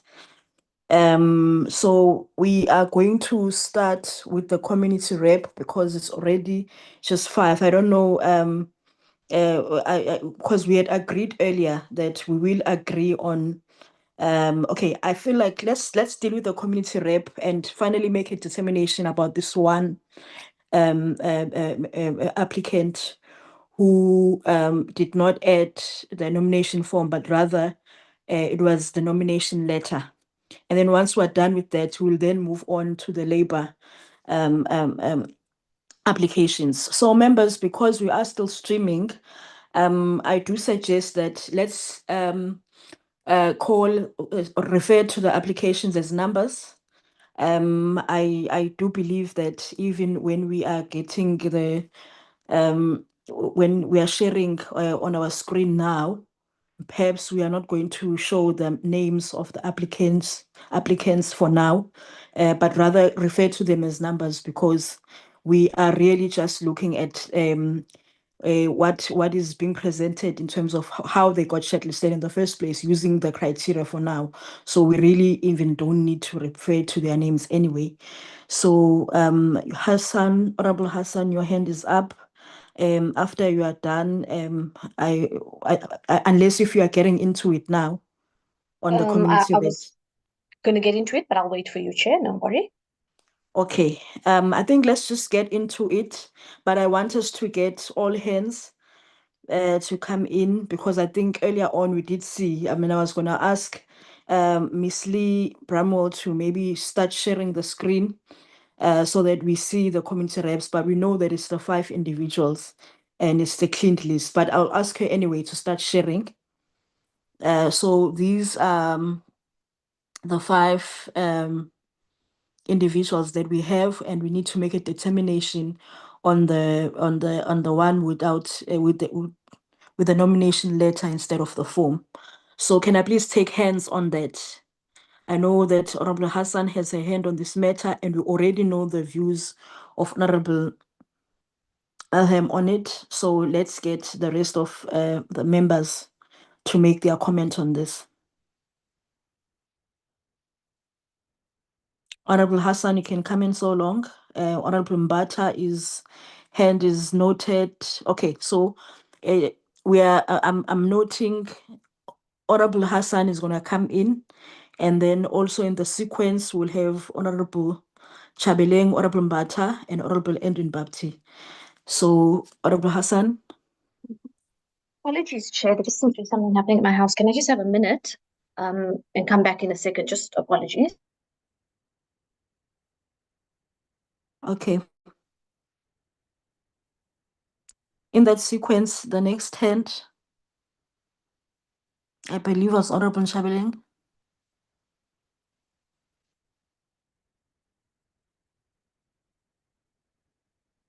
Okay, it seems he is logged out.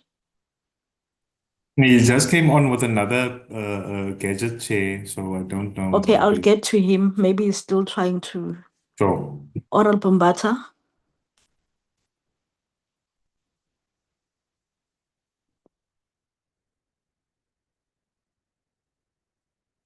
Honorable Mbata. Am I audible? Maybe the problem is with me.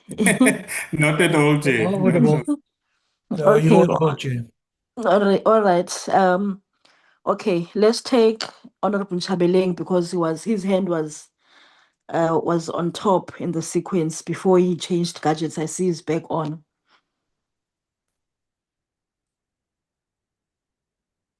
Honorable Chabeleng.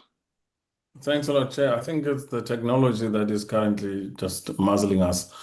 Thanks a lot for the opportunity. I think, Chair, from our side, I mean, I'm going to give you an input to say the process was open in a way that it shouldn't be discriminatory, and especially on something that, you know, it's not necessarily a disqualifying process should be used to just qualify people. What is the criteria, Chair, if you may guide us on this issue, where they say a candidate forgot to sign, for instance, a form? You know, is it something that is a disqualifying, or can it be a process whereby it can be entertained and then looked at from a merit point of view? I think we might need some level of guidance on this issue. You know, I don't Okay. want to get into too much details because we're just going to be debating unnecessarily. You know, just to say, what do you feel at this level should be the approach? Okay, your question is noted, and we'll respond it to on the end by Ms. Lee Bramwell, and I think legal as well can come in on that. So Honorable Mbata.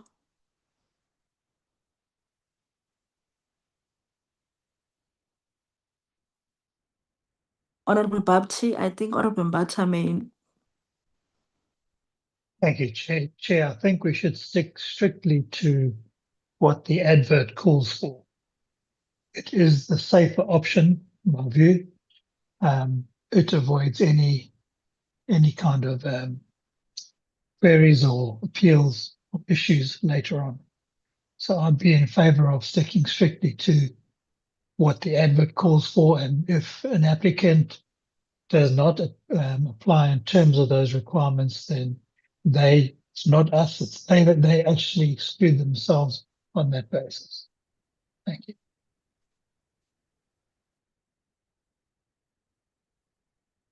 Okay, Honorable Hassan. Thank you, Chair. Sorry about that. It actually, there's a fire here in Acacia Park and the police were knocking at the door looking for a bucket. So my apologies for that. I don't actually know if the situation is safe, but anyway.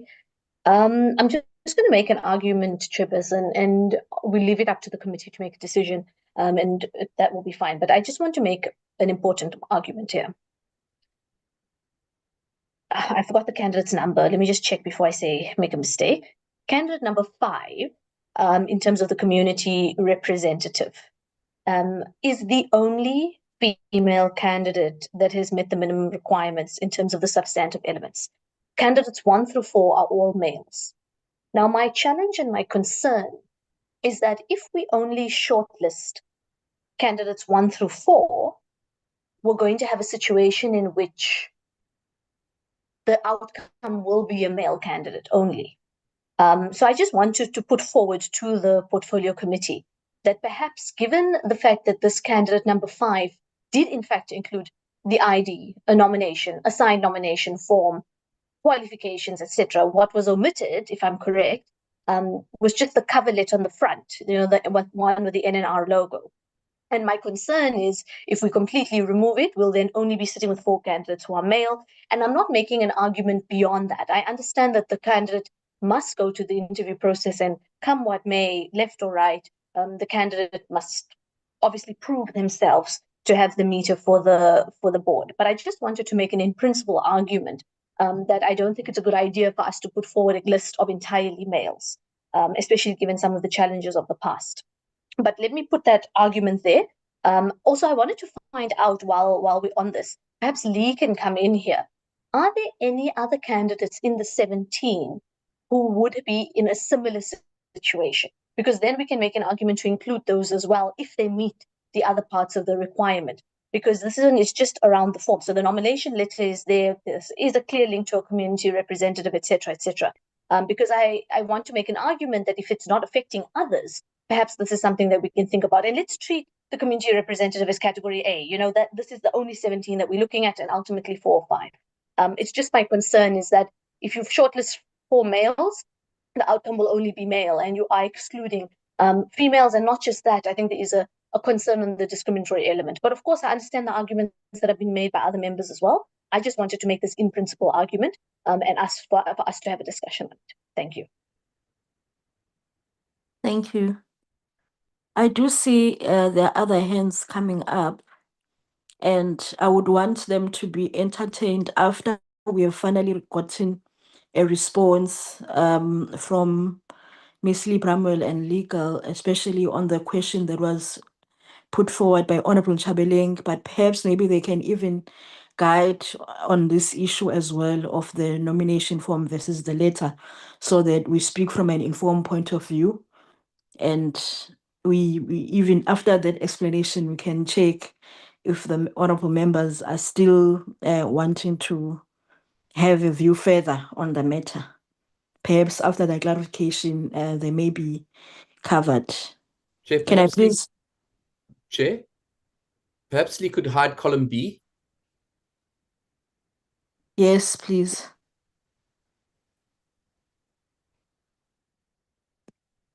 Chair, also just before you continue, Chair, just to indicate that Mr. Chepo Makobela from the department is also on the platform, Chair. So I don't know if you want to, but I'm just informing you that he is on the platform as well. Okay. Can I please just get the response on this? Then I'll come back to the hands of the honorable members that are still up Okay. on this Thank you. issue. Thank you, Chair. With regards to Mr. Shabaling's question, we did set the criteria on the 25th, and this is what we were using. So on the 25th, the committee agreed to use this criteria. This was the criteria that was used. And also the department was in the meeting. They also agreed that the criteria that we used is sufficient. So that's for Mr. Shabaling. And then with regards to the question of Ms. Hassan, this is the original document with the yes and the no's. So there was another candidate that had a letter, but he is already disqualified because he works for Nexa. So it wouldn't apply to him. She's the only one that had that. Everybody else was yeses. So nobody else was in a similar situation. Thank you. Thank you, Chair. Thank you. But we do need also a clarification on the issue of the nomination form versus the nomination letter. Perhaps we can get legal to come in on that. Thank you, Chairperson. Good evening to everybody on the platform. Chairperson, I'm going to say that it's always best to err on the side of caution. And my view is that our advertisements were very clear, and those that complied with the advertisements are the ones that we need to look at. I understand what members are saying about excluding, but if I were to take a very simple example, let's just say I wanted to apply, but I couldn't get a certain document in time, and so I did not apply. I then would be able to challenge your process based on that alone. So I'm going to say that the best course is to always follow the advert and to the letter. And it really is unfortunate, but that's my advice. We should err on the side of caution. Thank you, Chairperson. Thank you. Honorable Drink, your hand was up, and then I don't know if Honorable Chabeling is a new hand or a legacy hand, but we'll start with Honorable Drink, then come to you afterwards. Yeah, no, thank you, Chair. Chair, mine was also just going to be a clarification question, just with regards to what Lee has captured, particularly with regards to the community candidates. So it's got there no, so one can read it as no nomination letter but no form, or no nomination letter but no form. So, depending on how you interpreting what Lee has captured there, I was just wanting to get some clarification. But let me also just indicate, Chair, I think that I would agree also with the legal advice that we've been given. Otherwise, we may just be opening a Pandora's box if this goes to be challenged at a later stage. Thank you, Chair. Thank you. Honorable Chabeling. Chair, thanks a lot. I think mine was that question of clarity for now. So I'm still just trying to get the understanding. The last I heard was said that let's err on the side of caution. Thank you. Thank you. I think with that, honorable members, Honorable Chabeling, I see your video is still on. Are you now covered? No, Chair, I am covered on the sense that the answer is still vague. We haven't yet answered the situation. Do we include the candidate or exclude the candidate? Really, at the end of the day, that's what it should say, yes or no. If I can just understand, we're still talking about the candidate without the nomination form, but with the letter, or is there another candidate that you are speaking about? Yeah, this is the same candidate. Okay, thank you. Thank you. I think, honorable members, we will agree that if we include the candidate, then it is going to flow our process and what we have agreed on or rather what was advertised and what was required by the advert in terms of the applicants and what is it that they need to include. So I do believe that with that, then the candidate then cannot continue to the next round. But if I see that there are still hands up, it's a problem. If it's a legacy hand, can you please have it down so that I can see if I see Honorable Chabeling and Honorable Trink, your hands are still up. But I do see the new hand by Honorable Nkosi. Let me take it as well. Okay. Yes. Honorable Nkosi. Thank you, Honorable Chairperson. Honorable Chair, on the community candidates, I wanted to check with that candidate who is saying there is an application form missing. Is it just an application form, or it's just a letter that was supposed to be written, or is it the application form that is missing? I just wanted to check that if it's that, or it's just an application letter that was supposed to be part of the application, or that before maybe we say we disqualify the candidate. That is my question. Just needed clarity on that. Okay, I will allow Ms. Lee Bramall to come in and respond directly to your question, Honorable Nkosi. But let me take Honorable Hassan's hand. I think, Chair, I'll wait for Lee's response before I speak. I think that will assist me as well. Okay. Sorry, thank you. With regards, okay, let me just first address Mr. Thring's clarification. It means that there was no prescribed form, but there was a nomination letter. So it's a nomination letter, but no form. So that's what the clarity is.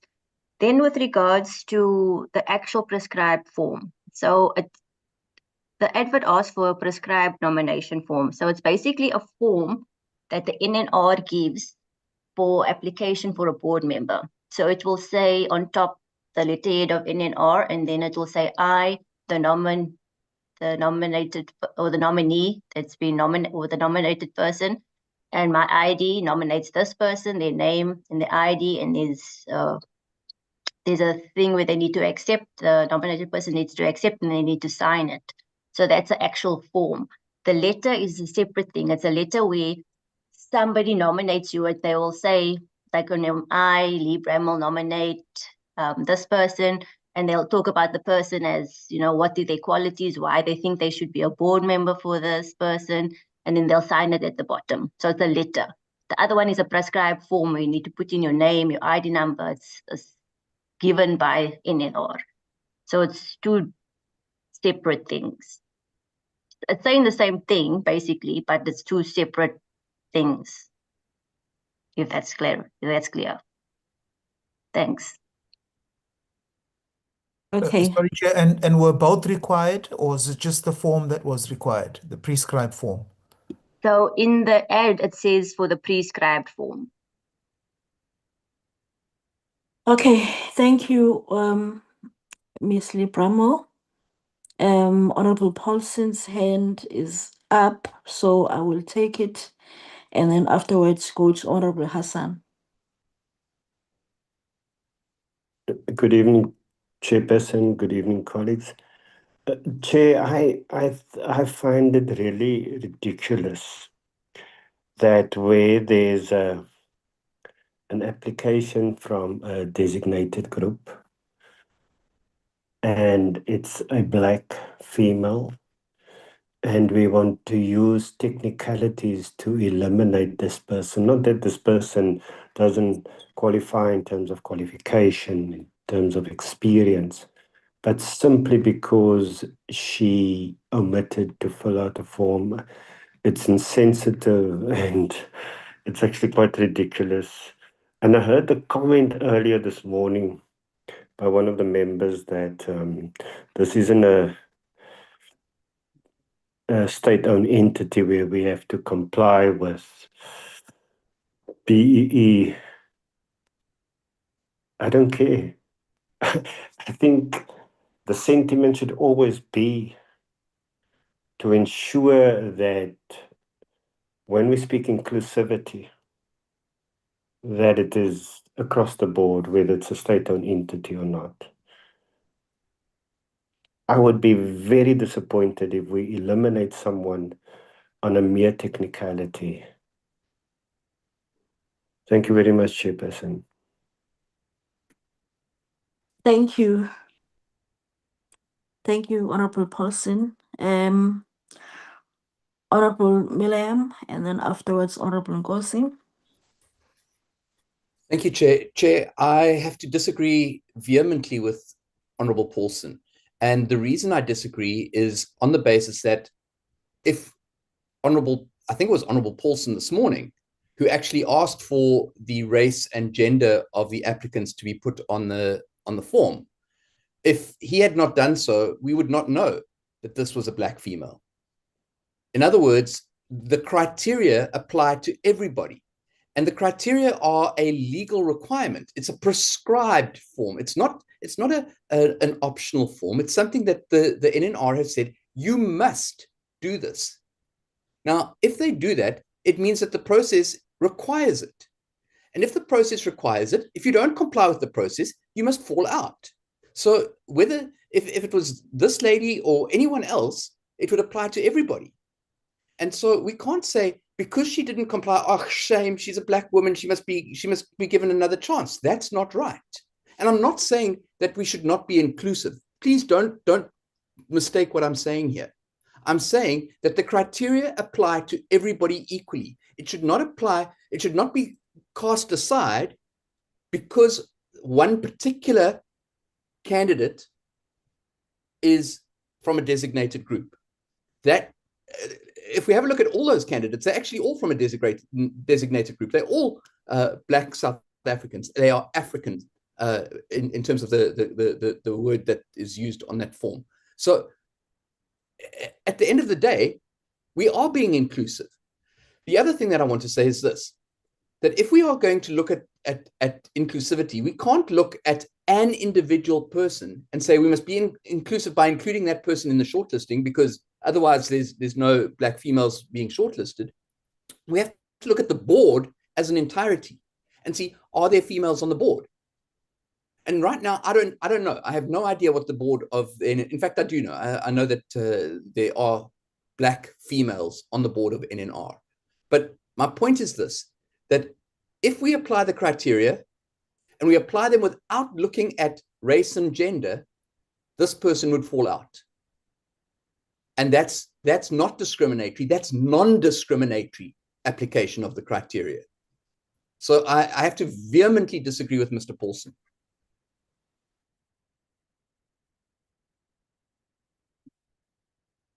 Thank you, honorable members. I think, okay, I think I'm going to take the last round of hands and we have to wrap this up. I think we're now quite clear about the views that are there and the advices that we have received already on the matter. But I do not want to suppress members if they still have their hands up. So I'm going to take them and we need to reach a conclusion on this. So in the order of the hands up, I don't know if it's a legacy hand, Honorable Paulson, but I see your hand is still up. Honorable Nkosi, Honorable Drink, and then Honorable Hassan, in that order.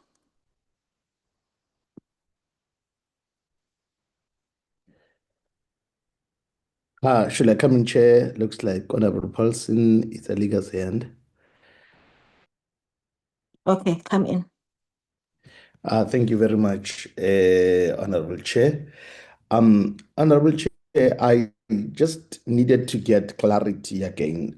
It wasn't properly clarified if I did not even know it was a lady. I just heard from Honorable Marlon that it is a lady and a black one.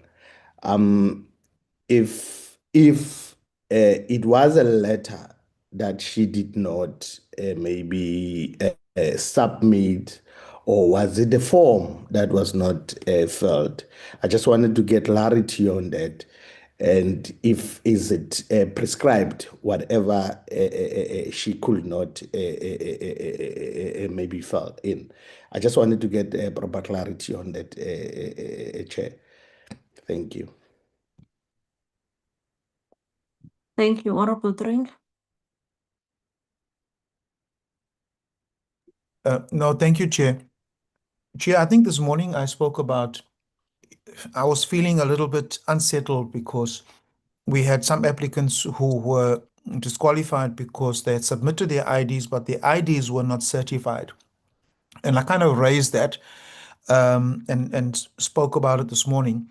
You realize that that's a part of the process. And so you've had some candidates who were disqualified because they just didn't get their IDs. The only aspect was ID not certified. One may see that as a small infringement. However, in the broader scale of things, when you look at what the actual process is for the application, that is a legal, in a sense, reason to disqualify an applicant. Now, if we then, where there is a prescribed form that was required but not submitted, and instead you have a letter, as I indicated earlier, this may just open up a can of worms. Then we should be saying all of those who are disqualified just because they did not have a certified ID, should we then give them an opportunity to have their ID certified because it was a ridiculously small infringement forgetting to have your ID certified. So I think that we are skirting on some dangerous ground. And I do believe that we, as much as I would want to see the candidate being included in the process, but like legal advice that we received, let's rather err on the side of caution. Thank you, Chair. Thank you, Honorable Hassan. Thanks, Chairperson. I'll be honest, I'm quite torn for the reasons I'd mentioned earlier, around ensuring that we do obviously a proper process, a process that is beyond reproach, etc. But at the same time, also staying true to our value system of why we are in this portfolio committee and ultimately why we are members of parliament. So I think it's important that the concern has been noted and raised, and I appreciate also what Honourable Tring was saying right now, that there are other candidates that probably shouldn't have been knocked out because of small technicalities, and maybe this is a lesson to be learned for the next round that ultimately comes to us. We need to think of how we manage it, because we don't want to lose incredibly good candidates, particularly those from designated and privileged groups or historically disadvantaged groups because of small technicalities. And I think that's something we need to reflect on, and perhaps it's something we need to raise with the department in this new process that does come to us, because we don't want to keep having the situation. With that said, I also don't want to muddy the process here. And if we concede on this point, then we're going to have to ensure that on the other side, we make up for it. If you know what I'm trying to say on that side, to make sure that we balance things out. But I reluctantly will agree with the view of erring on the side of caution, only because I don't want to muddy the process. I think it's important to note that I don't agree with, and I don't think any of us actually, let me be clear, I don't think any of us agree with shortlisting a list of only males. I think that's problematic, and I don't think that should be the norm at all. But given where we are, I also want to take the process forward. And I think it must also be duly noted by members that this is a really big concession from myself and from us, because of how important these sorts of principles are. So it's a reluctance, it's a heavy heart, but I'll leave it at that for now. Thank you. Honorable Chabeling. Thanks, Chair. Chair, I think maybe one wants to just maybe come in and say, I think we still have a deadlock on this one. Can we park this matter and move to the shortlisting of the second criteria, which is the labor?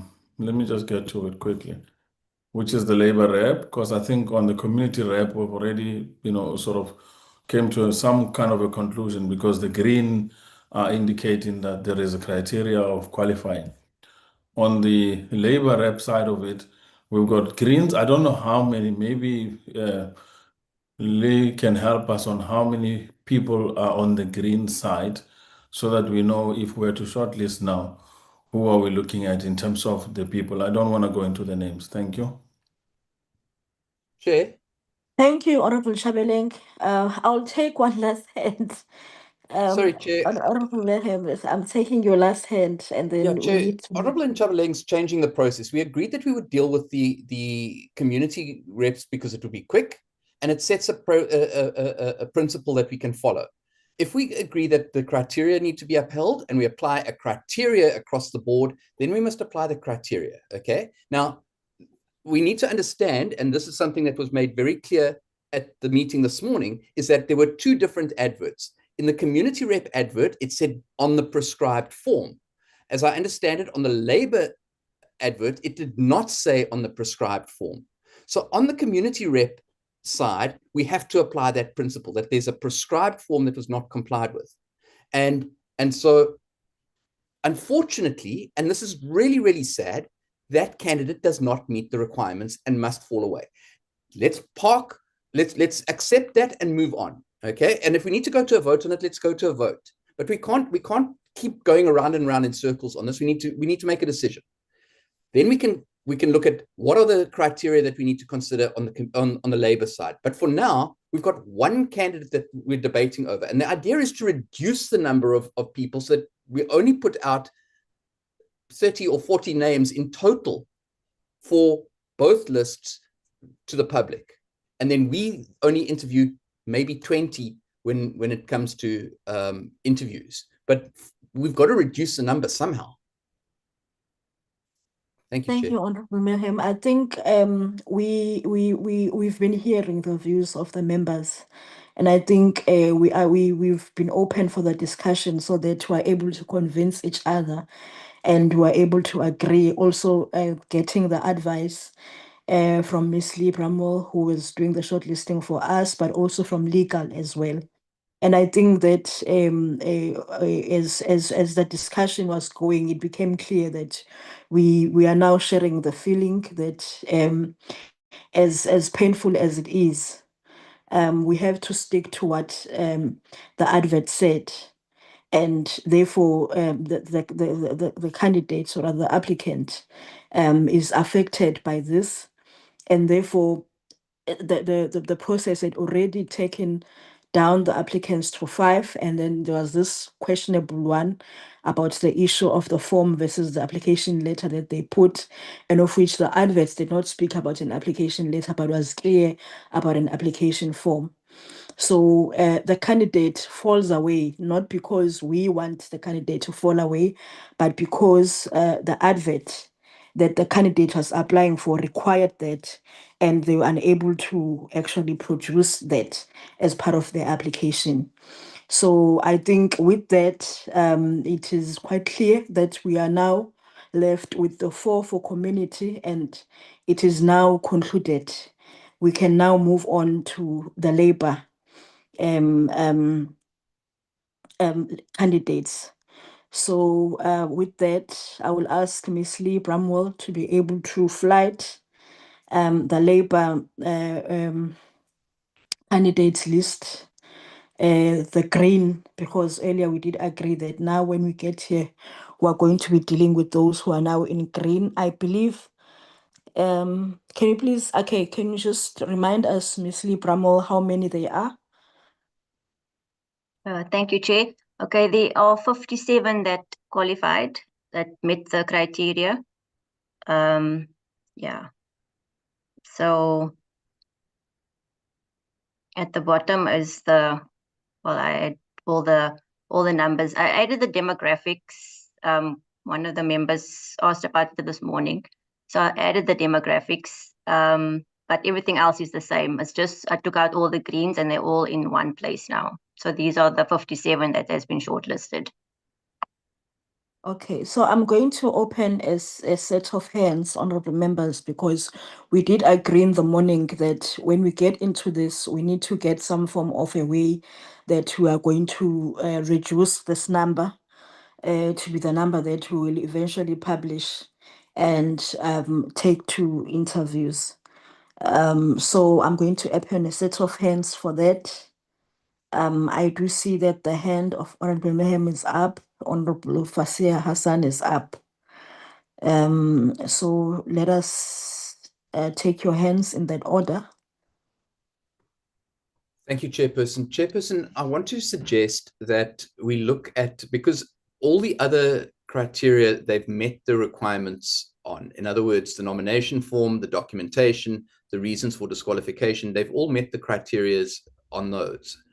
And so the only criteria that we can apply is then board experience and number of boards. And the number of current boards is a maximum of 3. So if they've got 3, if they've got more than 3, then they've already fallen out of the list. So the only thing we can look at is the board experience. And what I want to suggest is this, that there are multiple candidates, and I think I counted 16 or 17, that do not have board experience and whose relevant experience isn't relevant for this particular board. In other words, if they were applying for a board on the regulators of quantity surveyors, then yes, absolutely, the person that is a quantity surveyor would have relevant experience. If they were applying for the mine health and safety regulator, then yes, the person with mine development experience would be relevant.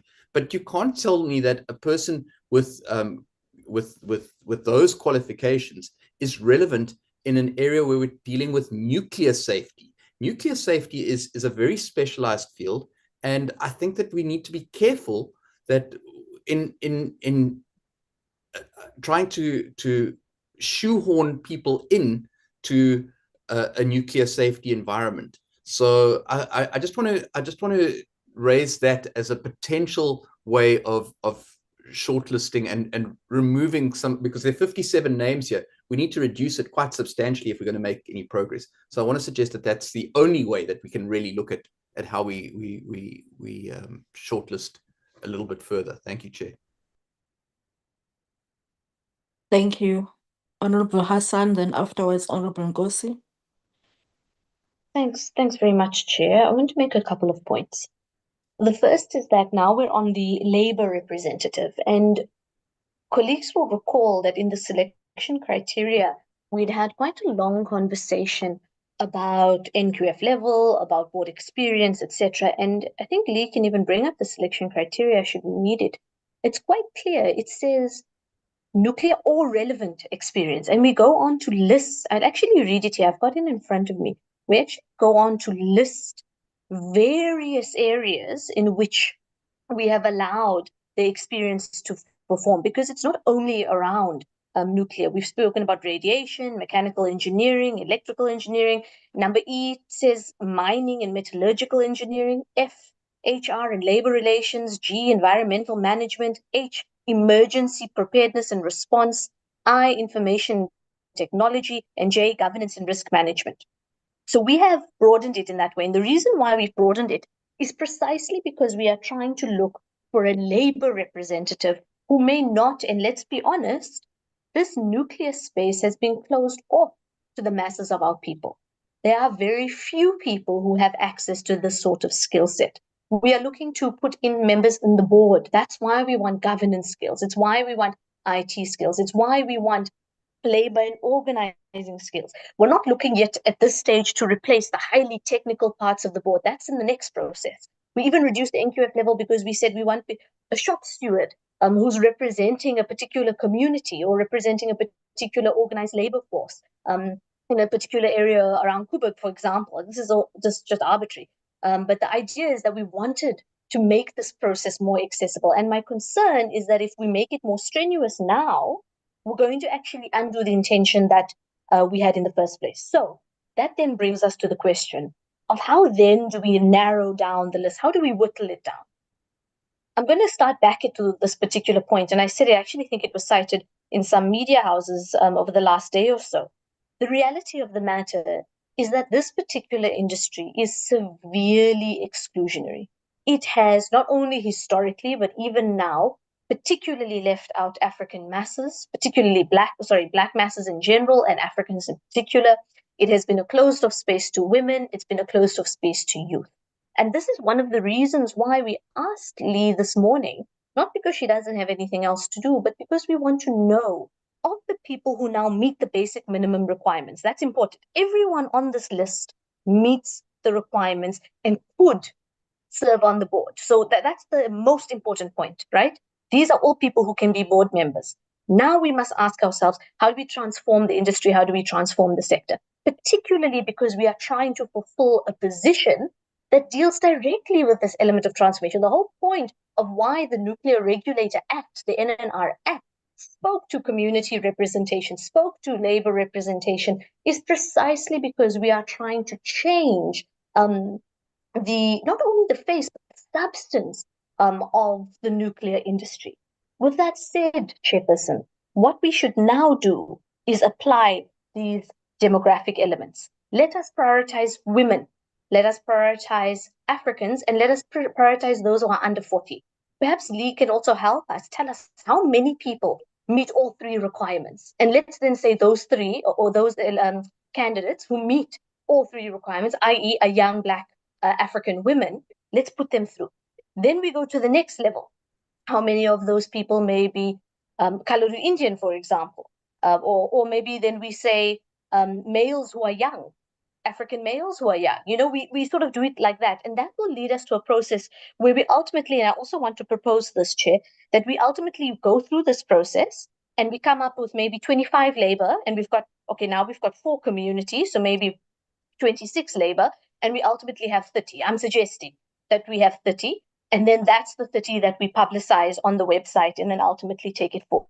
But I really want to make a strong argument for us to look not only at demographics for the sake of demographics, not at all. These are people who meet the requirements on merit, deserve to be board members. Now we apply the demographics to ensure that we change the historically exclusionary nature of this industry, and most importantly, the intentions of the Act. Because if the Act did not want to transform the space, they would not have called for a community representative, it would not have called for a labor representative, but it has. And it has specifically because it wants to change how things are discussed and integrated. So Chair, I'll leave it for this moment. And then later on, perhaps you'll allow me to come in and I can speak to some of the more of the specific candidates, but I'll leave it at that for now. Thank you. Honorable Nkosi. Thank you very much, Honorable Chair. I just wanted maybe to also it's very difficult now because Honorable Hassan, the latter speaker, I think has covered me on most of the things. Because what I wanted to also say, Honorable Chair, is that all the people on this list, all 50, I think there are around 57 of them, all of them, they meet requirements as per what we wanted or what we drafted together here. All of them, they meet requirements. So it is very difficult to say we want to add other requirements that we did not include before when we were sitting here and drafting what we need. And now we've got around 57 of them. Now we are aware it's very difficult to say which ones we are going to say we are going to maybe have experience and all that. It's going to be very difficult. The only thing that is constitutional that Honorable Hassan has just mentioned here is the issue of demographics. I think that is the only thing that will help us right now to narrow down the list, to check the number of women, to check the number of the Africans, to check the number of the youth, and all that. I think she covered me on most of the things I wanted to say, Honorable Chair. Thank you. Thank you. Honorable Babchi. Thank you, Chair. Excuse me. Yeah, Chair, first of all, let me just say I'm really not in favor of that, what's the word, making a criteria, is particularly when we've got such a large number of applicants who are clearly of the same race. It doesn't make sense. But we're sitting here with a situation with a large number of applicants, all of whom qualify in terms of the minimum criteria we set. And you now need to filter it down. Honorable Babchi, I don't know if you are moving, if you are away from your device, but your voice keeps on going lower and lower. Does it help now? I'll pick the Yes, phone up. much Sorry. better, much better. Sorry about that. All right, let me start again. Just to say I'm not in favor of using race as a particular means of excluding or including people, because in this case it really doesn't apply. But we need to filter down a long list to a shorter list. And my preference is to look at what we are going to be interviewing people for. What particular work are they going to do? And that we need to find people who are fit for purpose in terms of what is required of them in this particular function. And on that basis, we filter people. All of them apply in terms of the minimum requirement, but obviously some are better fit to perform the function of nuclear safety and regulation than others. And that's ultimately what we seek to achieve here. Remember that nuclear safety and regulation is not just for the board, it's for the country, it's for everybody. So my proposal is that we rather look for fitness for purpose as a criteria or as a filter in determining who we filter out and who we filter in. Thank you. Honorable Mayhem. Thank you, Chair. I just wanted to touch on something very briefly, and that is that the Labour list is a lot more aligned with what Honorable Hassan is looking for than the community list, in that the vast majority of candidates are Black African, and the male-female split is much closer to, well, I wouldn't say it's 50-50, but it's certainly probably 60-40 or thereabouts in terms of percentage splits. And there is not a large sprinkling, but there is a sprinkling of people under the age of 40. So I think that from a demographic perspective, it doesn't help us to try and start applying a demographic lens to this. I think that we've got to look, as Honorable Babti has said, at fitness for purpose. And are these people the best people that we can put into a board that is going to be regulating nuclear safety? And if that's the way we do it, then I think we will be on firm legal and constitutional ground, rather than trying to say, well, we need to find a black woman who's under the age of 40, or a Chinese person who is, or whatever it might be. I think that we've got to follow these guidelines, because, as I say, the list already is, as far as I can see, pretty fair. Thank you, Chair. Thank you. Honorable Chabiling. Chair, thanks a lot. Chair, sometimes I think we need to go back to historical reference. If we were to really go with the hard, cold stone approach to this process, most of us, even in this parliament, would not be here, and most people would not qualify, because if we had to really use that hard system of saying people must be excluded on the basis that they were historically disadvantaged, because that's what we're really debating here. Fit for purpose on what basis? What criteria? Because fit for purpose then and fit for purpose now, if you define it, is totally different. And I think I'm of the view that we have to be very clear. Affirmative action, economic empowerment, aspect of equity, aspect of inclusion, historically disadvantaged individuals into this process is quite critical. We cannot, and anymore in our time, particularly the ones that were never even expected. Take people like ourselves as, coming from an MK background. It was never expected that we would be in parliament. We were referred to as rogues. We were referred to as people who were anti this and anti that, and this person and that person. So I think we have to really break out of this mold of having to exclude people purely on the basis that there was a historical disadvantage. This sector has to open up. We're not talking about a nuclear physicist who's going to be responsible for fission or a process of fusion. Here we're talking about people who are going to be doing community, as well as the other element in terms of at the board level, who are going to be contributing at the labor level side of it.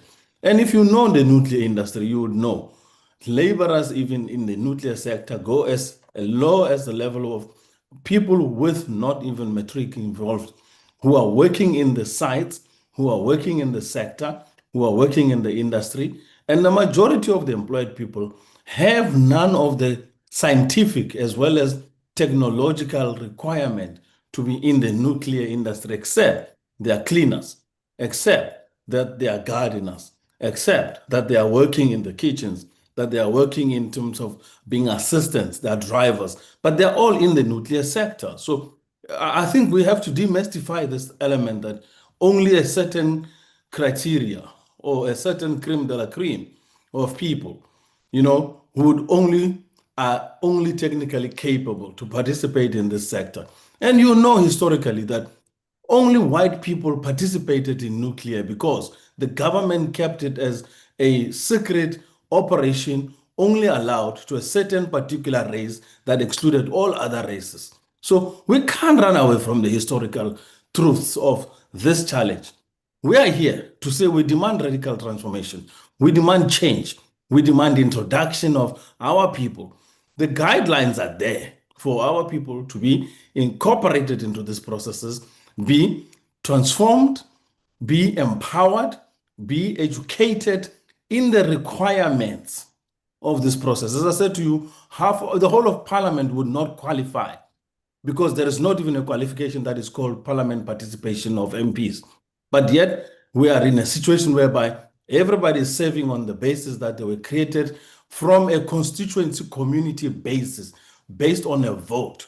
So if we are going to be those people that now must close doors for people who only are disqualified on the basis that they don't have a nuclear science or nuclear engineering or nuclear related criteria qualification, then we would have done ourselves a total disinjustice in this case by making sure that we have further on disempowered our people. And I'm really going to be very clear about this one, that On our side, we say open the doors on this particular sector, let it be transformed, let our people participate, let opportunities be given. And the unfortunate part is that at the end of the day, priority must be given to Black people on this particular post. Historically, advantages were given to white people. It is not a segregation issue to say we don't want white candidates. The unfortunate part of it is the South African majority demographics are leaning on Black as the disempowered, disenfranchised, unfortunately, with having no historical experience, access, opportunities, as well as participation in the nuclear industry and sector. And some have had to self-learn and encourage themselves to understand the sector and participate. Some are at the lowest level, as I explained. So I think this has to be a really clear political debate and discussion. And if we have to be taken to court to say that we have erred on any basis, let us err on the basis of representing the majority interest of our people to participate in this sector on the basis that we are saying equity has to be applied, Black economic empowerment. We're talking about introduction of Black people in the majority into these boards and move it out of the elitist, exclusionary, as well as segregated level. Thank you so much. Thank you. I'm hearing somebody say, okay, thanks, whilst Honorable Chabeling is trying to close. Okay, so Chairperson, can I say something? I think my hand was ahead of Honorable Mbata. no, can you please allow me to be the one that takes hands? Everyone is going to speak, don't worry.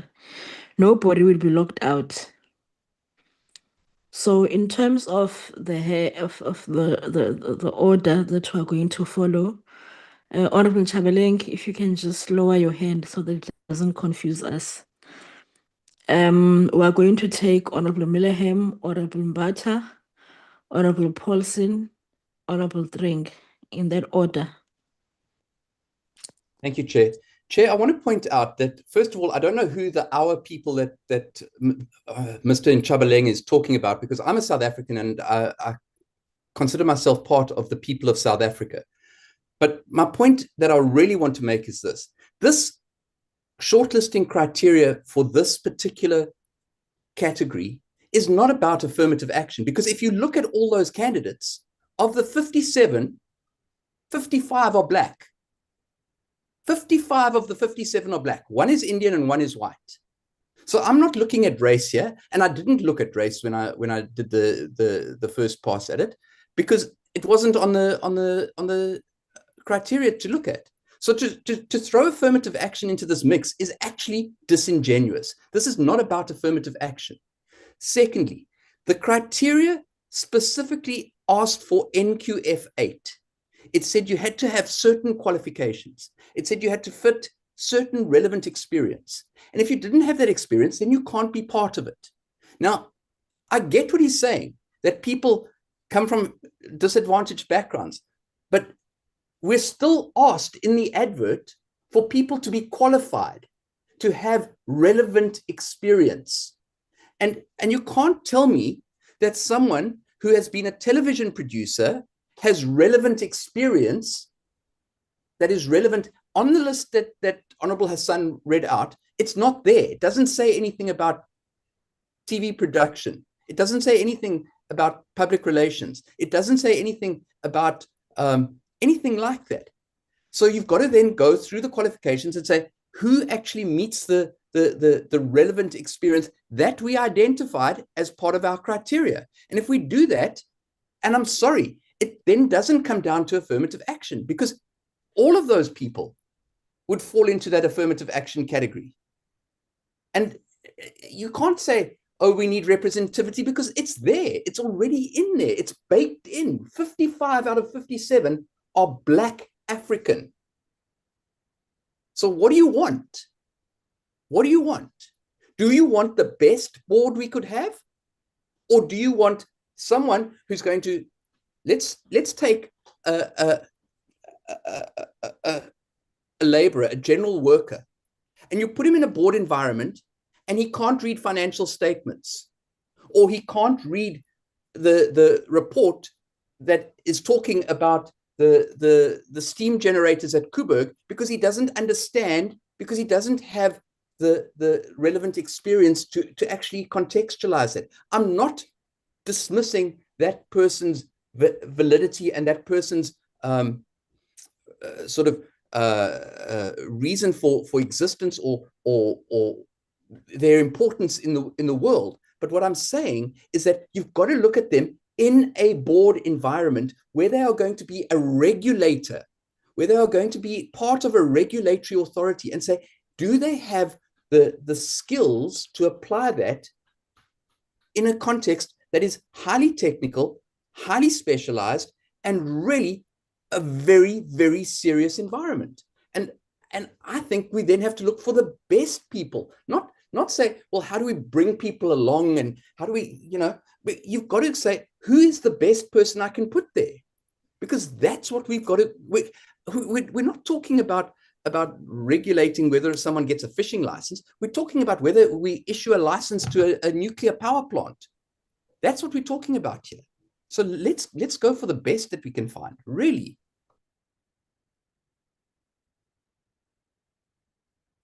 Honorable Mbata.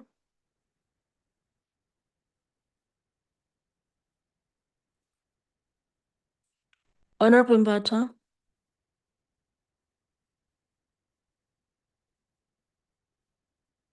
Okay, we'll come back to Honorable Mbata. Honorable Paulson. Oh, okay. Chairperson. Yeah, come in. Oh, okay. Thank you very much, Chairperson. Chairperson, I've listened to my colleagues and the intentions of my colleagues. I think they are all collaborating in different ways. I think there is an intention to achieve what we advertised. I think also in the main, there is an intention to transform. However, it is different ways of doing it. And I think in this case, I will agree with Honorable Fasia that we take the best qualified,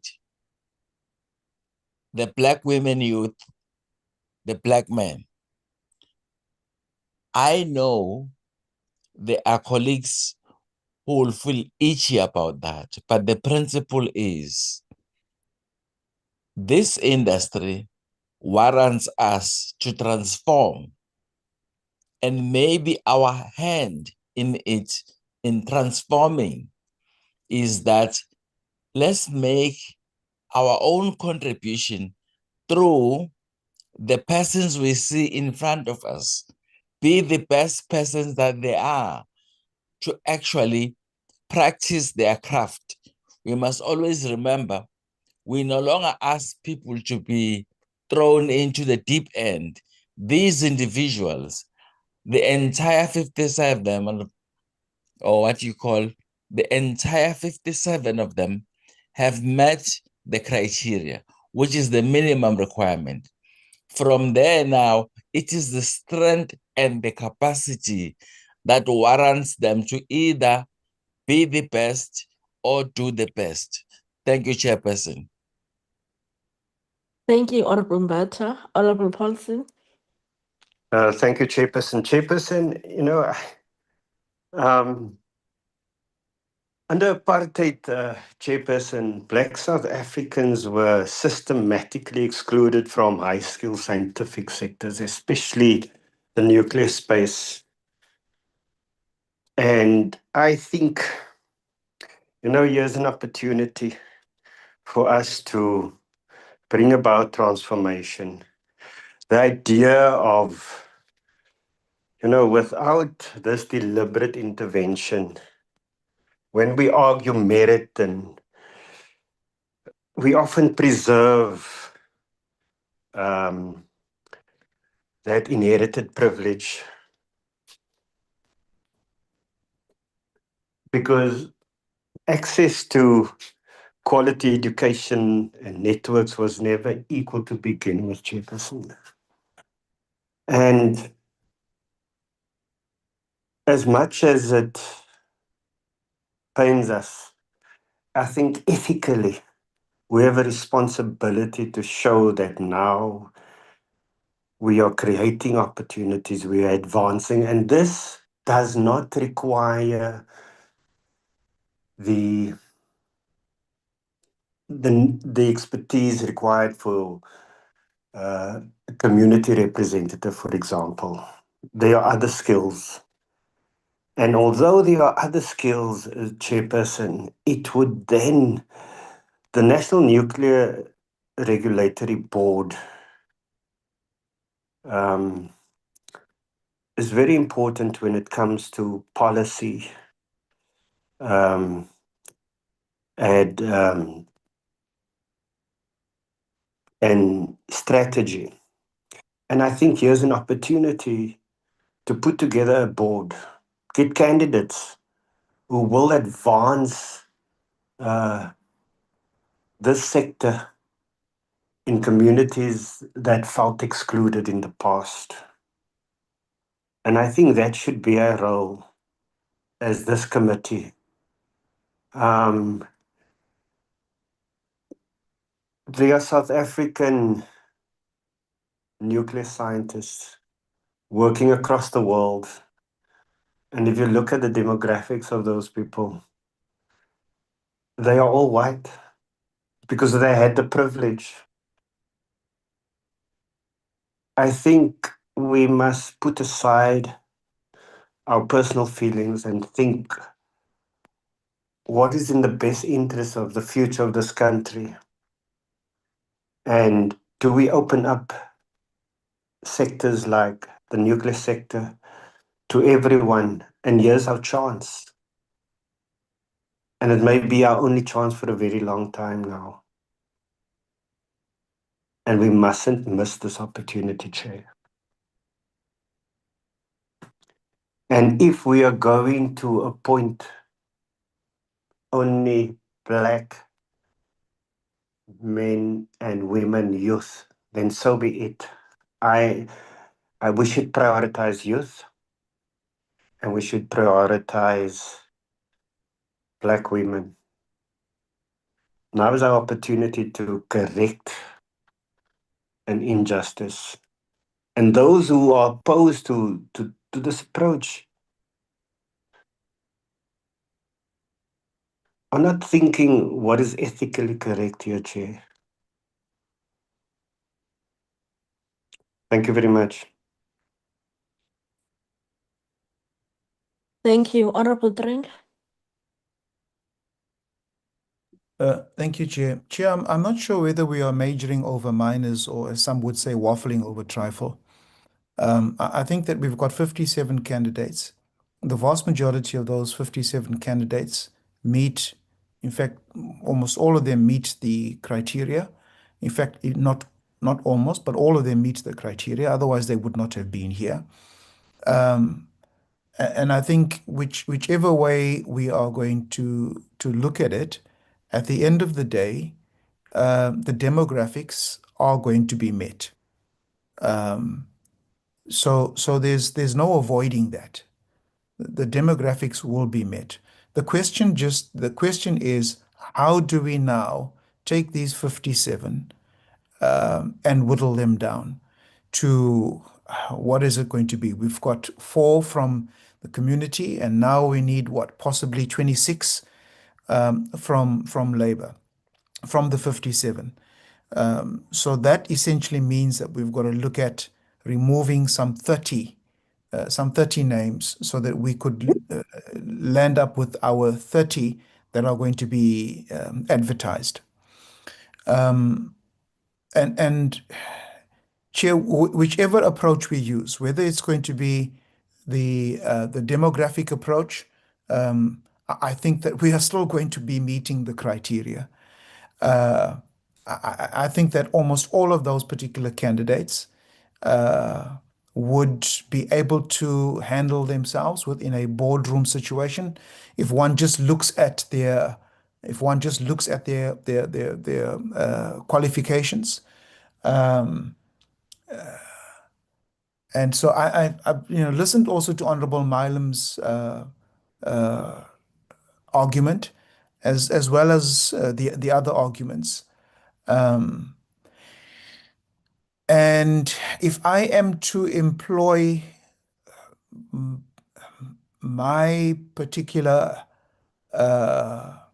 preference on this, I think it would just be throwing the cat amongst the pigeons. But I think that we have to be able to find ourselves, find a, whether it's a middle ground, but we cannot be arguing. This is not about, and I agree, I think, with Honorable Milam here.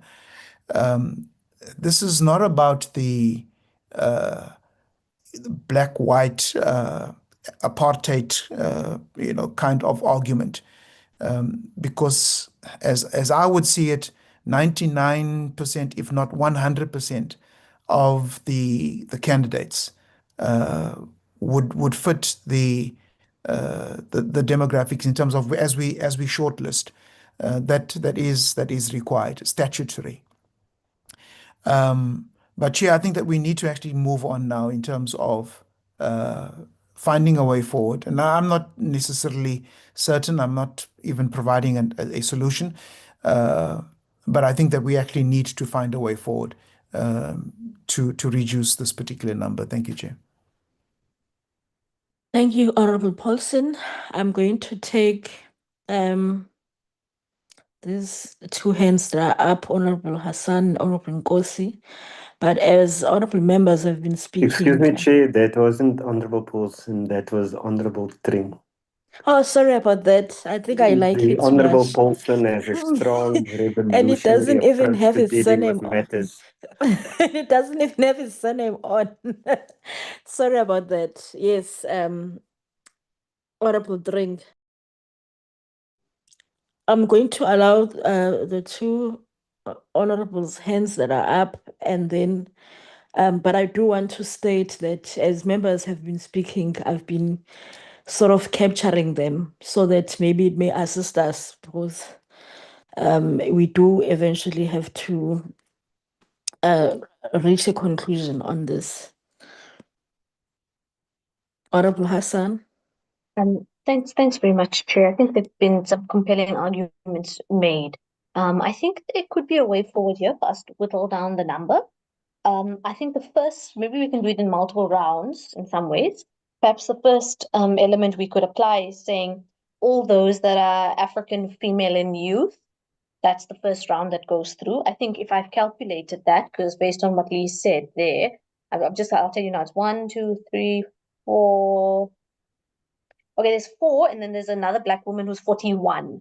So I think we can include her in that. So that gives us 1, 2, 3, 4, 5, for example. And then I thought what we could do is look at black women, maybe to make Honorable Milam happy. There are some black women there that have the PBMR experience that we might be able to put in. I don't know if you would like me, Chair, to speak to candidate numbers. I don't know if that's going to help you. Am I jumping the gun by doing that, or should I just keep it in principal discussion first? Let me get guidance from you, Chair. Let's keep it in for now. So not to use candidate numbers. But you can make an example, but we're still discussing what we'll use to apply. We're not eliminating or adding or confirming.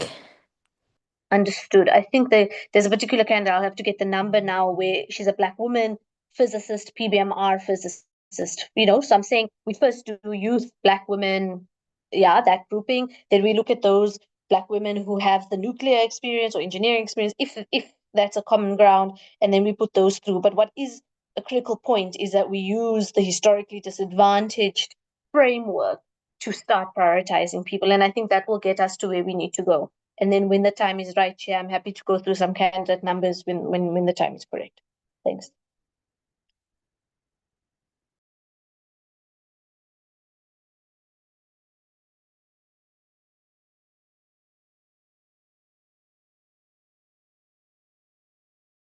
Chair, I'm happy to second that. I think it's a good way forward. Chair, you are muted. Thank you. Sorry about that. I was speaking and I could not see that I'm muted. Honorable Nkosi. Thank you. Thank you very much, Honorable Chair. Honorable Chair, when it comes to demographics, I think Honorable Hassan tried to explain some of the things. It's not about race only when we are talking about that. It's a number of things that we're trying to cover. We speaking about the issue of males, females, and all that who were disadvantaged before. And when you look at the list, there are also women who are there we've been disadvantaged before, whether black or white doesn't matter. But the reality is that we need to look at that as well. I'm saying this because on the community where we just had discussions and we done, it's only males. If you look at it there, it's only males, there's no women. When we come this side, we are going to do the same thing again. It does not make any sense to me. Even if we want to try, by all means, try to put the issue of the experience and all that. But Honorable Hassan has just gave us some clarity that there are even women with experience in terms of what other honorable members were looking for in terms of nuclear, even though they also qualify. But we needed more experience on that. But there are women like that. I just wanted to get clarity on that as well, Honorable Chair, that there are other things that we're looking at. It's not only the issue of the race, but it's only also we need to include the issue that we need women to be part of everything that we're trying to do as the country. I thank you, Honorable Chair. Thanks. Thank you. I'm just gonna go ahead and because I really don't want us to say we're gonna go to a vote about this. But maybe I can just summarize on what the majority of everyone who has spoke, because there are members who have not spoke.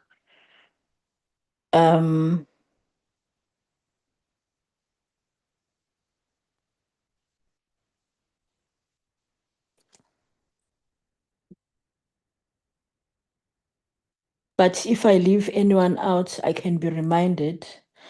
But I did hear Honorable Fasia, Honorable Nkosi, Honorable Chabeleng, Honorable Mbata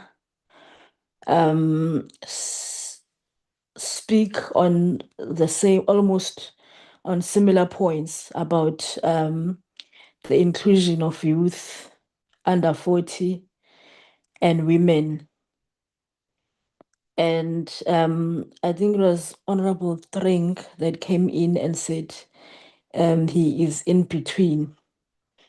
And Honorable Millerham and Bapti, who were strong on saying, let's look at the issue of the relevance of the qualifications to the board, one of which we know how that has been countered by the other members who said to accommodate the historical exclusions that have been there on such boards, and given the fact that these are labor reps, let's rather look at the fact that the shortlisting made them qualify, and then to lessen the numbers, let's look at or rather consider youth that are under 40 and women as well. So that is what the majority of the members are saying, or rather those are the views of all the members. If I've captured the main views properly. So I don't know, I can allow members to come in if they want to add on to what I'm saying or correct or whatever, but that is what I'm capturing as I'm listening to members speaking, that they suggest that because the initial criteria that the committee had agreed on has worked. It has brought us to what we have now, which is the candidates that are in green.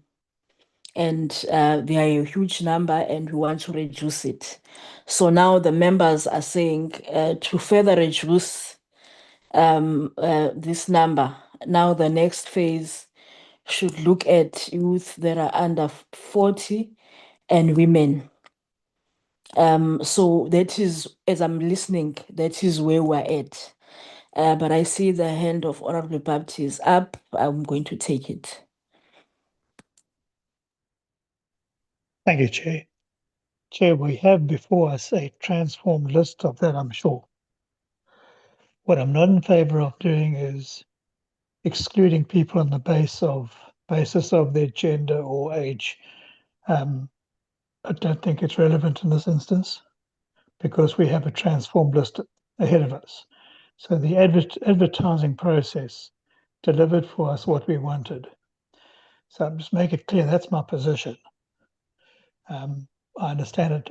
Others have a different view, but I just felt it important to make it clear that I do believe this is a transformed list, and it's now a case of us finding someone who fits the bill in terms of the duties and responsibilities of what this board is going to expect. Thank you, Honorable Bapti. But what I've just stated, I believe, still captures the fact that the majority, as I've been listening, but I can be guided if we think that because we've engaged, I think we've allowed enough space to convince each other through engagement, but we don't need to eventually reach a conclusion. I don't like for us to go to a vote or anything of that matter, but of that way. But I'm just capturing the views of the members as they engage. And I believe that the majority of them have said that to further cut down the list, let us apply youth that are under 40 and women. So I don't know if we can proceed and allow Ms. Lee Bramwell to apply that, and we see where it takes us, or if it assists us to reduce the number.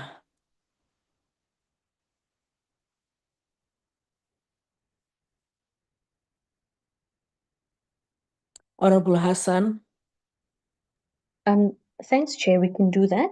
We can also, if now is the time to mention candidate numbers, because I've also been looking at that list after having in advance that argument, we can also start saying, these are the people who meet those requirements now, But I don't know if, again, we're jumping the gun because we might have some other questions from other members just to clarify.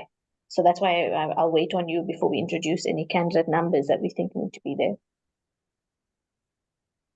But I'm saying we are ready, if you allow it, we are ready to start mentioning candidates to include or exclude, etc. Okay, let me just take the hand of Honorable Paulson and then we'll come back to you.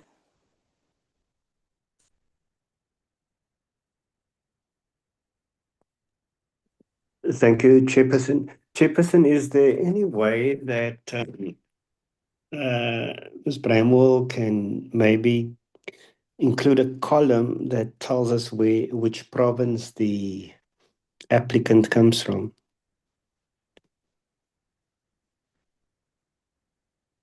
I would wait for us to select 20 people and they're all from a single province.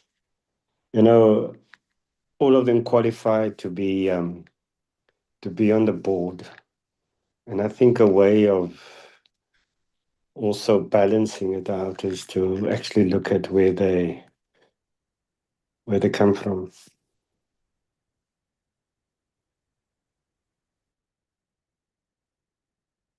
Could you please just repeat that, Honorable Paulson? I don't know what I think I had a glitch a little bit there. Chairperson, I was asking whether there's any way we can indicate from which Lee could indicate from which province the applicant comes from. Since all of the applicants meet with the minimum requirements, if we, if we're going to take 20 of them, it would be most unfortunate if they all come from the same province or two provinces. I think, to be fair, we kind of spread it across the 9 provinces.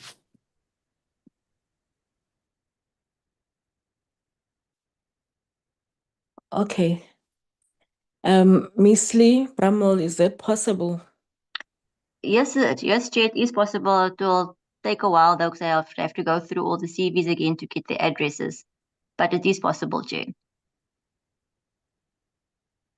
Okay, so I believe that Chair, I'm sorry. I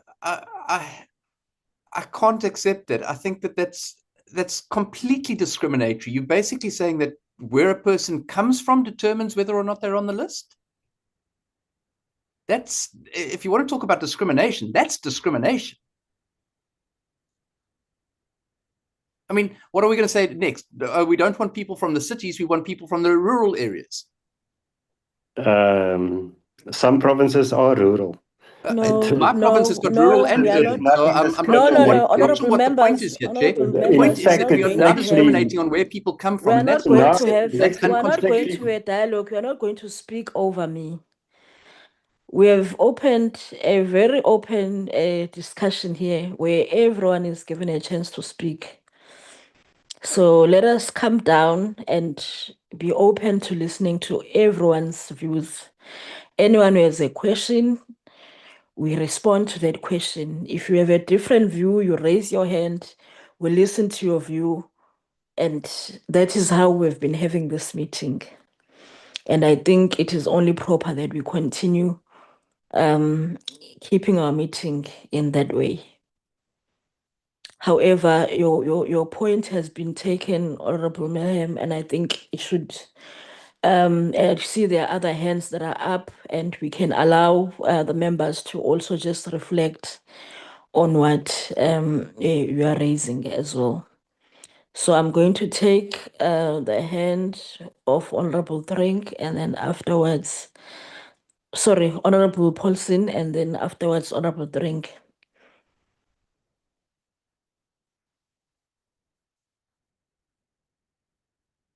Very much, Chairperson. Chairperson, I take umbrage to a suggestion being considered discriminatory. I think it's actually a promotion of fairness. As I stated, that I would want us to give opportunities to everyone across the country. I don't have a horse in this race. It's irrelevant to me. For me, it's all about what is going to be fair and in the interest of the future of this country, especially as far as the nuclear space is concerned. I take serious umbrage, and I would want you to make that member apologize. There's no way.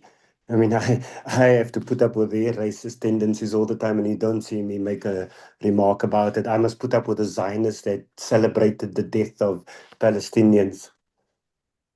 I don't raise it here.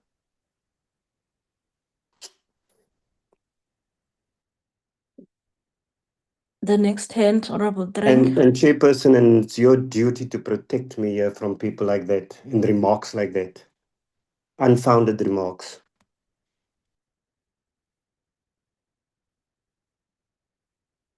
It has been Thank you. noted. Thank you, It has Chair. been noted, Honorable Member. Thank you, Chair. Chair, I'm going to resist responding because to Honorable Paulson's comments. But I think that, because I don't want the meeting to degenerate, but I think that we have to be very careful, Chair, that we don't start at this late stage including criteria that are not statutory in a sense. That just because I feel like and I think like a particular idea is good doesn't necessarily mean that it's the right way to go.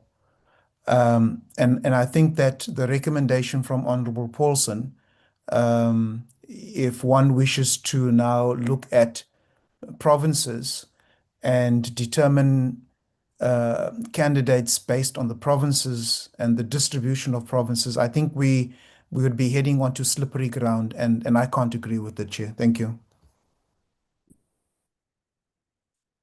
Thank you, Honorable Drink. Honorable Hassan. Thanks, Chair. I want to propose something that's going to hopefully take us a step forward, because I don't want us to get too stuck here, because we have the potential to descend into some level of chaos. So what I'm suggesting, Chair, is let Lee pull up that document again, and let's implement in principle what we've agreed on, right? To start the process. Okay, we're not ending the process, but to start the process so we can push that number to be whittled down. So my suggestion is pull it up, and then we can start by applying those who are Black, youth, and female. Maybe we just highlight them in yellow, not the green light. I'm just maybe the candidate number. I'm just suggesting so that we can start taking it forward. And then we see, I think it's going to take us to a handful, maybe 5 or 6, 4 or 5, whatever. And then we can start going from there so that everybody in the committee feels that their views and their concerns are represented. Remember, we suggested 26. I think there's enough space there for all of us to feel like we've covered the principles and the concerns of the constituencies that we all represent. So through you, Chair, I would like to mention a few of those numbers now. May I do so in terms of those that are African, female, and youth?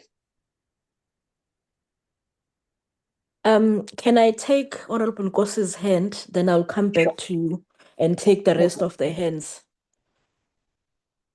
Honorable Nkosi. Thank you. Thank you very much, Honorable Chair. I raised my hands because, Honorable Chair, there were allegations that we are now including things that were not part of the criteria before. And I just wanted to check if maybe there are not other things that we need maybe to use to get the number down. What is it that we can use? Because there's not much we can do. We need to find other ways to get the number down. All the people that are here, they all qualify. But we need to find a way to get the number down. We cannot go and interview all the 57 people that we needed to get the number down. That's why I was raising my hand, Chair, that we need to find ways at some point to get this number down. So that is the reason we are having this debate now.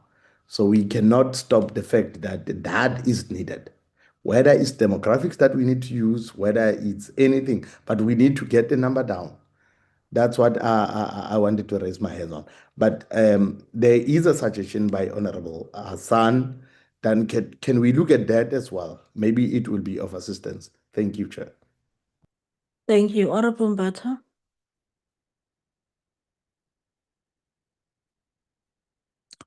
Honorable Mbata.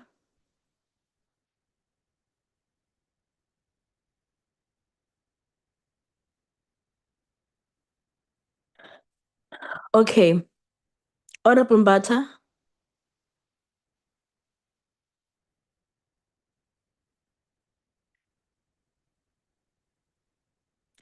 Okay, maybe he will come back when, I don't know, maybe it's a connection problem, I'm not sure. So it goes back to what I've been saying, that I really don't want us to maybe get to a point where we're saying we're voting, because I think I did do a summary of what I've been picking up from the members and what they have been saying about what will assist us now to take down the number from where it is, to go and join the 4 community reps that we've already agreed on. So I don't see any other suggestion that's still there besides the one that says youth that is under 40 and women. And I think I will agree that perhaps because I want us to start working so that we can see the results of the discussions that have been unfolding here, that have been continuing here. So I will take, now we're beginning the process now. So Honorable Hassan, I had suppressed you when we wanted to begin discussing the names. So let us hear you. Not to say that if you have spoken on a certain name, no other member can still come in, but we are now beginning the process of withering down the number. And if there's a consensus, we won't have to go back to the number because we're discussing numbers. But if there is, then we will also consider that. So you can start, and then I'll be taking other hands after you as well. Chair, I'm going to start my list with what we had proposed about Black women youth first, and then I'll as I sort of said it earlier. So I think the first candidate who meets all three of those requirements is candidate number 4. Yeah, I don't want to say the name for obvious reasons, but yeah, there's it. Female, African, 35. There we go. Candidate number 4.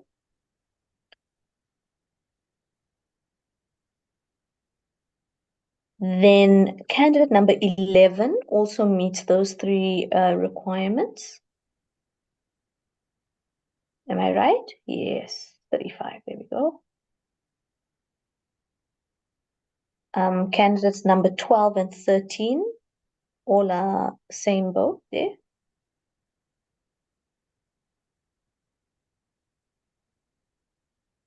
Okay.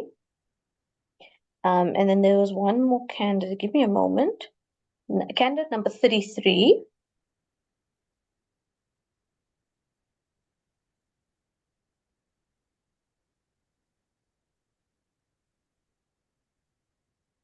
Yes, candidate number 33. Right. Then we said, let's find some middle ground of Black women, but who also have the relevant experience. And there is a candidate that does in fact have the pebble-bed modular reactor. She was a physicist on the program, if I'm correct. And that's critical skills we really want to come through. I think that is then candidate number 45.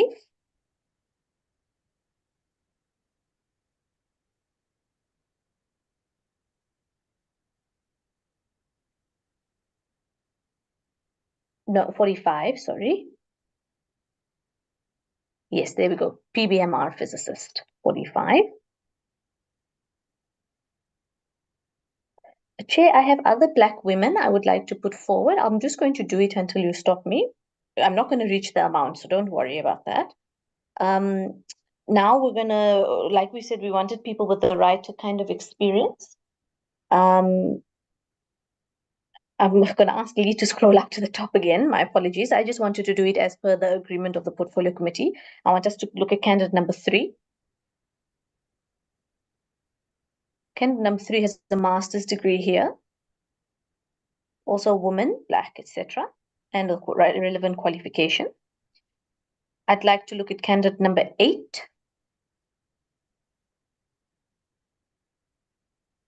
Candidate number 8 has a doctorate. There we go.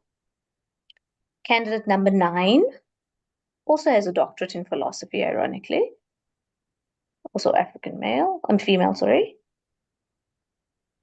And then candidate number 10.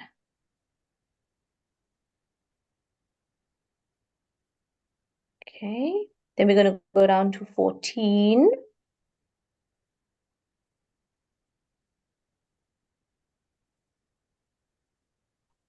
There we go. Candidate number 14 is the disaster management skill, which we found quite important in terms of nuclear regulation. Then we're going to go to candidate 24. I can make further justifications. I just didn't want to waste time given the time of night we are at. Also got a doctorate there. Then I think I've given us 33. If we can just scroll down, I think we covered 33. I think we've already highlighted this one. I just want to make sure. Right. And then 45, which I think we have. Yes, also engineer, PhD, PBMR on 45. So that one's quite important, yes. And then number 50, 50, also a black female with the relevant qualifications. There we go, nuclear engineering. That's why we chose a PhD in nuclear engineering. And then number 54, 54.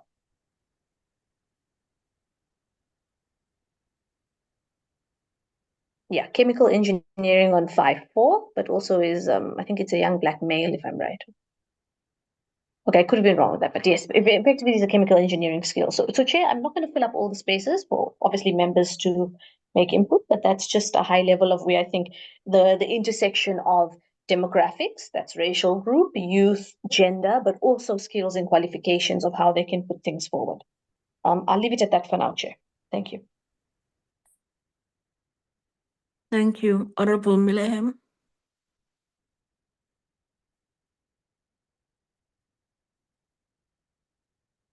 Honorable Mileham can come in. Thank you, Chair. I'd like to propose candidate number 1, who has a doctorate in business administration, but also a diploma in power engineering. I think that that's something that is of value. Can we scroll down, please? I disagree on candidate number 4, not because she's a woman or African, but just because she has no board experience and her background is research. She seems to have spent a lot of time in academia and not much time in actually doing things, but I'll come back to that. Can we go down some more?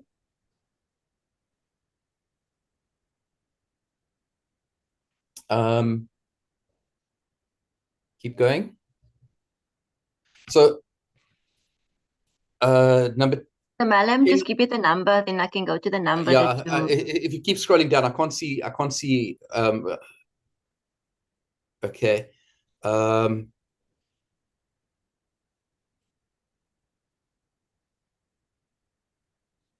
Stop there for a second. No, okay. Number 25, I think is worth looking at.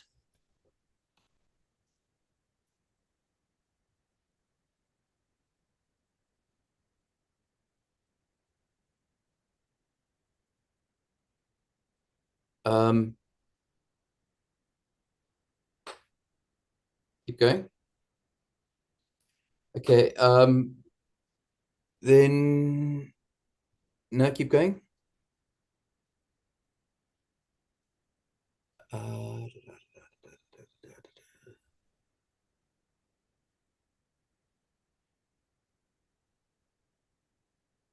Seem to have lost one here somewhere.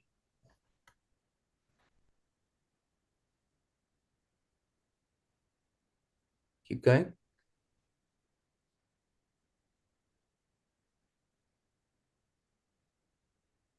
I never lost one. Just give me a second. I just want to have a look on my spreadsheet.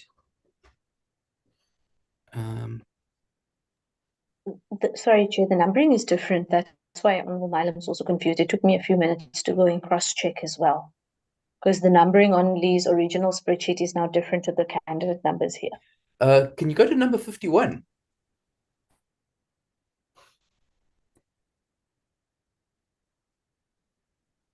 No, it's not 51. Sorry. Mr. Malam, we did forward the updated spreadsheet to you. Yeah. Sorry.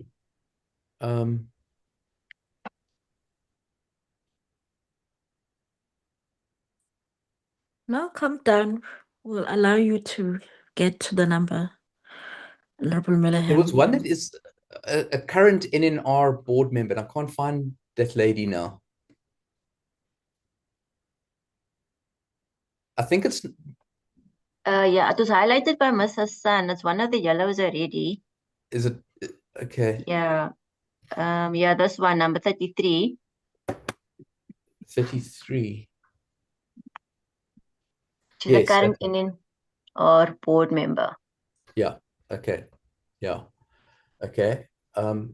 So, but where I'm at is I'm looking at what could we exclude rather than what we could include. So maybe if you could go back to so I don't know how to say, so I looked at this slightly differently. I mean, I looked at, for example, at number 4, and I thought number 4 is a student who has no board experience, and I get she's young, African, and female, but is she adding value to the NNR board? We've got female African candidates. We've got young female African candidates. She's not the best. She's got a bachelor in English language and literature, a BSOC Sci. So, yeah, I'm not, and don't for a second think that I'm criticizing this person. I think there's a place for them, but I don't think this is the place. So I mean, Honorable Hassan took out, she highlighted 10, 11, and 12, I think. Can you scroll down a little bit, Lee? Yeah. So number 10 has no experience at board level, but 5 years in project management. This is not a person that has any real practical application at a board level with nuclear policy, nuclear safety, energy regulation, health and safety, anything like that. Number 11 is 5 years experience in mine planning. Again, I question the relevance of that. Number 12 has 5 years experience as a company secretary, but again, is that relevant in the case of a board? Now, number 13, I'm quite happy to leave in admitted advocate. Number 14, I'm happy to leave in. I would argue that there are several others that should be added in, but there are, yeah, I think we need to be a little bit more discriminatory in who we allow through. So instead of saying this one should be included, we should be looking at who should we be excluding. Anyway, let me leave it at that. I mean, I've said my say. Thank you, Honorable Mayhem. But I do want to caution you that you are taking us back to the issue of what the members. Remember, the application is based on the long discussion we have had, where I even stated that I have been capturing the views of members as they've been explaining that how do we cut down on the list. And one of the major things that they had spoken about was how youth who are under 40 and women must be prioritized. So if you look at the ages of some of the individuals that had been raised, you can see that it is the application of that particular point. I may be wrong, but the members are here in the committee. And this is what they had been raising, that they want Black youth under 40 and women. And I'd even said that I'm gonna come to you. I see the 2 hands that are raised. I even said that I don't want us to go to a vote, and nobody disputed that part, because perhaps maybe that would have clarified it, that when it's finally being applied, then you don't have to go back again and restart the discussion. Because it was said that through the application of the initial criteria that the committee had agreed on, all of these individuals qualified. That is why they're in green. But now we're withering them down. And we had a long discussion before the process started, where the members have said they want to include the youth who are Black and women. So when it is now being applied, it is a whole new thing now. It means we are starting the discussion again if we're going to go back to what has made the individuals qualify based on what the members have been saying. So I want to put that out there, but members can come in. Chair, I hear the hand of, okay, you can go first because I can see that you cannot wait any longer. Or no, Chair, I just want to you can respond to come what you. after. I just want to respond to what you've just said about taking us backwards, because I don't think it is taking us backwards, because the point is, you can't say that, well, because a person is young, female, and African, she must be preferenced over a male African of 50 years who has experience. I think that is fundamentally wrong, and I think that what you're doing by that is saying we're trying to force a demographic profile in here. I'm all for representativity, but we must take the best out of each category and say these are the best ones, and not just allow everyone through. And so when you've got a person like number 12 who has no board experience, okay, or the one earlier that the one that I said was a researcher and academic, they don't seem to have any practical application of it. They've never worked in a board environment, and we're saying just because that person is young, black, and female, she must be preferenced over someone who has extensive board experience in the industry, who is male and black. And I think that's wrong, because we do have female, black, young representation who are qualified. I think we need to be a little bit more discerning in our approach here. That's all I'm saying, Chair. And I'm going to leave it at that, because at this point I'm going to object to the proposal that's put on the table. It's going to be Honorable Nkosi, Honorable Drink, and then Honorable Hassan. Thank you very much, Honorable Chair. Honorable Chair, we are trying to move with the process on which I think so far we've done well. It's been difficult to move from where we are now. We were able to get some candidates who would be able to be part of the candidate that are going to be processed and be published and also be interviewed. I'm also worried, Chair, that we are trying now, all these candidates that are here, all of them, they qualify. All of them, they qualify. I don't know why we want to go back and remove them. All of them, they qualify. And we've moved so smoothly for now. We moved so smoothly, then we have so much of them that we're able to get them right. But now we want to cut down the list again. It does not make any sense to me why we are knocking them out.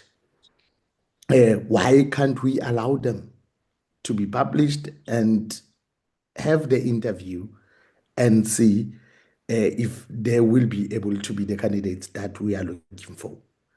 I mean, if you are going to say someone does not have an experience of being a board member, that means we will never have anyone, because you need to start somewhere. That means there's no one who will be able to get a experience on that. You need to give them experience by starting being a board member for the first time. What do you mean that they've never been board members, so they cannot be board members? That means if we're saying we are looking for someone who does not have experience of being a board member, that means it does not make sense to me. That means somebody, if those people that have experience, they get old, that means we will never have anyone else that we need to replace to be a board member. It does not make sense to me if we say no one has a board member experience, so they cannot be included. It does not make sense. These people, they qualify, they've got qualifications, some experience, some of them. So why don't we put them so that they will have that experience of being board members? It does not make sense to me. It's a young person. They need experience. And how will they get experience if we don't give them that experience? It does not make sense to me, Honorable Chair. But what I'm trying to say, can we at least give them the interview? Let's interview them and see if they will be able to go through.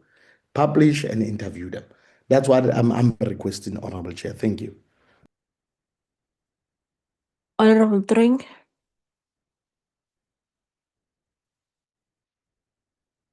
Thank you, Chair. Chair, I'm just going to put forward my recommendations and then I'm going to leave it at that. Just in terms of the process. Chair, but maybe also let me just say, earlier Honorable Hassan indicated that, there was a compromise that she had reached. And personally, Chair, I'm also one who favors positions based on merit. But I also understand that we have to look at some kind of compromise. And I think that we are making some headway in terms of that compromise. But having said that, it's for me, I think meritocracy is also very key. But having said that, Chair, I would like for us to consider, and I'm not sure whether I haven't, I'm not sure whether I'm going to be repeating, and if that's the case, whether it's Honorable Milam's and Honorable Hassan's candidates, but that's fine. So mine would be candidate number 8. Hopefully, it's going to be the same as what Lee actually has, that Lee had there. Candidate 8, which was, let's see, that's a Doctor of Business Administration, National Diploma in Mechanical Engineering. And that is male African. Candidate 13, which is Bachelor of Arts Law. Here we're looking at somebody who has at least a legal background, and that may also just be important. Candidate 15, I think that, I'm not sure whether Honorable Hassan has highlighted these, but candidate 15 as well. That's an MBA and it's mining engineering. So candidate 15, candidate 23, it's a higher diploma electrical engineering and communication science.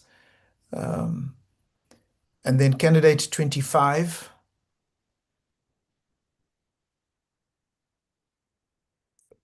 electrical engineering as well. Candidate 29, it's marketing management in economics, civil engineering. So yes, somebody who's at least has some engineering background, which I think would also help. And then candidate 31, that's a black female.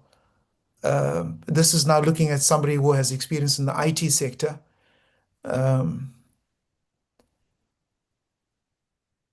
And 45, I think 45 was mentioned. That's the candidate that has a doctorate in the PBMR. And then 52. This is also, I think, to a large extent, just IT experience. Those would be my recommendations, Chair. Thank you. Thank you. Honorable Bapti. Thank you, Chair. So looking at the various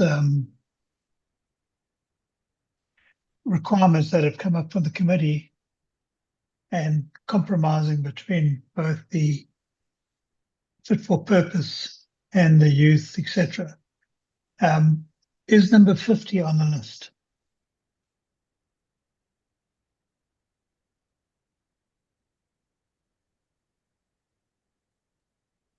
Number 50 is on the list, Mr. Bapti.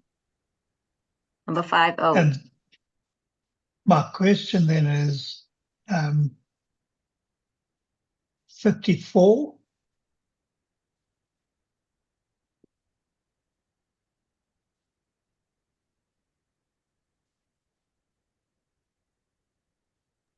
It's on the list, Mr. Bapti. And then what is the total number on the list at this stage?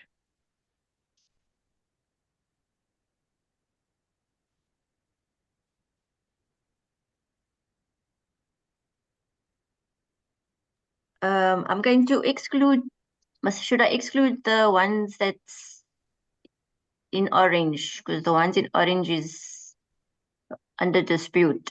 So must I just do the complete yellows? Well, Can you just give me count all the yellows?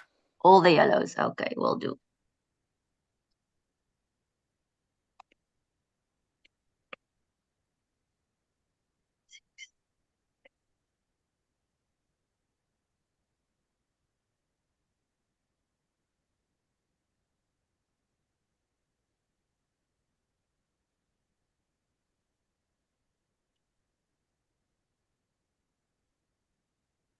$21. Which we had the 4 gives us 25, which is a reasonable number.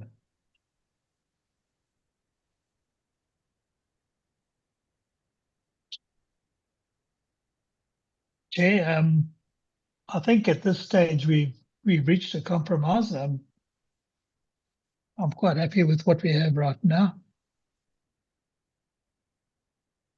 Okay, thank you. Let me take the hand of Honorable Paulson.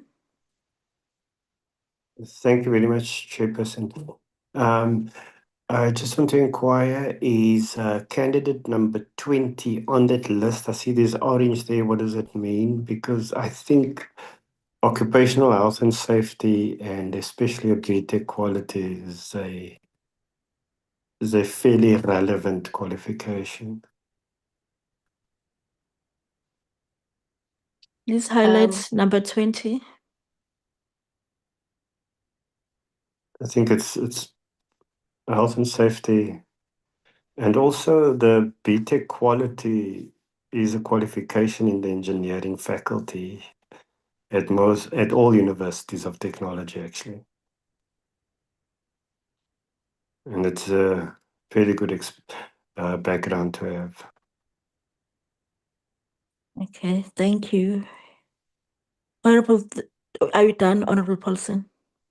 That's it for now, Chairperson. Thank you very Okay. much. All right. Okay, so Honorable Hassan. No, thanks, Chair. I agree with Honorable Bapti. I think we're finding each other here. And I thought it's just important to say this is not the final process, right? So this will obviously be published, and then we'll decide if we're interviewing all of them or what the story is going to be. And then we can be more discerning. I think what is important is on a principled level to agree on those particular literal principles so that we cover the different elements and constituencies that we represent who want to see those principles represented. And then, of course, these candidates must be put to the test, both in the interview process and the more detailed parts of their CVs that come through. So I thought I should say that for members who are feeling a little bit uncomfortable, it's not the end of the world. This is not going to be the list that gets sent to the minister necessarily, right? We're still going to vet it at a further stage, unless, of course, we decide as the portfolio committee, because we've got X amount, we within the range, we're going to send it. But the point is, this is not the end of the road, right? So if we're worried about people not having experience, etc., we can test that. But also, again, this is the first round of this board where there are vacancies that are specifically for people who may not have many years being in a board. And we put that in the selection criteria to say board or relevant experience, because we want to create almost like a pipeline, right?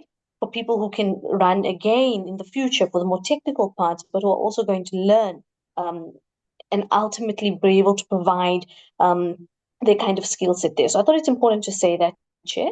And then there was one more thing I wanted to put forward, and I don't know if it's going to maybe cause a challenge, but I think there is an Indian candidate, and if we want, there's also one white candidate on the list. If we want representativity, we can also put them in, but I didn't want to put the fox amongst the hens in that way. I just wanted to mention that as a general point. But I do think that we're coming to some space of compromise, and I appreciate Honorable Thring your acknowledgement there, because my heart was very sore in the previous round. So it's duly appreciated that we can find each other in this process. Thanks, Chair.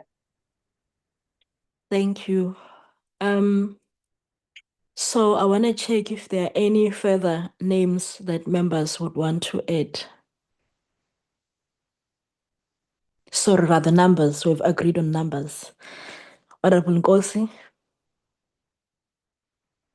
No, thank you. Thank you very much, Chair. I'm just worried about the other numbers that we highlighted, but we highlighted them again. If we go down, researcher, you can go down there. There are numbers that we gave them the yellow, and at the end of the day, we give them the other and a color. I just wanted maybe to rectify that this they qualify.